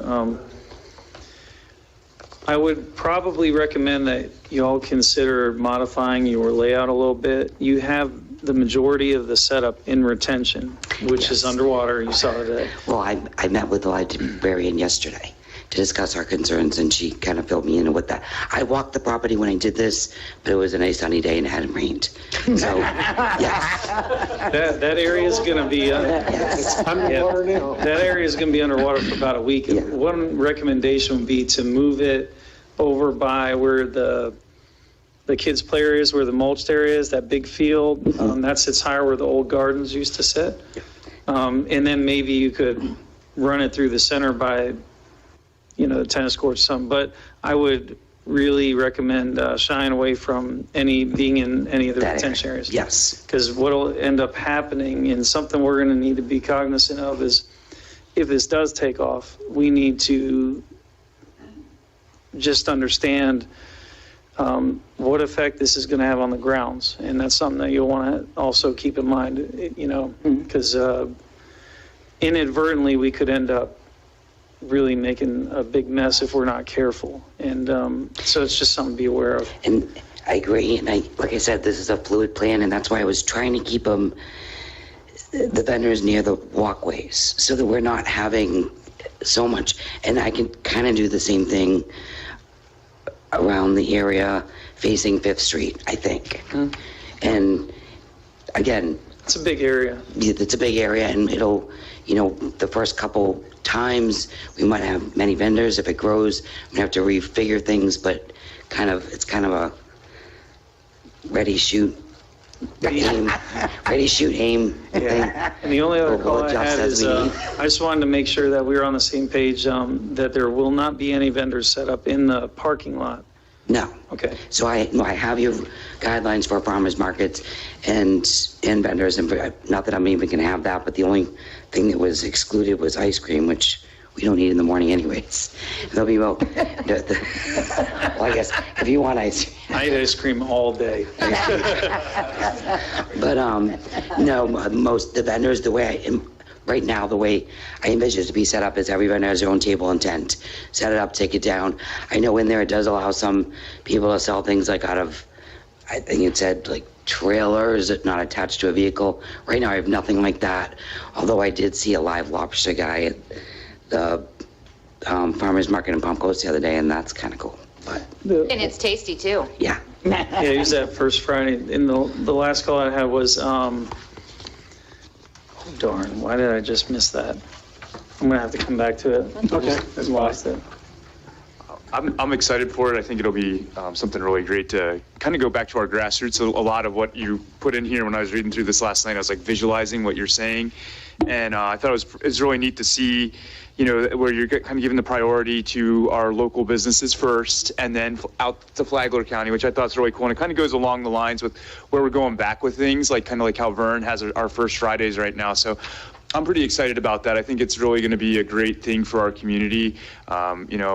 I miss having the farmers market there and, and being able to go over there. It was always a great thing to have. And, so I think bringing this back, I think is going to be a wonderful thing. And I wish you guys nothing but the best. And I hope it really takes off because I'm looking forward to taking my little daughter and wife over there on a Saturday morning. Great way to start your weekend. So Thank you. Okay, Commissioner Phillips? Tracy, I'm thrilled Flagler Strong has taken this on, like beyond thrilled. So just a couple things. If this gets approved tonight, when do you anticipate starting? Good question. Well, I leave for the Keys on Saturdays. Okay. So basically, once I didn't want to do anything till I had like approval or knew when approval day would start. I've given you a list of the vendors that I had that were interested. Some of them now may have committed to other markets. I need to reach back out. And then this was all just word of mouth, just seeing if this was going to work. If I have approval, then I will put it out there because, again, like James said, I want to start with the locals. We have one woman here tonight who recently moved here. She's never been to a meeting, and she came to this one because she's interested in the event. So I want to make sure that our city locals have first dibs, and then the county. And if I could fill it with just Flagler County vendors, that would be amazing. Yeah, I don't anticipate you having a problem. I'm going to kind of take the lead from the vendors, and I would say probably about 30 days I need, because I've been gone for a week, to plan. I've already, in my head, planned, like, once we have a layout that we like, we'll go in the morning and literally map out, just like I did for Flagler Strong Family Day, where everybody will have a number. Okay. So she'll know she's at site number 4, so when she walks on the property, she'll find site number 4. There's other things I need to work out, and I wanted to ask the city, because when I spoke with the librarian, we are a little concerned about traffic and traffic flow and parking, and if I end up with 30 vendors, that's a lot of parking right there. So I was thinking if vendors could set up and then maybe move their vehicles to that area if it's not underwater, that's kind of reserved for RVs and nobody ever parks at, to the left of the fire station. Yeah, it's kind of wet there most of the Yeah. time. But, you know, the city public works buildings there are usually closed on Saturdays and Sundays. So that could be an option, just something so the vendors' That may vehicles be an aren't in the option way. to get them off of Wickline property. So, okay, I need to work out that stuff before I say, okay, we're gonna start on this date, but Just a couple more things. Are you requiring all your vendors to have an LBTR? they have to. They have to. That's in it. Okay, so I'll make sure. And then my last is just, just a quick question. Will there be fruits and vegetables as well? Yes, and so far through word of mouth, I only had that one vendor. Right. But I've had other people contact me, and I didn't want to put it on social media or anything till I had more of a vibe of where it was going. So now I did get a message from someone about the Barefoot Farmer being interested. I would love. Yes. Yeah. Oh, yes. that would be great. Really, why I'd love to get some more organic. Yeah. So we get some bakers that Egg person, somebody who has eggs.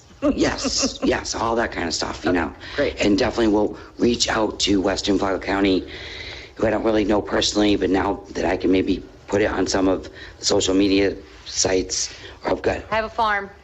you do? Yeah. Send the mayor out Johnston there. Brothers Farms. Okay, send me their information. Potatoes are on the ground and cabbage is getting cut. All right, perfect. Okay, Definitely thank want you that. so much. Really, this is gonna be a great asset.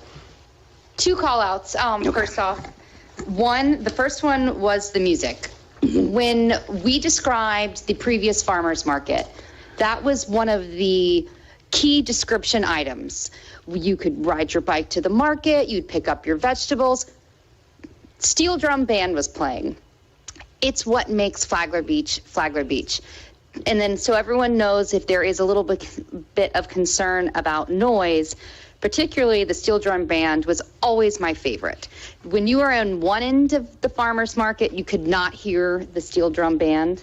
So kudos, thank you for bringing that element back to the farmer's market. And then the second thing that stood out to me, and I just want to read it so the residents hear how well you're trying to work with the community, is we will invite any brick and mortar store within the city limits of Flagler Beach to participate free of charge. You are working and not trying to compete with any of the local businesses here, and that is another big call out of a thank you. So I'm excited. Can you start tomorrow?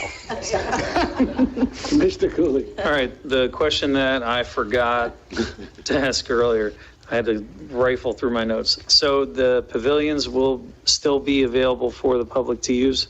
Yes, absolutely. As a matter of fact, that's kind of part of my vision too, because I've got some bakers and some people that will be selling prepared foods, and I've got a guy that does custom blend coffee beans, and he'll be selling coffee. So, get your muffin and your coffee, do your shopping, sit down under the pavilion while your kids are on the swings. I want it to be a family morning kind of event. Yeah. This is cool. This is Cool, I'm so excited. Yeah, you're really the glad town that you- hero. Yeah, because the my last husband, time a farmer's market idea came up, it was going to be. This in is the what our street. town's been missing. We thank you. I know that. Yeah. Good talk. Okay. Talk to you. Can I open up for public comment?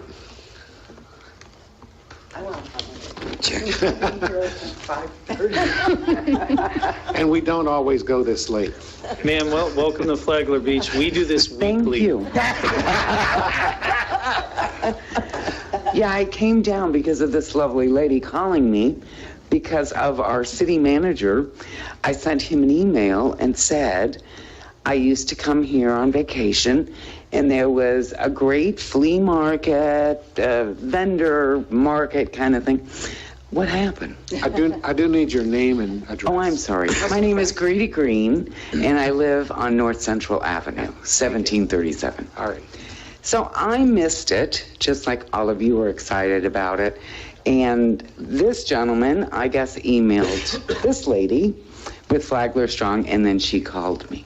So look at that small community. That's what's so exciting about living here. That I email this gentleman and he contacts this lady and she contacts me. I must admit the whole thing tonight, I texted my husband and I said, well, Take care of yourself. This is amazing, meeting all the commissioners. You know, your flyers are nice, but seeing you in person and seeing the business that goes on here. So it is a bit late, and I'm excited, and I will help her in any way that I can. That's wonderful. Thank you. Welcome to Thank Flagler you. Beach. Thank you. All right, let's go home. You just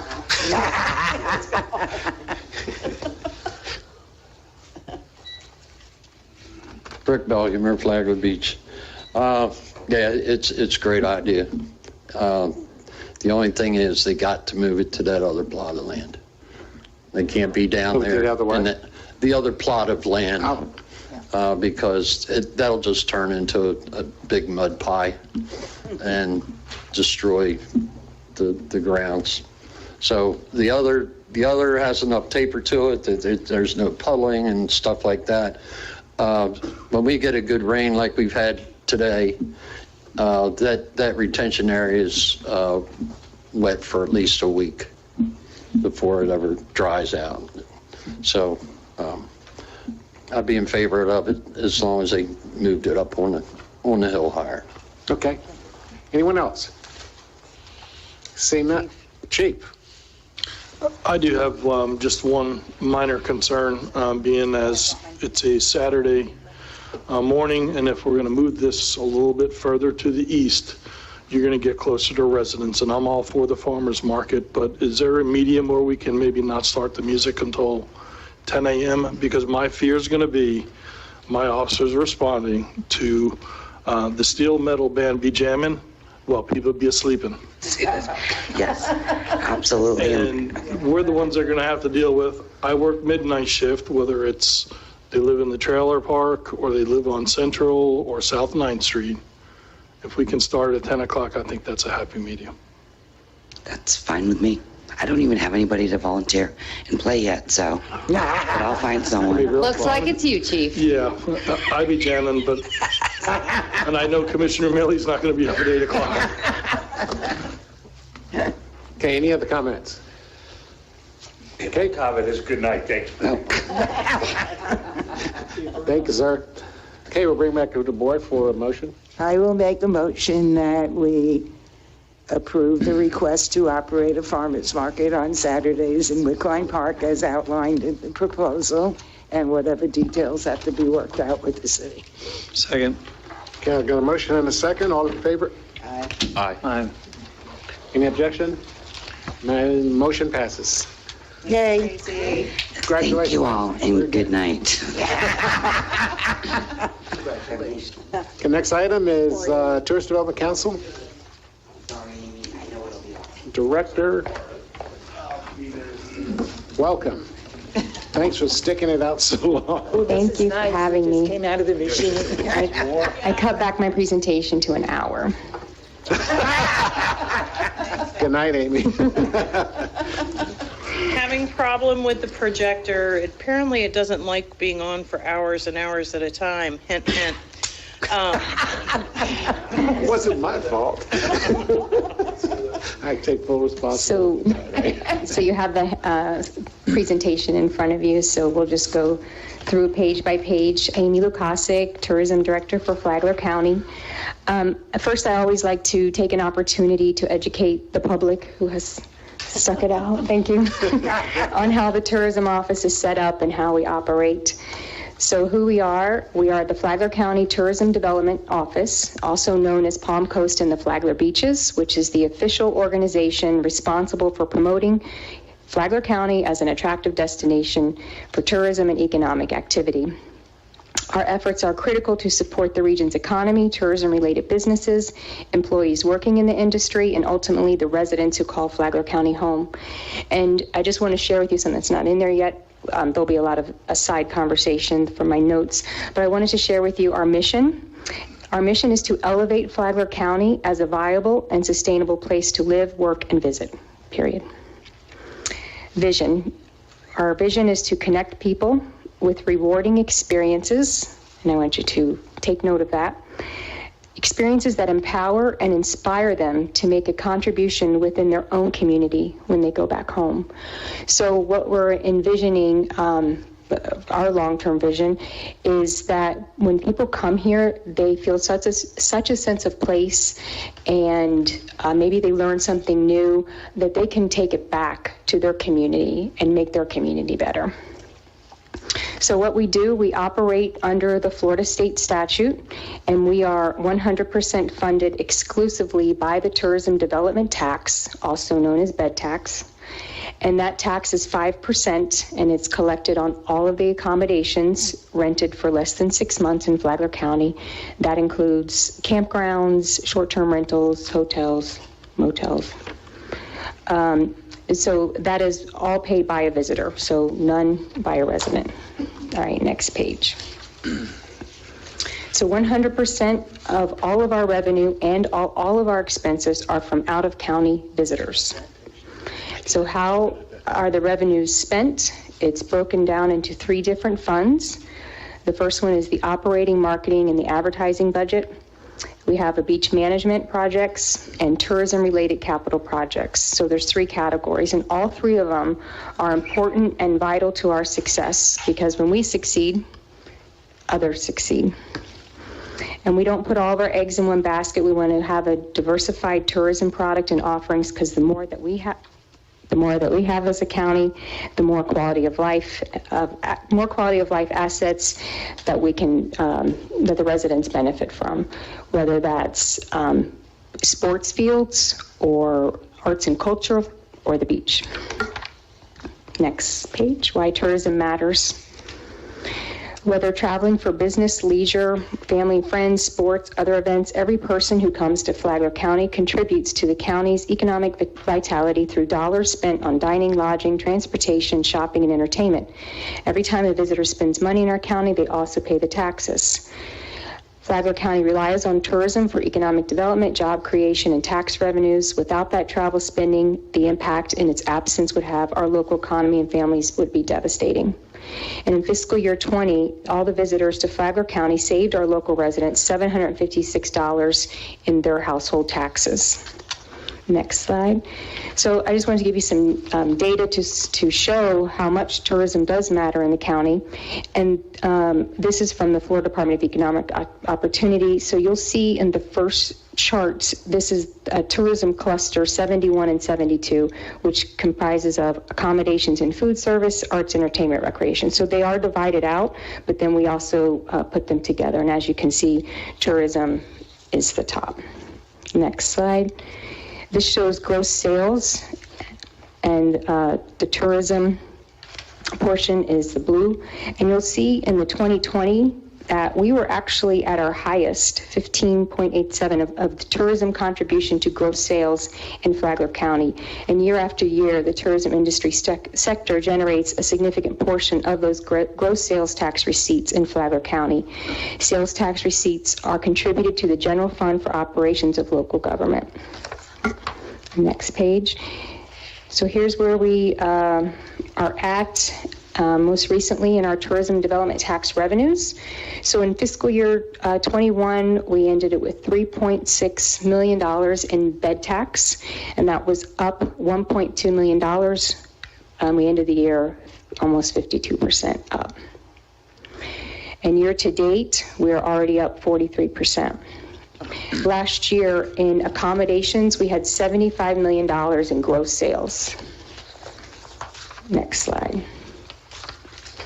So now that we've kind of covered the education, the next pages will provide an overview of the most common areas of interest that surround a visitor center.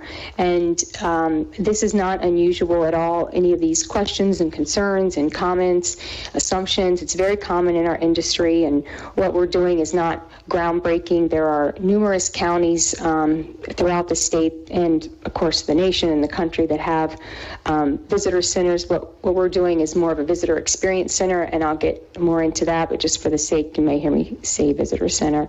So next slide, next page. So how did we get here? We certainly just didn't wake up one day and thought it was a great idea. This was part of our strategic plan, and this text in front of you is actually an excerpt from the forward that outlines the strategic plan. So I think it's important to revisit this, so I'm just going to go ahead and read it. It has become increasingly obvious that communities need effective marketing for more than just attracting visitors. Destinations need to be marketed to attract investment, workforce, entrepreneurs, and future residents. Every community is in competition to attract the best and brightest as a way to enhance the quality of life and long-range sustainability. The realization that destination marketing organizations, which is what they call tourism offices, our role has grown and stems in part from a study by Longwoods International that proves that tourism advertising has a marked effect on consumer interest in communities as a place to live, go to college, and start a business. That means that tourism offices are far more than just heads and beds.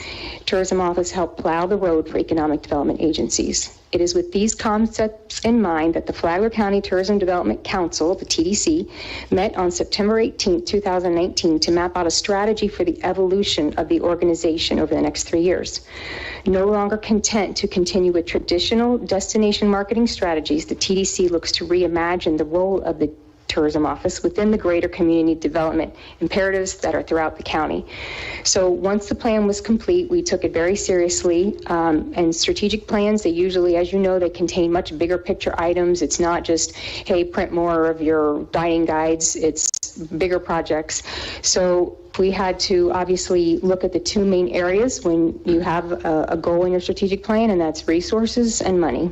So we made a plan with each one of our objectives, and we took action in both of the areas of resources and budget. And then in fiscal year 21 and 22, we have set aside $1.1 million, which was allocated and approved to begin the project when the right opportunity became available.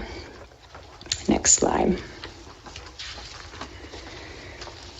So why do we need one? So in backing up to about our vision about experiences and reimagining the role, one of the most important objectives and criteria of a visitor experience center for us is to open up a new opportunity of revenue streams for our department and for other businesses. And a lot of tourism offices do this in a couple different ways. Memberships, where you have to pay to play. And I want to say never, but I don't think we would never want to go down that road. We don't want to operate that way. Another way that tourism offices generate revenue outside the bed tax is they'll offer co-op advertising. So I could say to a hotel, hey, let's put an ad in this magazine and you pay half and I'll pay half and you get promoted. We don't want to do that either. Right now, it's 100% free for these folks. So many organizations, they rely on us for their grants and for their success. And so if you look at like the airport, they're a great example of how they have different types of revenue streams. And so that way you can diversify and not put all your eggs in one basket. But the difference between us and like the airport is that the airport doesn't give out grants within the community. We do, and we just have numerous amounts of projects, whether it be the beach or the sports fields or grants for special events that people look to us for help. So we identified new opportunities where gaps exist to support the current experiences available in our community and create new ones. This included the need to develop those multiple streams of revenue for the tourism office and new revenue for tourism-related businesses. So some of those revenue streams would be like experiences and packages. So this, again, ties back to our vision and how people are traveling now. And hearing Tracy, I just got another like ding, ding. Okay, so we have a farmer's market now. How about we offer a package or some type of experience? And I literally just thought of this, 3 minutes ago, where we have a guide that takes them to the farmer's market and they teach them about maybe the vegetables that they're growing or the fruit, and you pick out, there's certain items, and maybe go to the Flagler Fish Company and their fish market and you get a fish, and then you have a cooking class with the items that you now purchased and you learned about where they came from, how to grow them maybe, and then you have the hands-on. Those are the types of ways that people want to travel. Those are the types of attractions that we want to bring to our community. So, you know, we're not going to ever have more, they're called turnstile attractions. We're not going to have those here. We don't want those here. So we want to feel like when people come somewhere that they're a part of the community, and this is one of the ways. And we could do bicycle tours, murals, and public art tours. We would just reach out to all of the tourism community and see what they wanted to put together. And not just Flagler Beach, it also includes Palm Coast, up in Marineland, and the western side. But this obviously is a great place to start. Outfitters, we would look at the opportunity to put out an RFP for an outfitter who would be interested in putting bicycles or paddle boards or whatever the case may be, because we know it's very difficult for those types of businesses to stay in business year round. It's very difficult for brick and mortar. So this way that relieves a lot of that. So they get a cut and then we get a cut. There would be partner marketing opportunities. So maybe we have like an artist pop-up wall that rotates out, or you know, the winery has a new product and we have an event that evening and he showcases that in some way. And that could be all, you know, worked out between the partners. Another important component that is a must is the education piece, and in which mainly focuses on environmental and sustainability. So when I was hearing Carla talk, I was like, well, that would be perfect, because a lot of visitors, they want to contribute when they come to a community. There's even a niche called voluntourism, where people go and they maybe build a house or clean up or whatever. Those are the kinds of initiatives that the Experience Center would be like ground zero. It would be the meeting point where all these types of activities and initiatives would happen. And if we had in there the ability to educate people on marine life, sustainability, conservation, and have, you know, interactive and programs and offers that surround that, then that would all tie in together. Also, tourism events. If you remember, we had, right before COVID, we had Turtles, Tacos, and Tourism right in front of the Flagler Beach Museum when we unveiled Bessie, the turtle. And those are the kinds of community events that we want to continue to do, so that we are educating the residents and the visitors on the importance of tourism. Partnerships. So this is another important component. We would partner with like Scenic A1A, the Chamber, the local arts agency, the Flagler Beach Historical Museum. They've always been in our mind that we're like absorbing them. We make that offer to come in with us. We know you need more space and we don't want to compete, and let's all work together. So the Experience Center would have that historical part of it as well.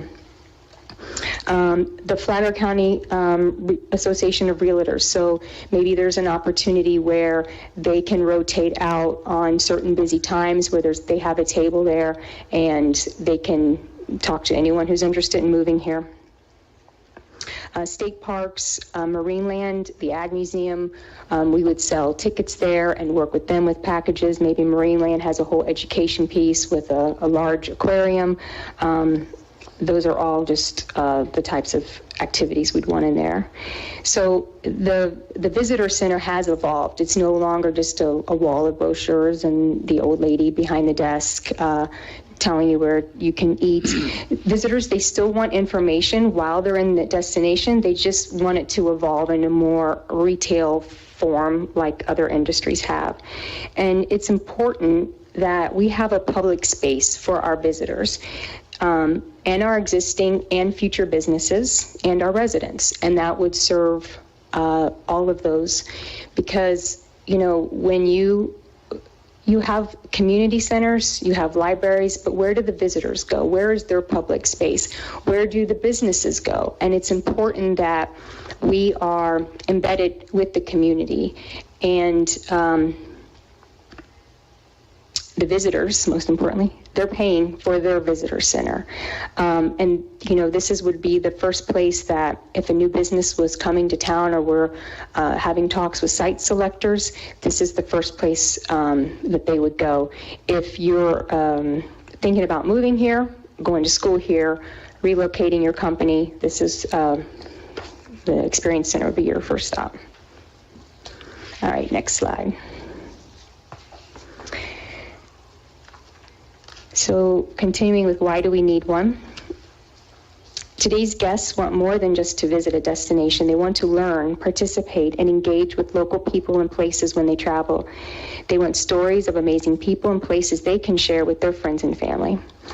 Visitors are looking for a tourism experience, the emotional feeling or personal achievement a visitor derives from their purchase, participation, or consumption of a tourism product. At the core of an exceptional visitor experience is our ability to purposely and thoughtfully combine the physical and human assets with an emotional interaction that visitors are looking for. And we are just properly trying to prepare before it outpaces us for the future and the inevitable that is needed in the community. Next slide is just a quote. You can skip that, save a second. So what makes Visitor Experience Center successful? Location. So a lot of people have a lot of ideas where it should be. Industry studies provided evidence that visitors of a community-based centers are more likely to engage in informational materials and are more likely to change trip plans based on the information they obtain.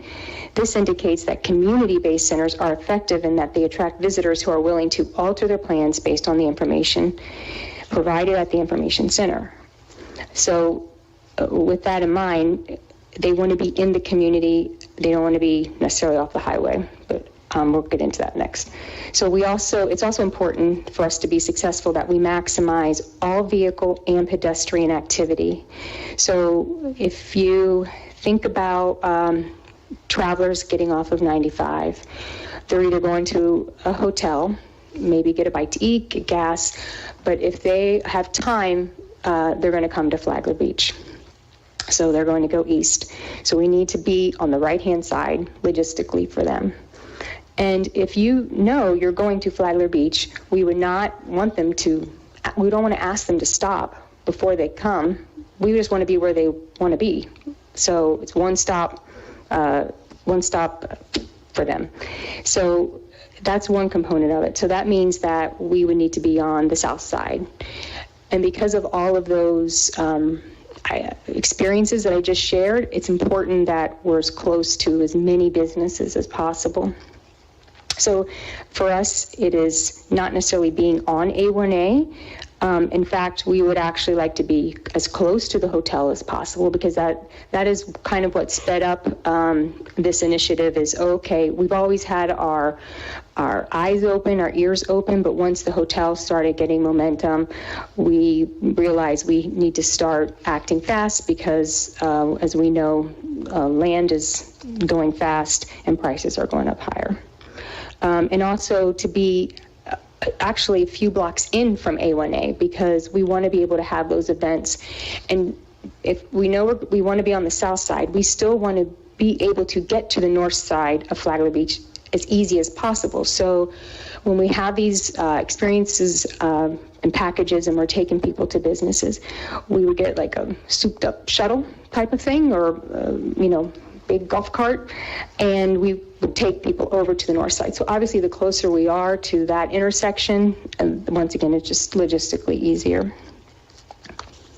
All right, next slide.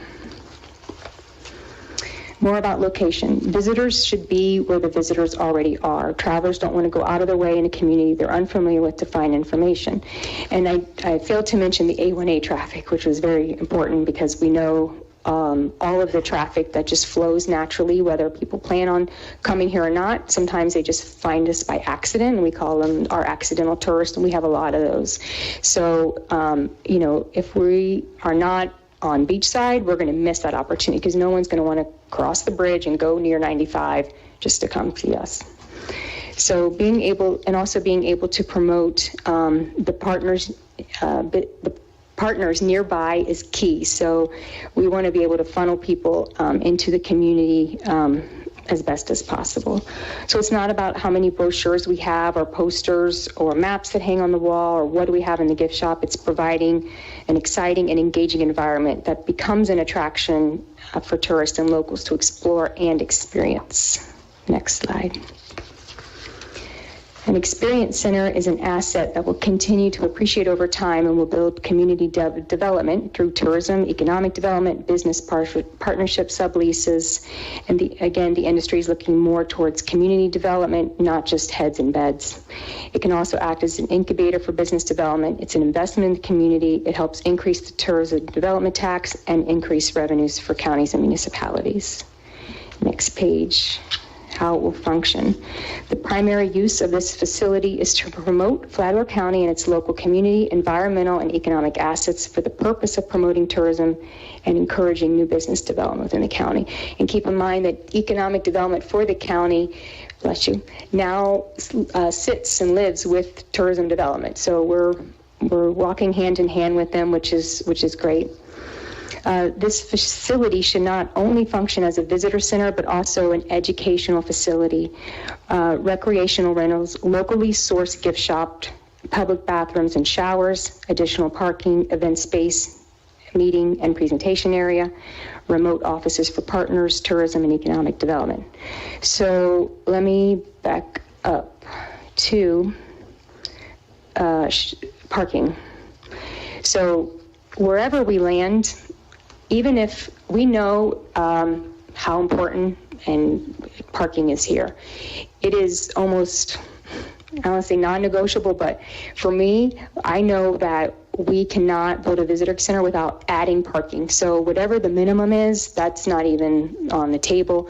Even if it's not where the facility is, what will make it work somewhere in the community. So that is something that we want to be able to address and help with. All educational elements should include local agricultural ecosystems and other relevant subject matters specific to conservation and marine life, like sea turtle nesting season, more dune education.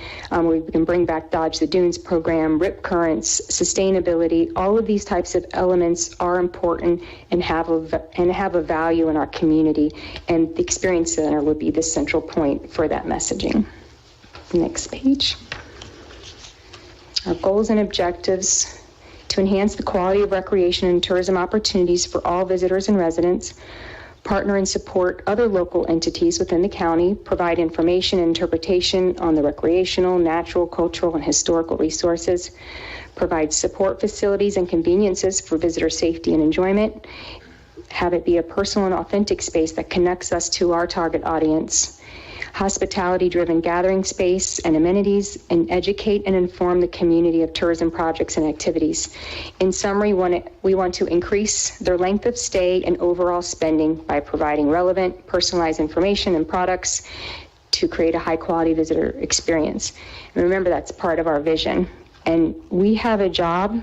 We have multiple jobs, not just to bring the people here, but we need to service them when they were here. The purpose of the Experience Center is not to bring more visitors, it's to service them when they are here. And that is the second part of our job. So we have to bring them here, and then we need to service them when they are here, and then when they leave, we are still responsible. We still watch them. We want them to talk good about us on social media, tell their friends and family, and we want those positive third-party endorsements for us.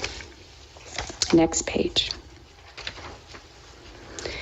So what's inside? So again, we want to inform, educate, and provide experiences. And under the Visitor Experience Center goal in our strategic plan, one of the tactics under this objective was to create a community and industry task force that would help define the layout, obtain best practices for success. So we would look for local residents here, industry partners, to help create what is best for our community. And with that, with that task force, I see it just sort of naturally with the challenges. So we know Flagler Beach has a lot of challenges and we want to be able to address them. So maybe this task force says, these are our top 3 issues. What can you do to help with this, with the Visitor Experience Center, and lay out a plan so we can address those. But obviously, we already have some things on paper. What they would look like would be as a result of this task force. But we need revenue generating opportunities. We would have the ticketing there for all those experiences and other businesses as well, like the auditorium for their shows, or Marineland. She was gladly let us sell her tickets, the kayak tours, whatever the case may be. Educational interactive digital kiosk, meeting space, event space, partner pop-ups, home of the future historical center iterations, the local artist wall, aquatic exhibition featuring indoor live aquarium that would be used to promote ecotourism and marine preservation efforts, social media photo op. We could have themed gardens, outdoor space for interactive zones for the visitors. So next page. So who pays for it? Not Flagler Beach. The visitors, they pay for it. And we are looking at grant opportunities as well to help us with this. We have missed out on a lot of grant opportunities because we're not able to provide ownership of anything. We have nothing. So we've been kind of heartbroken about that, and that's been another push for us to get this off the ground, because it seems like everyone's gotten money but us. So we would like to take advantage of some upcoming grant opportunities, and wherever we land, we're bound by statute of how much we can pay, and that is the average of 2 appraisals. So a property can list for whatever, but we have those statutes. So here's where we are today. Like I said, we've definitely moved this initiative as a top priority because what's available is quickly diminishing. The price will continue to increase, especially with the hotel. So we believe we will continue to bring value, and not just financially to Flagler Beach, but also to the local businesses and residents. And then the next slide, because I figure everyone would be hungry by now. So there's food. That's a heck of a picture.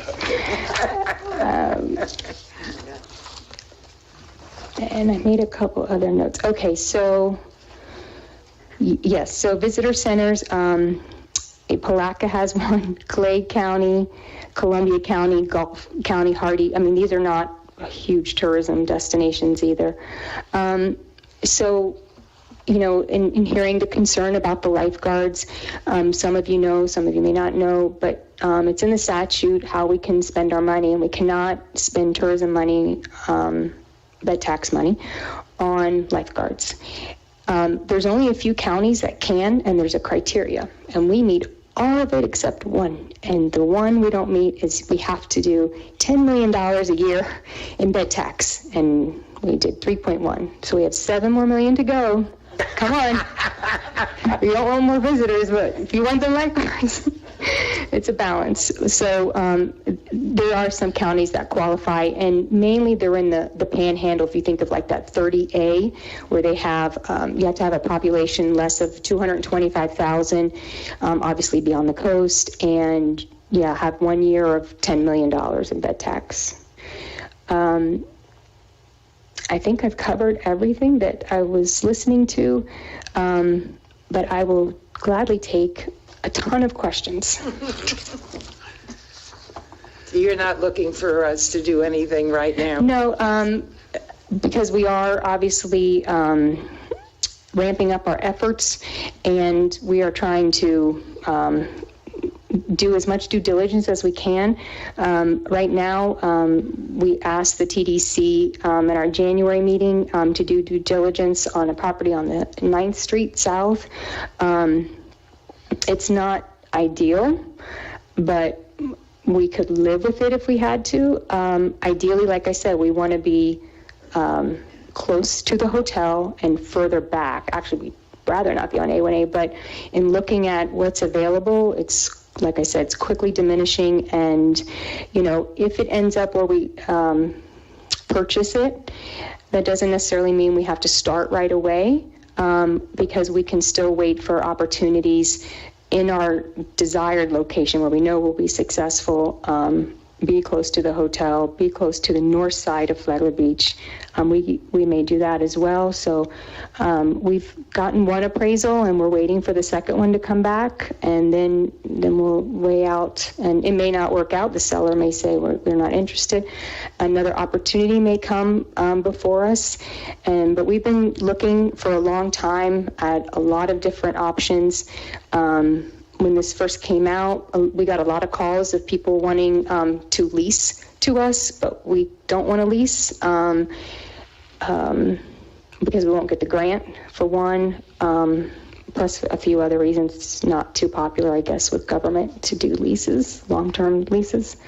So that's kind of where we're at today, and I just wanted to provide you all the information of an experience center so that you can speak to your constituents when they're asking you questions. Of course, feel free to refer them to me as well, because I love to talk about it. Okay, any comments, questions? I got some. Okay, a couple things. To address the property on 9th Street. So a lot of folks thought that that was a lot of money, and I tend to agree with them, and I'll tell you why. So who pays for it? The tourists pay for it through the bed tax, right? Who pays for the tourists? We do. We get stuck with the bill. We have to clean up after them. We have to do all the repairs and all the wear and tear. 80% of the people that come to Flagler Beach, and only for Flagler Beach. 4 out of 5 people do it by driving. We as a city have to carry all of these costs that we're not getting anything back from the county. We have a capital project with the Beach Dune project that TDC has participated with. But when it comes to lots that are expensive or big projects that some view as overpriced, all the money that is spent on a tourism center, like a $1.5 million lot that's 85 feet wide, that's money that can also go to Flagler Beach. And it's not going to. It's going to go to driving more people to Flagler Beach that we're still going to pay for. So and this was covered in strategic plan. Bill Geist covered this in great detail. He covered the why question, and it's all detailed out in his book. And he said, what benefit is it to this? And he drills down and he goes, well, why do we want tourists and all that stuff? And then when it comes down to it, when you start asking the whys, so tourism brings in this money. That is the bed tax that is brought in from Flagler Beach. 80% of it is. No. We're the destination. 80%, your data is 80% of the people that come to Flagler County come for Flagler Beach. All right, but you said bed tax. No, we contribute 9% because we don't have the hotels. Right. We have the destination. If Flagler Beach didn't exist, your office wouldn't exist. So, and we're not getting anything for it. If we build a very, very expensive tourist destination center that is all money that could and should go for capital projects, I just think it needs to be reasonable. The $1.5 million lot that is not big enough to do what you say. You want to put a museum in there, your offices, a tourism center, a shuttle service, and a gift shop, which, by the way, is direct competition to a bunch of businesses here. It's noted in there. You want to use it to generate revenue. Locally sourced, so we would use current gift shop merchandise if they choose to put it in there. Okay. The original vision when we wrote the strategic plan is the tourism center Experience Center was going to be, quote, one sensational facility. It was going to be a destination in itself. It was going to hold meeting space, possibly large enough to be convention center style. It was going to also, there was going to have large gardens, parks, trailheads. It was going to focus on ecotourism and also try to get in there to address the huge problem Flagler County has with athletic fields. The vision that is now is community-based, which is also a good vision. But if you were to say potentially you put it on 100, right, which is not community-based yet, because that area is not built up yet. So if we're looking short-sighted, it's not built up. If it becomes a destination because the county owns 1,000 acres that's zoned PUD, which can be developed into athletic fields, convention center, music amphitheater, and every single thing that goes under every single part of the strategic plan that's in here, and the land is free, which goes back to this, it's two-prong argument. It's money that needs saved to help us out, be the destination. Covered in here is mountains of things that we need for aesthetic improvements, and that hasn't happened. So that's the rationale behind the very expensive and underserving lot. And that's where that came from. So that helps, hopefully that helps give you some insight on where some of my heartburn goes, because I was part of the original strategic plan. I helped write it with Greg Hansen. And a lot of the initiatives that are currently being pursued were not in that. And strategic plans evolve a little bit, but they weren't part of it. Culinary tourism, which was mentioned in some article that got pushed out, was never part of it. There was a consensus actually to not pursue culinary tourism. It was overplayed and saturated. It's in your October 16th of 19 meeting. You can go back and look at the video. What was supposed to be the focus was ecotourism, which is why the original location on 100 at the trailhead and the gateway was suggested. That's about all I got. Okay. Anyone else? I'd like to add something. I met with Amy this Monday and learned more about her project, and I had a lot of questions for Amy. For number one question, when we sat down and we met, she said that a $1.5 million lot was not her ideal location. I don't know what kind of money TDC has, but I would never be able to spend $1.5 million on something that was not the most perfect location. It's a lot of money. And Amy went through her criteria of her different buckets and what is her ideal location. And I want her to share that. But another thing that I would like to bring up is I spoke with the gentleman who owns several vacation rentals here in Flagler Beach, and he was unable to make it to tonight's meeting, and he wanted for me to say, when the money is being spent on any location or any type of building, that it keeps coming out that it says 100% of revenue and expenses are from out-of-county visitors. And he said it's not. And I had to agree with him on this statement. He said, I have the Airbnb and my customers are being taxed. Those customers could spend with that one tax one more meal out in a restaurant, one more night in his Airbnb. It all goes full circle. That dollars of that tax could be spent in the community. And that was something that he wanted for me to bring up just for public comment on this discussion here. But going back to Amy's lot and wanting to build everything, we had a discussion that she had said her ideal location is actually City Hall. And Amy, you were going to, I don't know if you were going to ask the commission or anything tonight. She was mentioning, maybe we could get a appraisal on City Hall. It's a tough bid. Flagler Beach has becoming very, very expensive. Across the way, it's $6 million now for half a lot, so who has any idea of what this is worth? But I would just hate to see visitors' money being spent on something that's not even an ideal location. Okay. Go ahead, James. I just had a question too. I kind of spoken a little bit, trying to get a little bit more understanding on this and everything. And thank you, Commissioner Coy, for kind of bringing me a little bit more up to speed on some of the things of the ecotourism and things. So it's kind of getting, I'm hearing your side and I'm also hearing Commissioner Coy's side. So it's, making a little bit more, trying to, take all this in.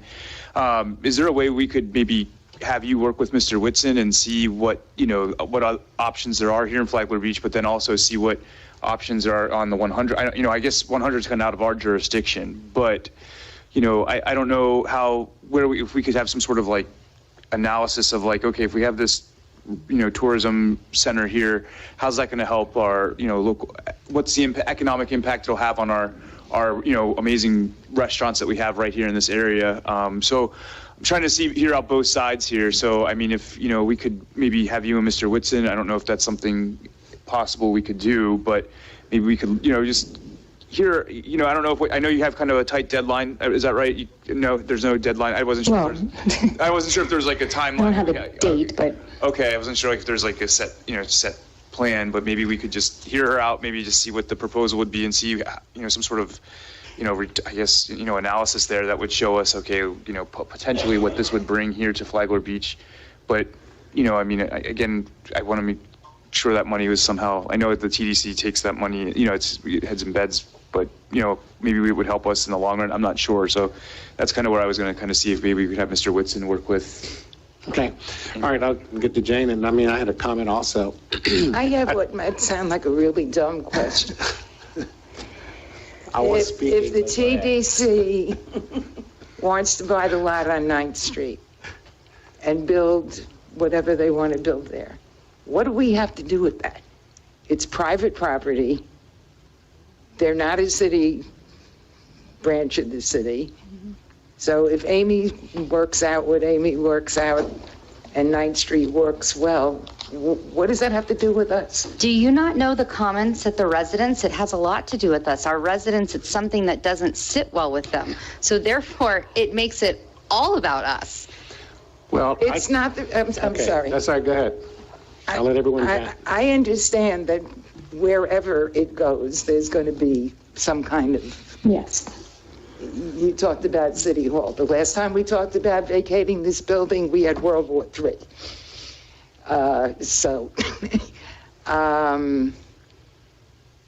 It's a vacant lot. The people who own it have the right to sell it to whoever they want to sell it to. Mm-hmm. Again, I don't understand what it has to do with us. If they want to build it, if there were another lot on South 5th Street or North 2nd Street, what right would we have to say that she can't buy it? We don't. She's not here asking for our permission to buy. But I don't know why we're having this whole conversation. We heard her presentation as to why she wants to build a visitor experience center. But now we got off on why it shouldn't be. And I don't understand that. Well, I can provide a little bit of clarity. 2 prongs. The money that is generated from the bed tax can go to marketing. It can also go to capital improvement projects. So one of the pieces of my concern is that we're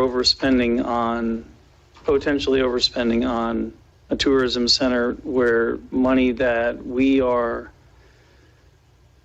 I'll call it entitled to, I'll go as far as to say that, should be used for capital improvement projects to work on our aesthetics, because we are the destination, is being spent on a,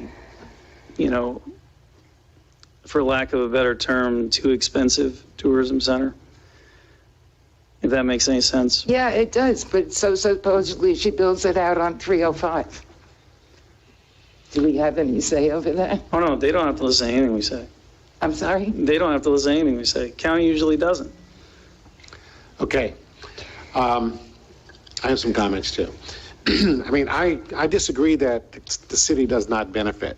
We have one business owner there right there. Okay. and I mean, I talk to people also. I mean, I'm on the TDC as well, and I can see both sides of it as well, and it does seem like a lot of money. But I've also been in a number of places where you do have a center. You can call it, you know, they used to call them visitor centers. They're visitor experiences centers. And I do see the benefits of having a center. And a lot of people do come to Flagler Beach. But here again, I think what we're looking at is using the center itself to drive it to the different businesses that are within Flagler Beach that will benefit. You know, because when I go to a town, if I go to Savannah, if I go to Charleston, wherever it is, one of the places I go to, of course, the internet helps a lot now too, but that helps drive you right to the center that actually drives you to, because I'm into art and that kind of thing there. I like architecture, I like art, I like those kinds of things. If I go to that visitor center, then I can get the information I need without having to go all over town and look for it. So that's the benefit of it. I mean, there's some other advantages to it as well, and I was going to talk about that in my comments, but looking at the historical aspects of it as well, because it can be used as a catalyst. And I guess the question I have is when Commissioner Cooley is talking about the capital projects, I'm not sure which capital projects could we use it for in the city? Well, the capital projects, the city still is able to apply. It didn't take anything away. You're able to apply for a capital project. We're accepting applications in June is the due date, so it can be heard in July. It's a 50-50 match. So there's $739,000 up for grabs. I know Palm Coast is already applying, and the Palm Coast Rowing Club is also applying. So you still would be able to apply to that, but allow us, we're almost like an invisible cash register. We generate money so that others can generate money, so that they're successful. So allow us to continue to do that so that we can continue to help others be successful. I agree about the 1.5, but that's not even going to happen. Not even close at all. Just based on the first appraisal. And that's why I said the seller may not agree, and I'm okay with that. The ecotourism side is very important. On the west side, on 100, with the land you were talking about where the county owns, there is going to be discussion of what they can do with that recreationally to keep that balance of growth and quality of life. And when that does happen, which will not be anytime soon because it's government, we will have a presence there. It'll just look different. But what is important to us is that we're able to help businesses, and not just us, but businesses. And we do bring value.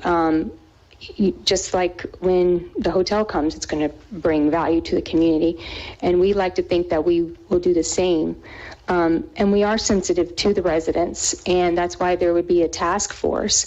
There's no denying that tourism is the main economy here.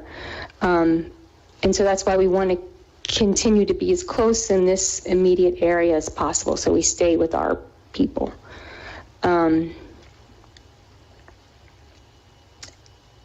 As far as about the tax, it could pay for another meal. That's by state statute though, so we don't control like how this tax happens.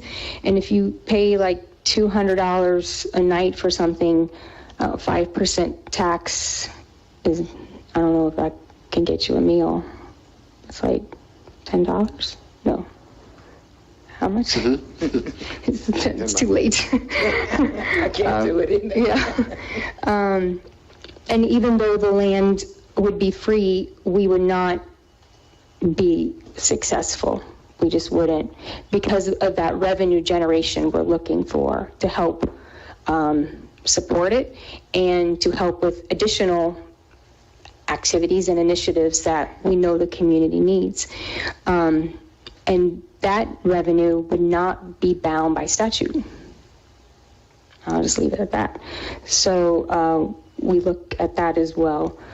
And the gift shop would be locally sourced, nothing from China. Okay. Yeah, just for clarity, I am absolutely not against the tourism center being here in Flagler Beach. My comments had nothing to do with, it only had to do with that lot. And if we can do it in a reasonable way, I think it's a huge hit for the city. And you're absolutely right. All those things you called out are all really good concepts that would be welcome and are things that, arguably are needed here.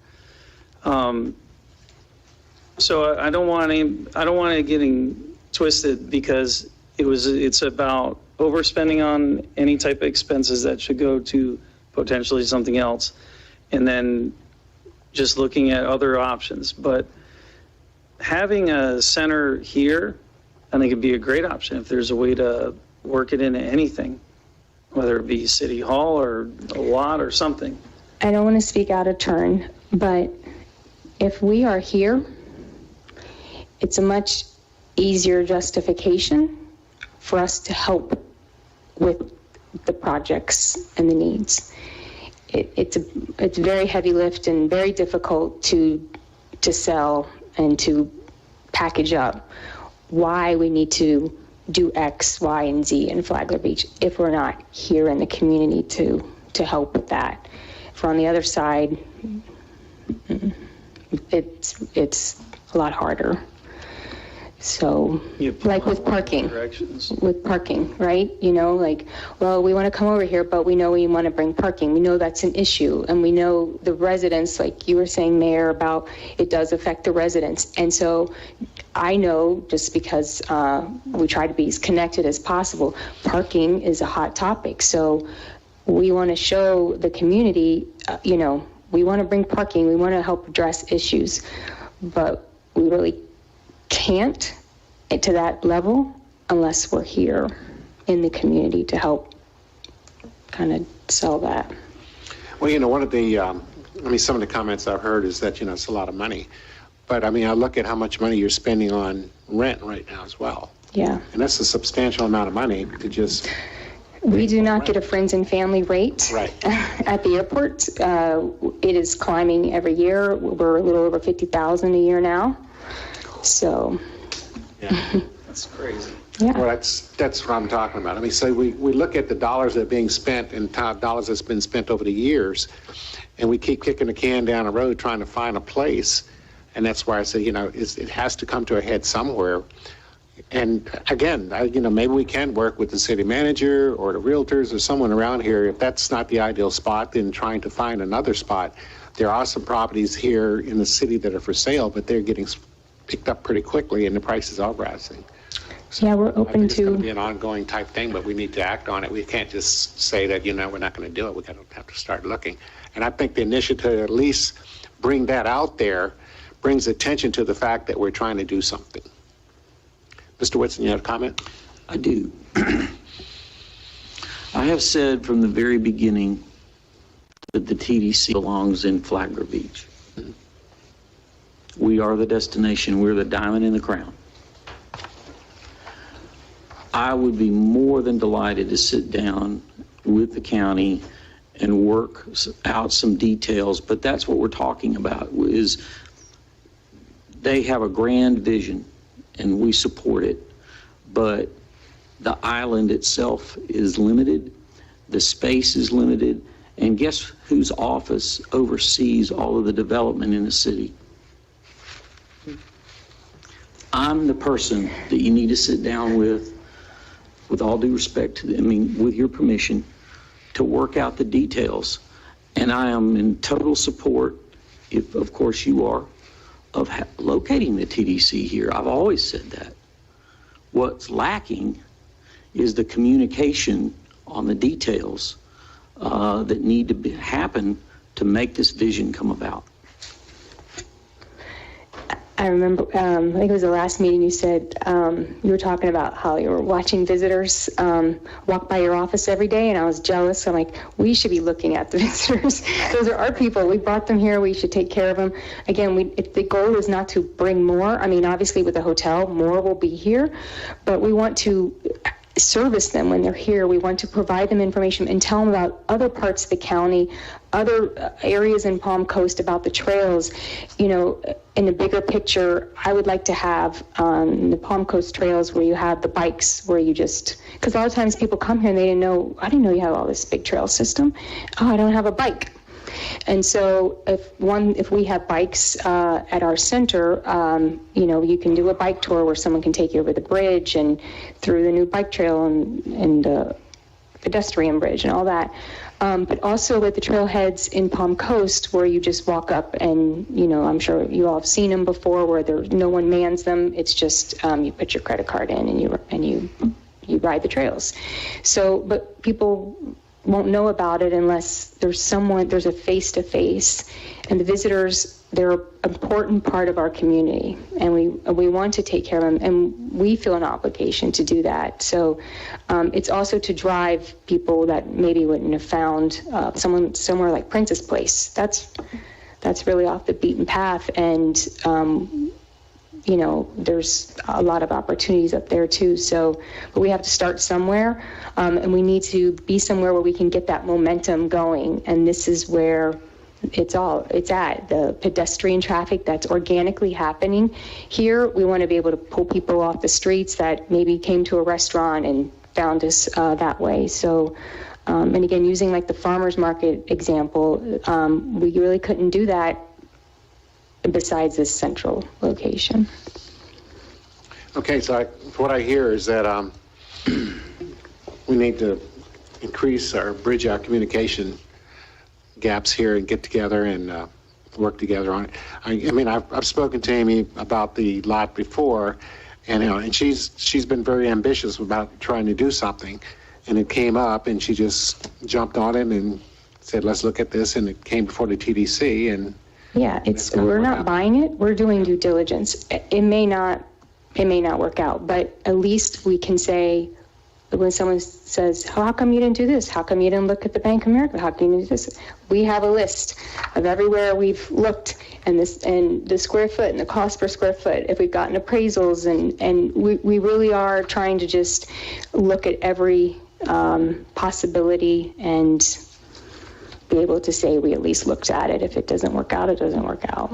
And I'll throw this out here. I know that the last time they brought up about City Hall and you had World War III, things have changed and times are moving fast, and it may be a consideration. I mean, it could be a valuable piece of property where we can bring all of our staff and everyone under one building.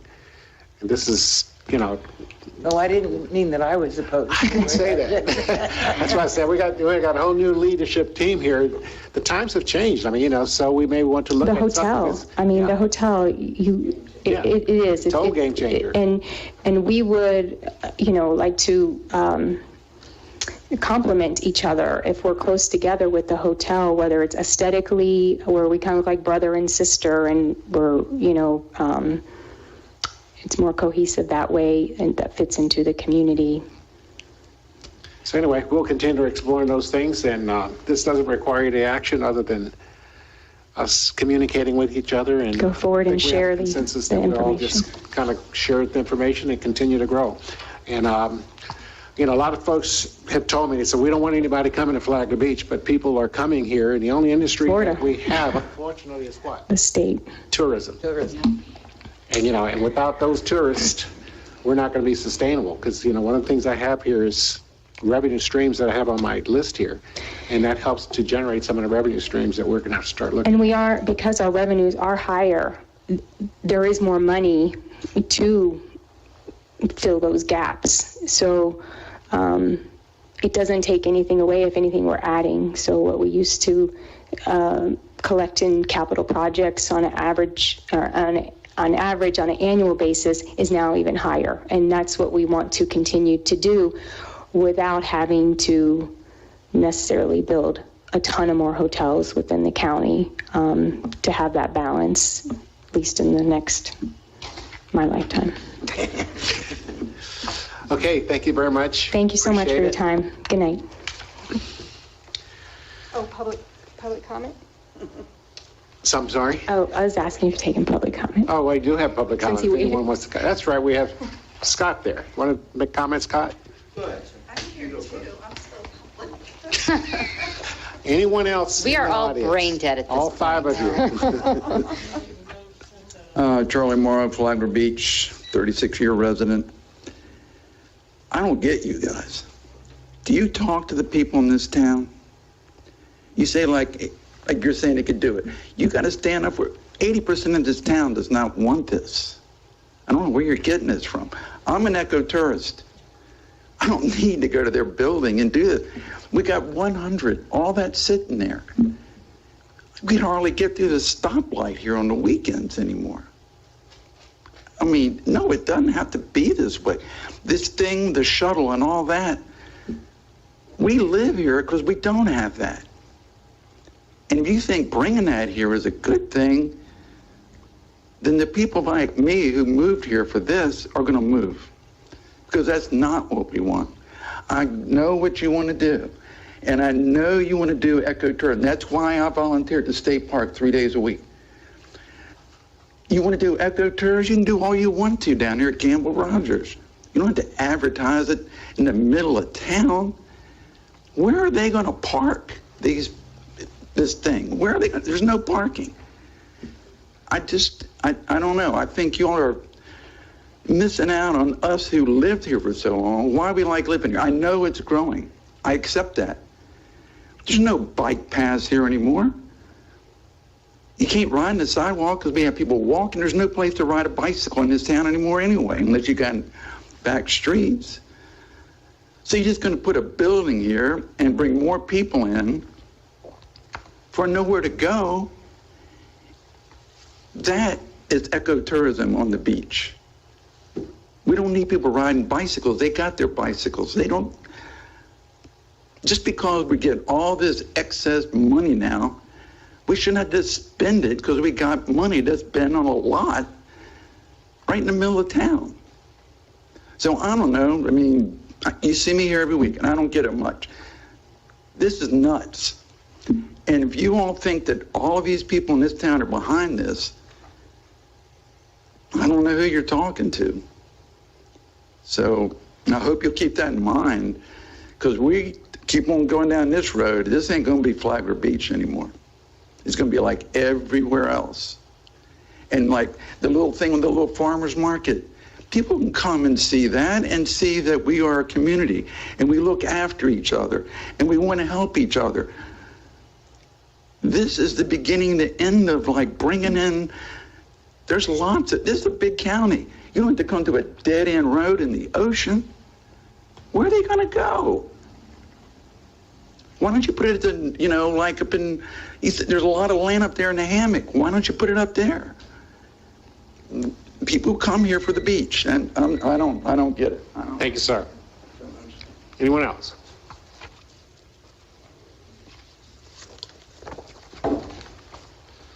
Scott Fox, 108 Lantana Avenue. I'm here to talk about tourism. It's the lifeblood of this city. And I am a resident here, and I respect all the residents here, but all of these residents, for 99% of them, they were a tourist once too. So they showed up to old Florida, and they left as new friends. And that's the motto that Flagler Beach lives by. Welcome to our gorgeous little beautiful town. And we need to do everything we can to protect that.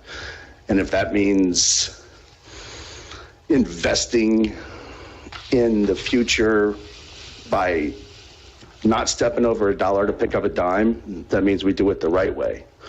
You get what you want and you do it right. I love the idea. I'm really, really excited about the idea of everything being centralized, and then the opportunity to send them to other areas of Flagler County that they would never even know about unless they walked into this visitor center. I would never know about Marineland if I went to the beach, but here I am at the beach. Next thing you know, there's Marineland, there's Bunnell, there's Palm Coast. There's so much more to Flagler County that we can achieve by them walking through something like this. Now, where that location is, that remains to be seen, but I do think centralized and capturing the tourists that you already have as opposed to encouraging them to drive here, you've already got them here. The hotel is going to provide you with 100 different tourists daily. I want to drive home how important tourism is to this city, as we all know, but we can also manage the future as best as we can by protecting the charrette and protecting the growth by controlling it a little bit. And I would rather see a destination center here than a 3-story condo that just doesn't fit with the rest of the flow. This is going to spread people out to all of the local businesses that we've been trying to achieve with a walk around CRA that I think this would really accelerate that goal. So, thank you. Thanks, Scott. Any additional comments? Steve Daly, 1764 Windsong Circle. I'm kind of in between. I came over the bridge and loved it because there's not a lot of stuff. So you got the 5,000 people that live here, and we need to try to manage how we can help just support. Going to a restaurant. We got 8 restaurants or whatever we have. I'm telling you, I used to live in Nashville when it was a small, big city. Okay, they wanted people. So now they got the people. But when I left, we paid more in taxes and had less stuff. And it was cram-packed full of people. I'm telling you, I would like to see one place on earth that figured out how to do the growth without giving up themselves, or sustain themselves without giving up themselves. And I mentioned that to you, that someone has to run a government that learns how to satisfy the people that are here and have a growth that fits and doesn't lose everything. Because I don't know if I've ever seen a city council, board, not end up spending way more, and the people that were there for a specific reason lost it all because everybody went way too far and didn't know how to stop it. We have a little visitor center. They come to the beach already. I've been on vacation my whole life a lot of times. If I was going to the beach, I went to the beach, and I can find the restaurants. I didn't have to go walk around the visitor center to tell me what was around. You got the internet now to do these things. You be careful on what more you put and how many more people you want to put in here on a daily basis. You need to figure out how many you need and how to get them here and how to have them spend. Now, the idea that you have land that's already purchased, that you could have bicycle trails and you got a thing to have ball fields. Now, I've had kids and grandkids. I know about the ball tournaments. You do that, you got a zillion people.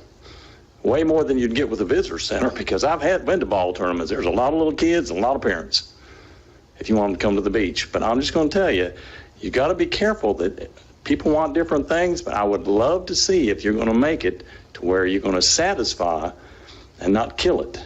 Because I don't know if I've ever lived in a city. I lived in a tourist town in Michigan. I've seen this play the game, and most of them fail. They want more than they should want. They get it in the wrong places, and all the uniqueness of the city is gone. Because you can doesn't mean you should. And I went to the planning board the other day about the hotel, and saw the little configurations they went through. And I'll bring that one up the next time. I just want to also thank FDOT for coming, because I've been concerned about the traffic. And I want to thank the city because the walkover's getting benches on it. So appreciate it. Thank you, sir.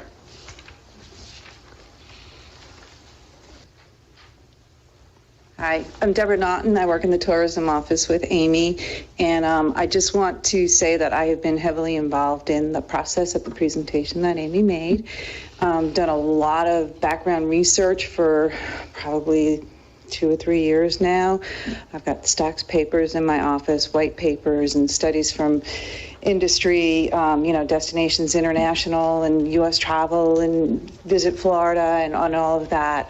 So I can just talk on and on here. But what I want to get to is one of the things I looked at that I learned is like there's 3 levels of people when they plan their trips. And this came from Destinations International. And they all use the internet and they find out where it is that they want to go and they make their plans to go there. And then now that's in place. And as they're traveling along, they start, oh, well, what are we going to do when we get there? And then so as they're traveling, they're kind of figuring out what they're going to do when they get there. But then here's the key, and here's where we come in. When they get to that destination, they say, okay, what's there to do here now? And that's when people are looking for that direction. I think we've all had at least one experience of traveling where you're like, okay, I'm here, what can I do now? And you can't find that information.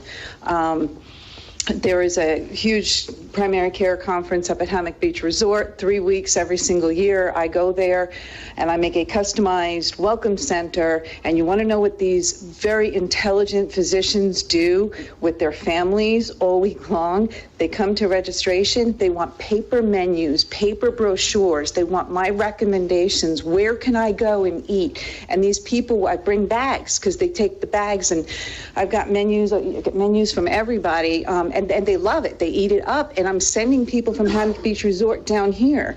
And so often they'll say, well, what about St. Augustine? Nope, you got to go to Flagler Beach. So I'm literally sending people down here. To the point about too many tourists, I think Amy already said it, but I would like to reiterate. The goal is not necessarily to bring more tourists here. It's to increase their stay once they're in the destination and to give them things of interest to do while they're here. So we want to create more activities for them so they stay longer and invest more money or spend more money into our community. And then with regards to the parking issue, Amy also already said that she's painfully aware that that is something that the citizens of Flagler Beach are very sensitive to, and it's something that we definitely will be addressing within our plan as we move forward, and that's certainly something for our task force when we get there.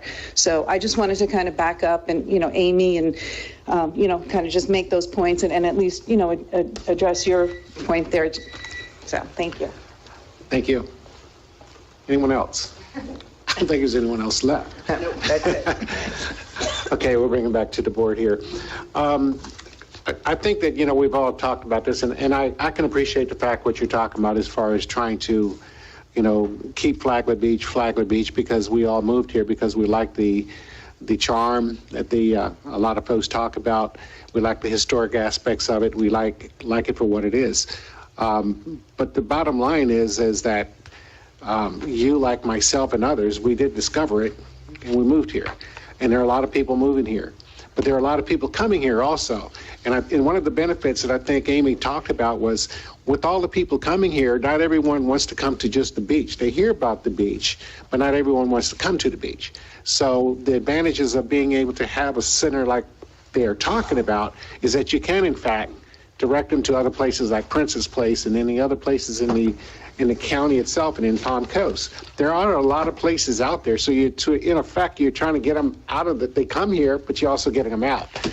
There are a lot of restaurants here that people just don't know about.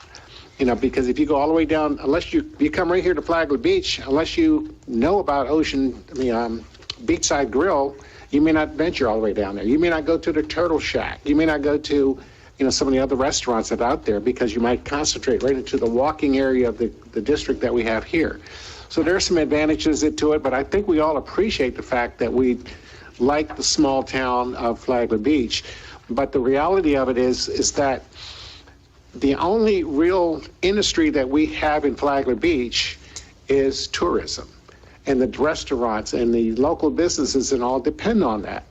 And that helps to pay some of the tax base as well.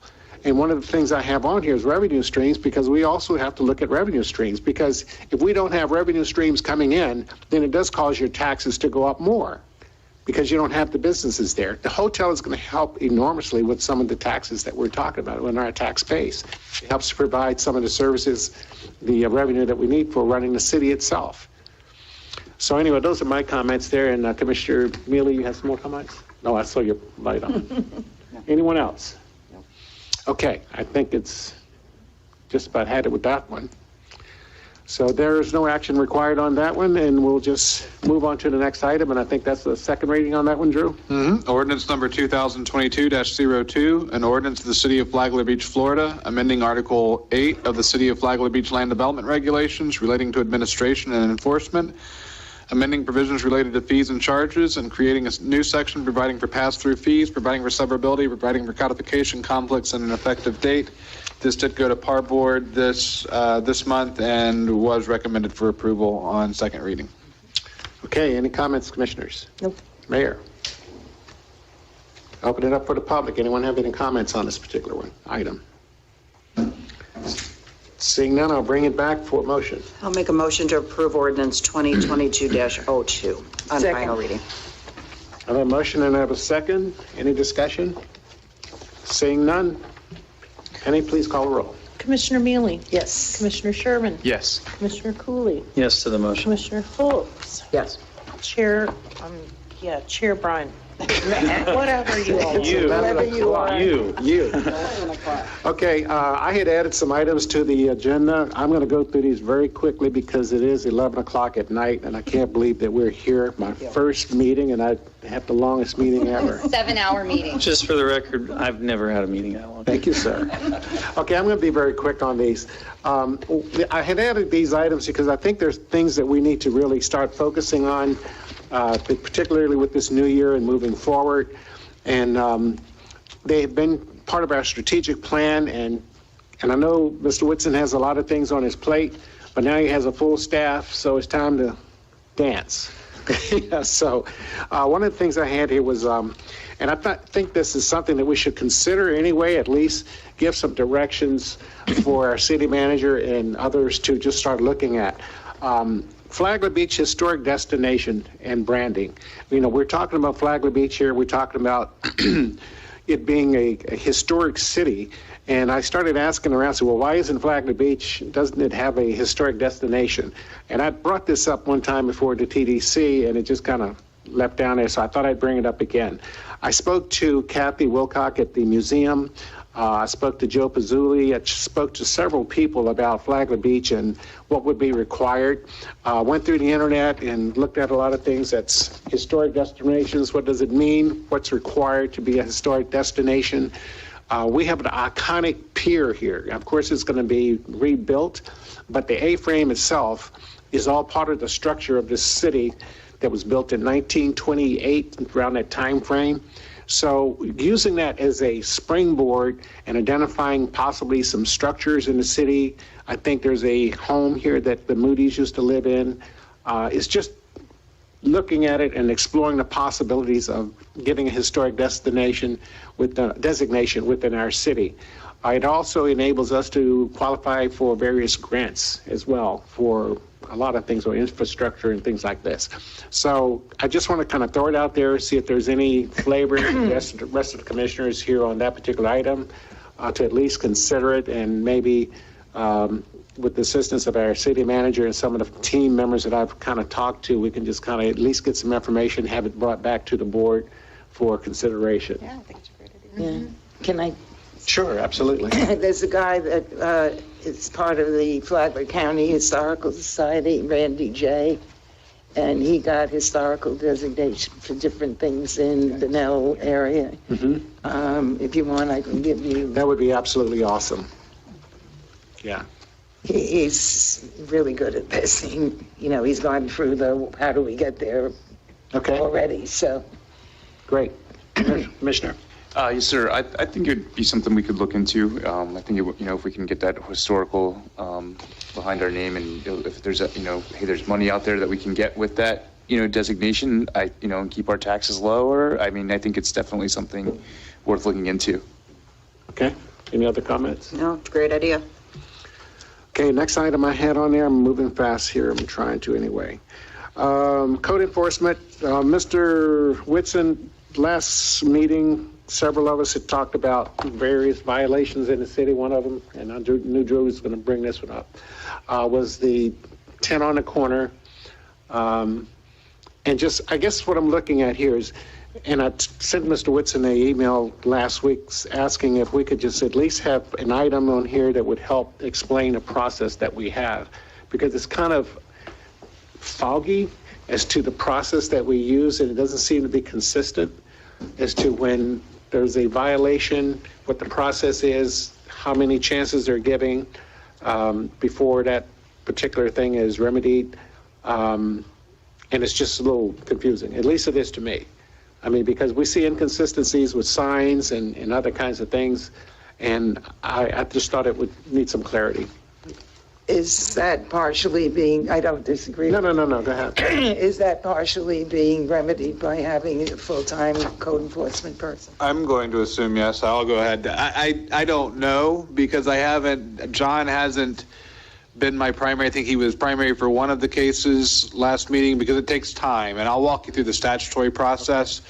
But I will also, I assume that the answer to your question, Commissioner Mealy, is yes, because in Edgewood we are similarly positioned in that we were without any code enforcement officer, anybody, for about a year, and the backlog is horrible.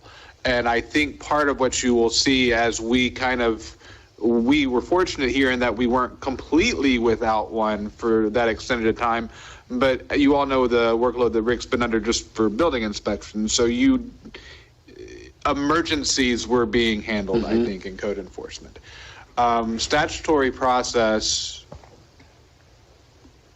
the first step is formal notice of violation. I think here you still, I know you do, use a courtesy notice. Most jurisdictions do. It's not required by statute, but it is whether it's a door hanger, a friendly letter, or whatever, it helps people not be too upset when they get a code enforcement notice. One of the conversations I had after the last code enforcement hearing was about those courtesy notices and making sure everybody understood. You do not have to send, I think it was about the one up the road, you do not have to send a courtesy notice. It's not statutorily required. We do it as a courtesy. If it's a significant violation, if you're receiving a lot of complaints about it, if it's a safety hazard, you can skip the courtesy notice. So courtesy notice is going to be a little bit gray. If it's not a life-threatening violation, if it's not a grave violation, if it's not generating a bunch of complaints, there's probably going to be a courtesy notice given. My guess is it's going to be around 30 days. Again, with a courtesy notice, we know we're not dealing with a significant violation. Okay, for example, the tent. In the last meeting, we discussed the fact that the tent was put up and was probably taking up some of the parking spaces. Tent's still there. Tent's still there. And I think they've received Tent a is formal growing. notice violation. Yeah, I mean, they've received a formal and notice. there's stuff, I mean, They've expanded. So let's go to the second step of the process. So whether or not you got a courtesy notice, the first formal step is the notice of violation. We are required by state law to give you time to cure. So we can't say, take it down tomorrow or else. We can't come in and take it down for you. We can only say you're in violation and you have this amount of time to take it down or this amount of time to cure the violation. If you don't do that, then you're going to wind up in front of the magistrate. And I share your frustration as well, is because this is a repeat violator. It's only a repeat violator under the law if you've been to the magistrate and the magistrate has found you in violation. And so that's what I'm talking about. So you have individuals in the city that are trying to do the right thing, and you have other individuals that says, I'll wait till they violate me or whatever, and I'm just going to do whatever I want, and then in the meantime, And absolutely. Like a bunch of idiots. I prosecute code enforcement cases in 5 jurisdictions. I'm the hearing officer in St. Cloud. God bless you. That is not a unique problem. It is every city in this state, and part of it is exactly, we have, and I don't mean to fault it. I do so much code enforcement because I love code enforcement, and I love being a hearing officer when it's those people that are coming in front of me that genuinely want to do better next time. And the frustrating ones are the ones that you're describing. Yep, I didn't care. If I showed up at the hearing, that was me being kind to you, city. They're extremely frustrating, but they're not unique to Flagler Beach. Is there a way that we can hold the landlord responsible? Because the landlord is a phenomenal citizen. We always hold the landlord responsible because really the only teeth that the statute gives us is against the property owner. So the landlord always gets the notice. Sometimes the tenant does, but the landlord always does. I know, I heard, I met Karen in her travels around, and she said, I'm going to have a real fun afternoon because I have to go talk to whatever his name is that owns Angelo's son, and I have to go talk to Ken Aston. And so it was... So I'll speed through that, but just to get to the end of the process, though, we have to give them time when we send the notice of violation. Then you have to fit them into when you have a hearing coming up. You know, does the time they had to cure fall at a time period that gives you enough time to get them onto the next code enforcement agenda, or are you now having to push it another month out? So now you're 60 days in, and you haven't been to a hearing yet. You finally get to that hearing. And guess what? The magistrate, we have to also give them time to cure. So before you even get to the first dollar of fine, you're 90 days into a code enforcement case. And that's state law. That's not This reminds me process. That's state some law. of the renters I've had in the past. So didn't pay their rent, and they know exactly how long to wait. It's fraught to be taken advantage of by exactly that personality. And the way that we deal with that is consistency, we get that case to the end of the line. One of the things that I did here when I came in, and I've done everywhere else that I do code enforcement, is if you said you have until March 10th to come into compliance, if they came into compliance on March 11th, I'm sorry, code enforcement officer, there's no Mr. Nice Guy. We're going to go ahead and take them to the hearing, have the magistrate find, yes, you were in violation. I appreciate that you came into compliance. We're not going to fine you anything, but I'm going to make the finding that you were in violation so that the next time it happens, it's a repeat violation. Okay. And that shortens that process down really quick. And just to go ahead. Make you feel better, prior to us having the process we have now, we had a code enforcement board made up of neighbors who was, oh, poor Charlie, he didn't really mean it. And he'll be better next time. And it just went on and on. It was very nice. Okay, so I guess the only thing that I can request, and hopefully we can get some consensus here, is that as soon as a violation is noticed, that immediately they're notified. And having a full-time code enforcement officer is going to help with that. Okay. All right. Can I ask a question? Sure. We get this code enforcement list, and I know it's a lot of work to put that together, and I think we all read it and we appreciate it. Is there a way to add a column so we're not contacting you every time and saying like what the status is of each one of these violations? So, for example, there was Lazy Hours Motel in disrepair. Well, that place has been in disrepair for years. So it would be nice to have a column to say it's going in front of the magistrate or, whatever the status is. So that, to me, that would be very, very helpful. Yeah. That would help a lot. That would avoid a lot of calls to you. Exactly. Double done. Okay, good. Thank you. It's probably saved me a couple of phone calls too, because every once in a while I will follow up with Rick or whoever's doing code enforcement and say, where is this case? So if I get that too, then that actually would probably help me. I think that's a great idea. Okay, I hate to keep bringing this kind of stuff up, but I have other people that say, why can they get away with this? Right. And I can't. Absolutely. So, we're trying to establish some consistency here and let them know that we're at least trying. And I know that, like, as we discussed before, some of our, I won't say all of them, but some of our legislators are not making it easier on us. You know, I mean, and we have a couple that said they don't even like home rule. Yeah. But anyway. Okay, my last item, and here again, this goes, I'm sorry, I didn't even see you. How long is the time for that violation? So, for instance, like, for instance, the 10. So Depends on the violation, depends on the circumstances. I don't know because I didn't see the notice of violation. Generally, a notice, you're not going to see less than 10 days because by the time somebody gets it, by the time the mail gets to them and everything else, we want to make sure we have to give a reasonable time because that's what the law requires. But reasonable depends on the circumstances. I'm guessing that one was a relatively short. I think when we discussed it, I said don't give them more than, I think I said don't give them more than 10 days, but. Kara told me that would be gone by the end of Bike Week. Well, here's the concern. Bike Week's 10 days. So as a business owner, if the window's 10 days, you can do anything you want. And during that's Bike code Week. enforcement. But That is the system of code enforcement we have. The people who are going to temporarily violate once in a blue moon they're going to get Can the window get shortened? We have to give a reasonable time. What's reasonable? It depends on the circumstances, but if you're getting less than 10 days, you're getting into an area where a court can say that was not a reasonable time. I'm sorry? Took them a day to set it up. True. And deliver the note. Well, I mean, the thing is, what I'm looking at is if you... And there are someone will give somebody 24 hours when it's something, but... It's dangerous.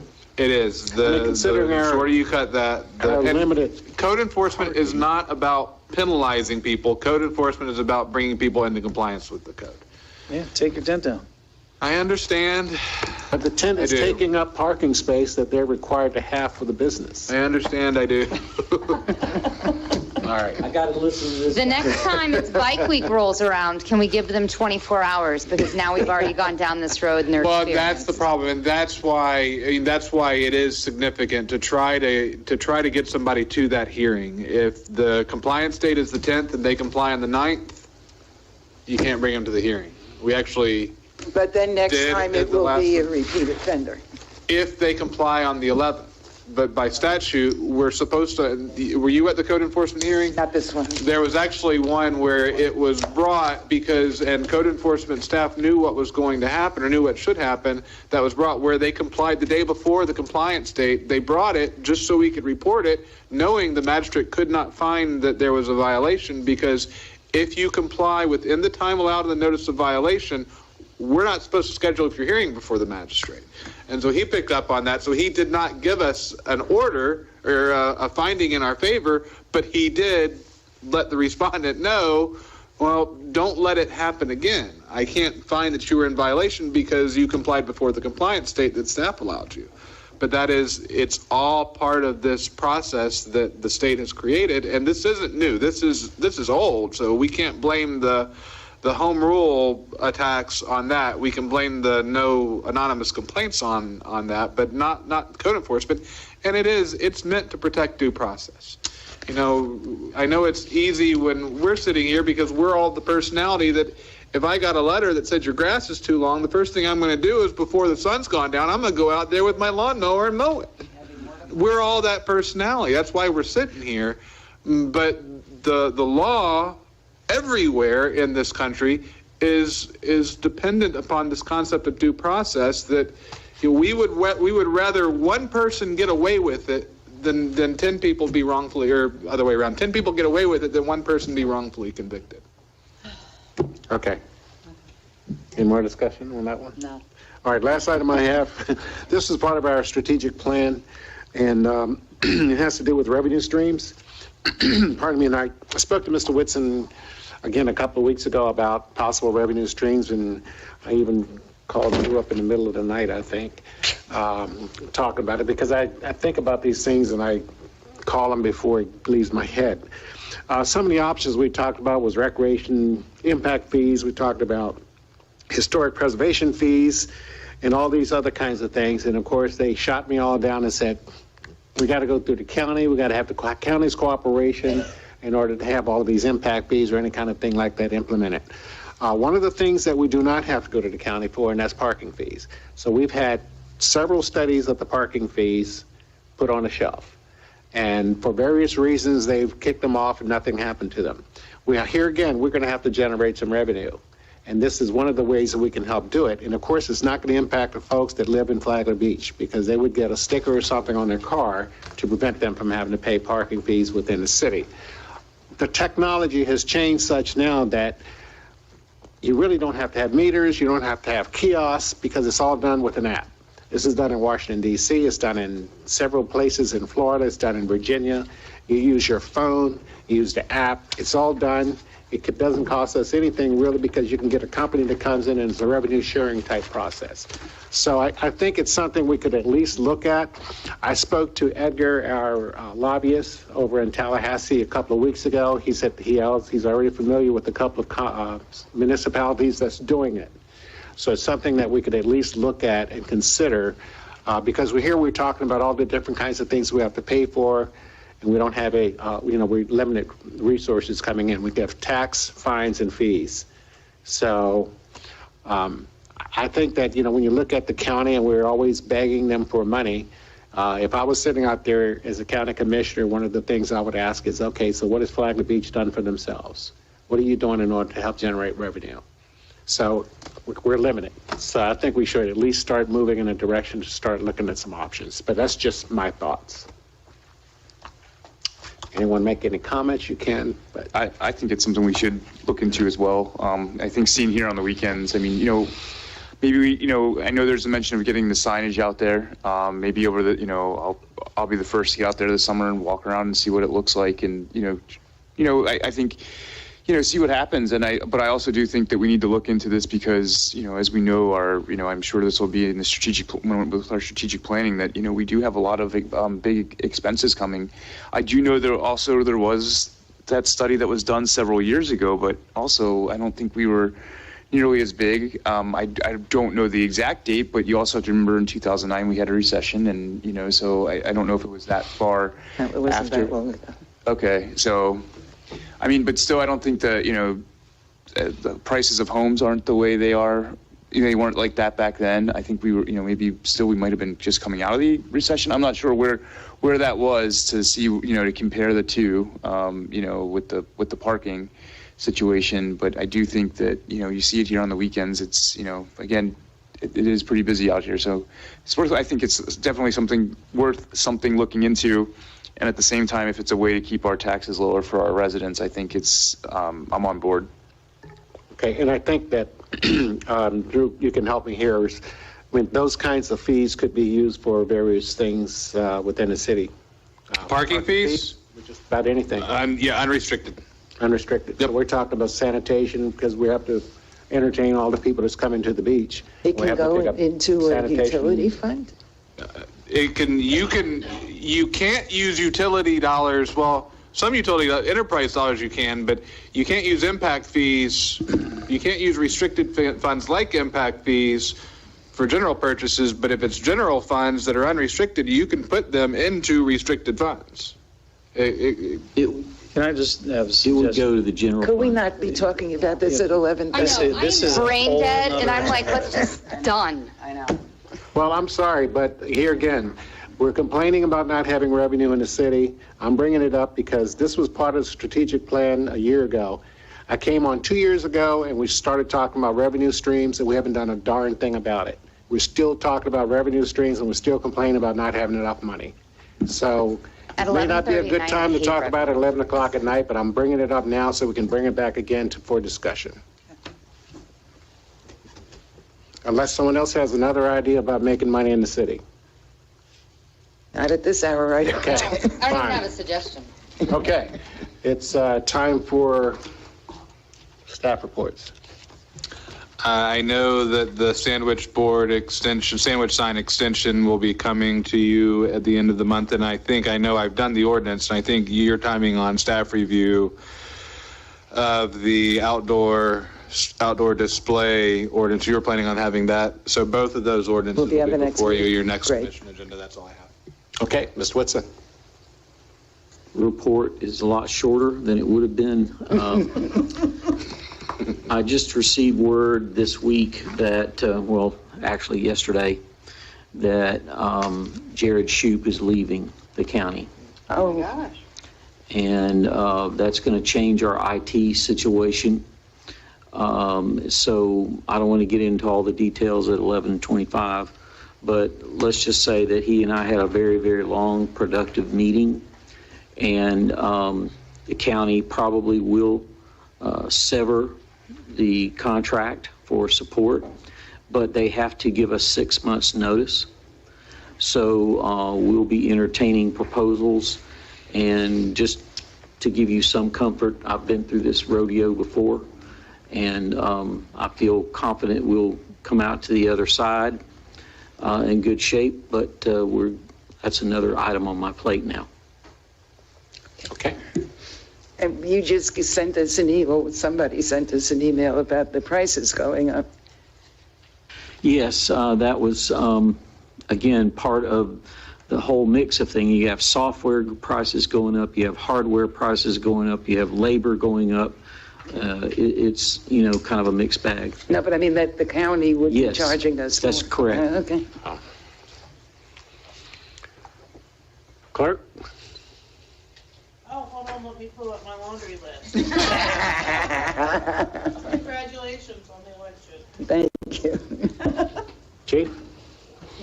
I'll just agree on a comment made about 4 hours ago. It's always time for ice cream. Nice.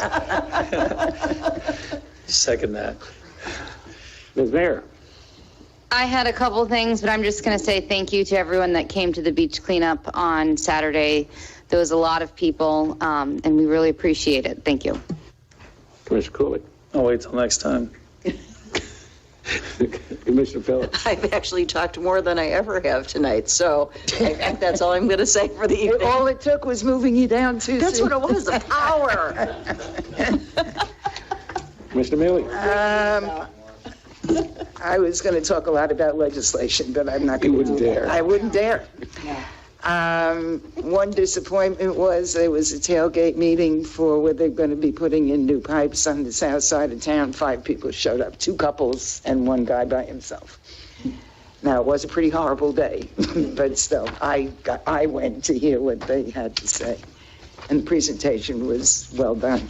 I'm just sorry, and not enough people came. And last Friday was one of the best examples of how great this town is. Starting out with Caleb coming home and that whole parade across the bridge. Cool. The fire truck welcome to the town. And we rode in. And they wouldn't let Scott Spradley drive it. And that is so funny. Did you see his thing on Facebook? No. Oh, it was a picture of Scott in front of the truck. Yes, I did. And it was like, they wouldn't let me drive it. I didn't see that. And then the first Friday being so that's Flagler Beach. One good thing the legislature did, they decided that strawberry shortcake is the official dessert. And they also extended sine die through Monday. Oh, did they? Wow. Now, this was something I had not planned on, but I was reading the Observer, today's Observer today. And when they opened up last year and had this big hoopla, invited the general universe to come, they were not going to be putting stuff into the air. They had this enclosed building, and all of the horrible smells and everything was going to be contained in that building. Brady White. I'm sorry? I'm sorry, go ahead. Not that I really believed them at the time, but I didn't have any way of arguing. So today is this, and I don't generally read public notices, but when you see something this size, it kind of attracts your attention. So Boston Whaler is applying to the Department of Environmental Protection for an extension of an air operation permit. It's a renewal of one they already have. The existing facility, fiberglass boat manufacturing facility with resin and gel coat operations, fabrication and assembly process. And the purpose of this notice is you can write to the department and voice your objections. It seems to me if it was going to be that clean, they wouldn't need to renew this. So I don't know if anybody out there in the public would like to write to it's both the DEP and the EPA. That pissed me off.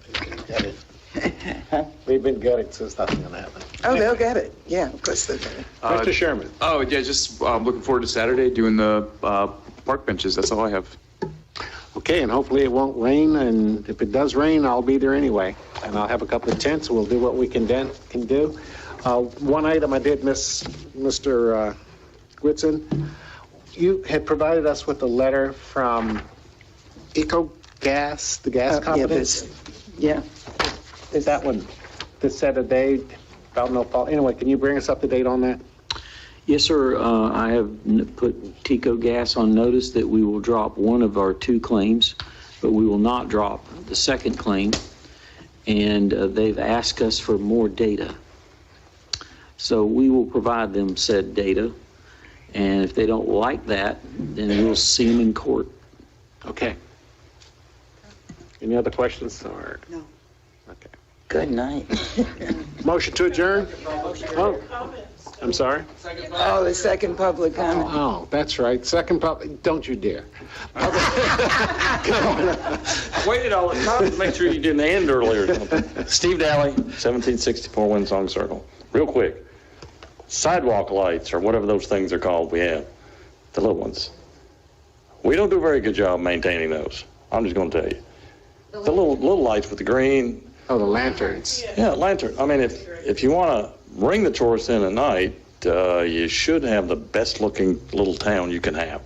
They're bad. They're either don't work or they're white or they're yellow or, so that's one thing, real quick. And number 2, I want to know about where do we find out about this hotel thing they want to build? Because I know the plan isn't totally right yet, and we do not have enough parking, obviously, in their new little idea. Back to because you can, you should. We gave them 100 rooms. I think they should have went to like 60, planned it a little better so it'll fit, because you're never going to put 100 people in there with 100 cars, doesn't have it, with 25 employees who are going to park here too. So you're in deep trouble, and it ain't never going to fit. And then part of it's 48 feet high, and I know you can play the game with the 36 feet or whatever we have because they got a elevator and you scam it up, but you're going 4 layers up and the thing's going to be huge. So just a little comment on that one. It's just a little different on that building, but the sidewalk lights is something we won't want to look into. Okay, well, we've taken note of it and we'll improve the lighting. Anything else? Motion to adjourn? Motion to adjourn. Thank you. I hope to God we never have a meeting. We used to have meetings until like what? I've been here until 2:43. What? I would have killed people if this is bad. It's in the budget.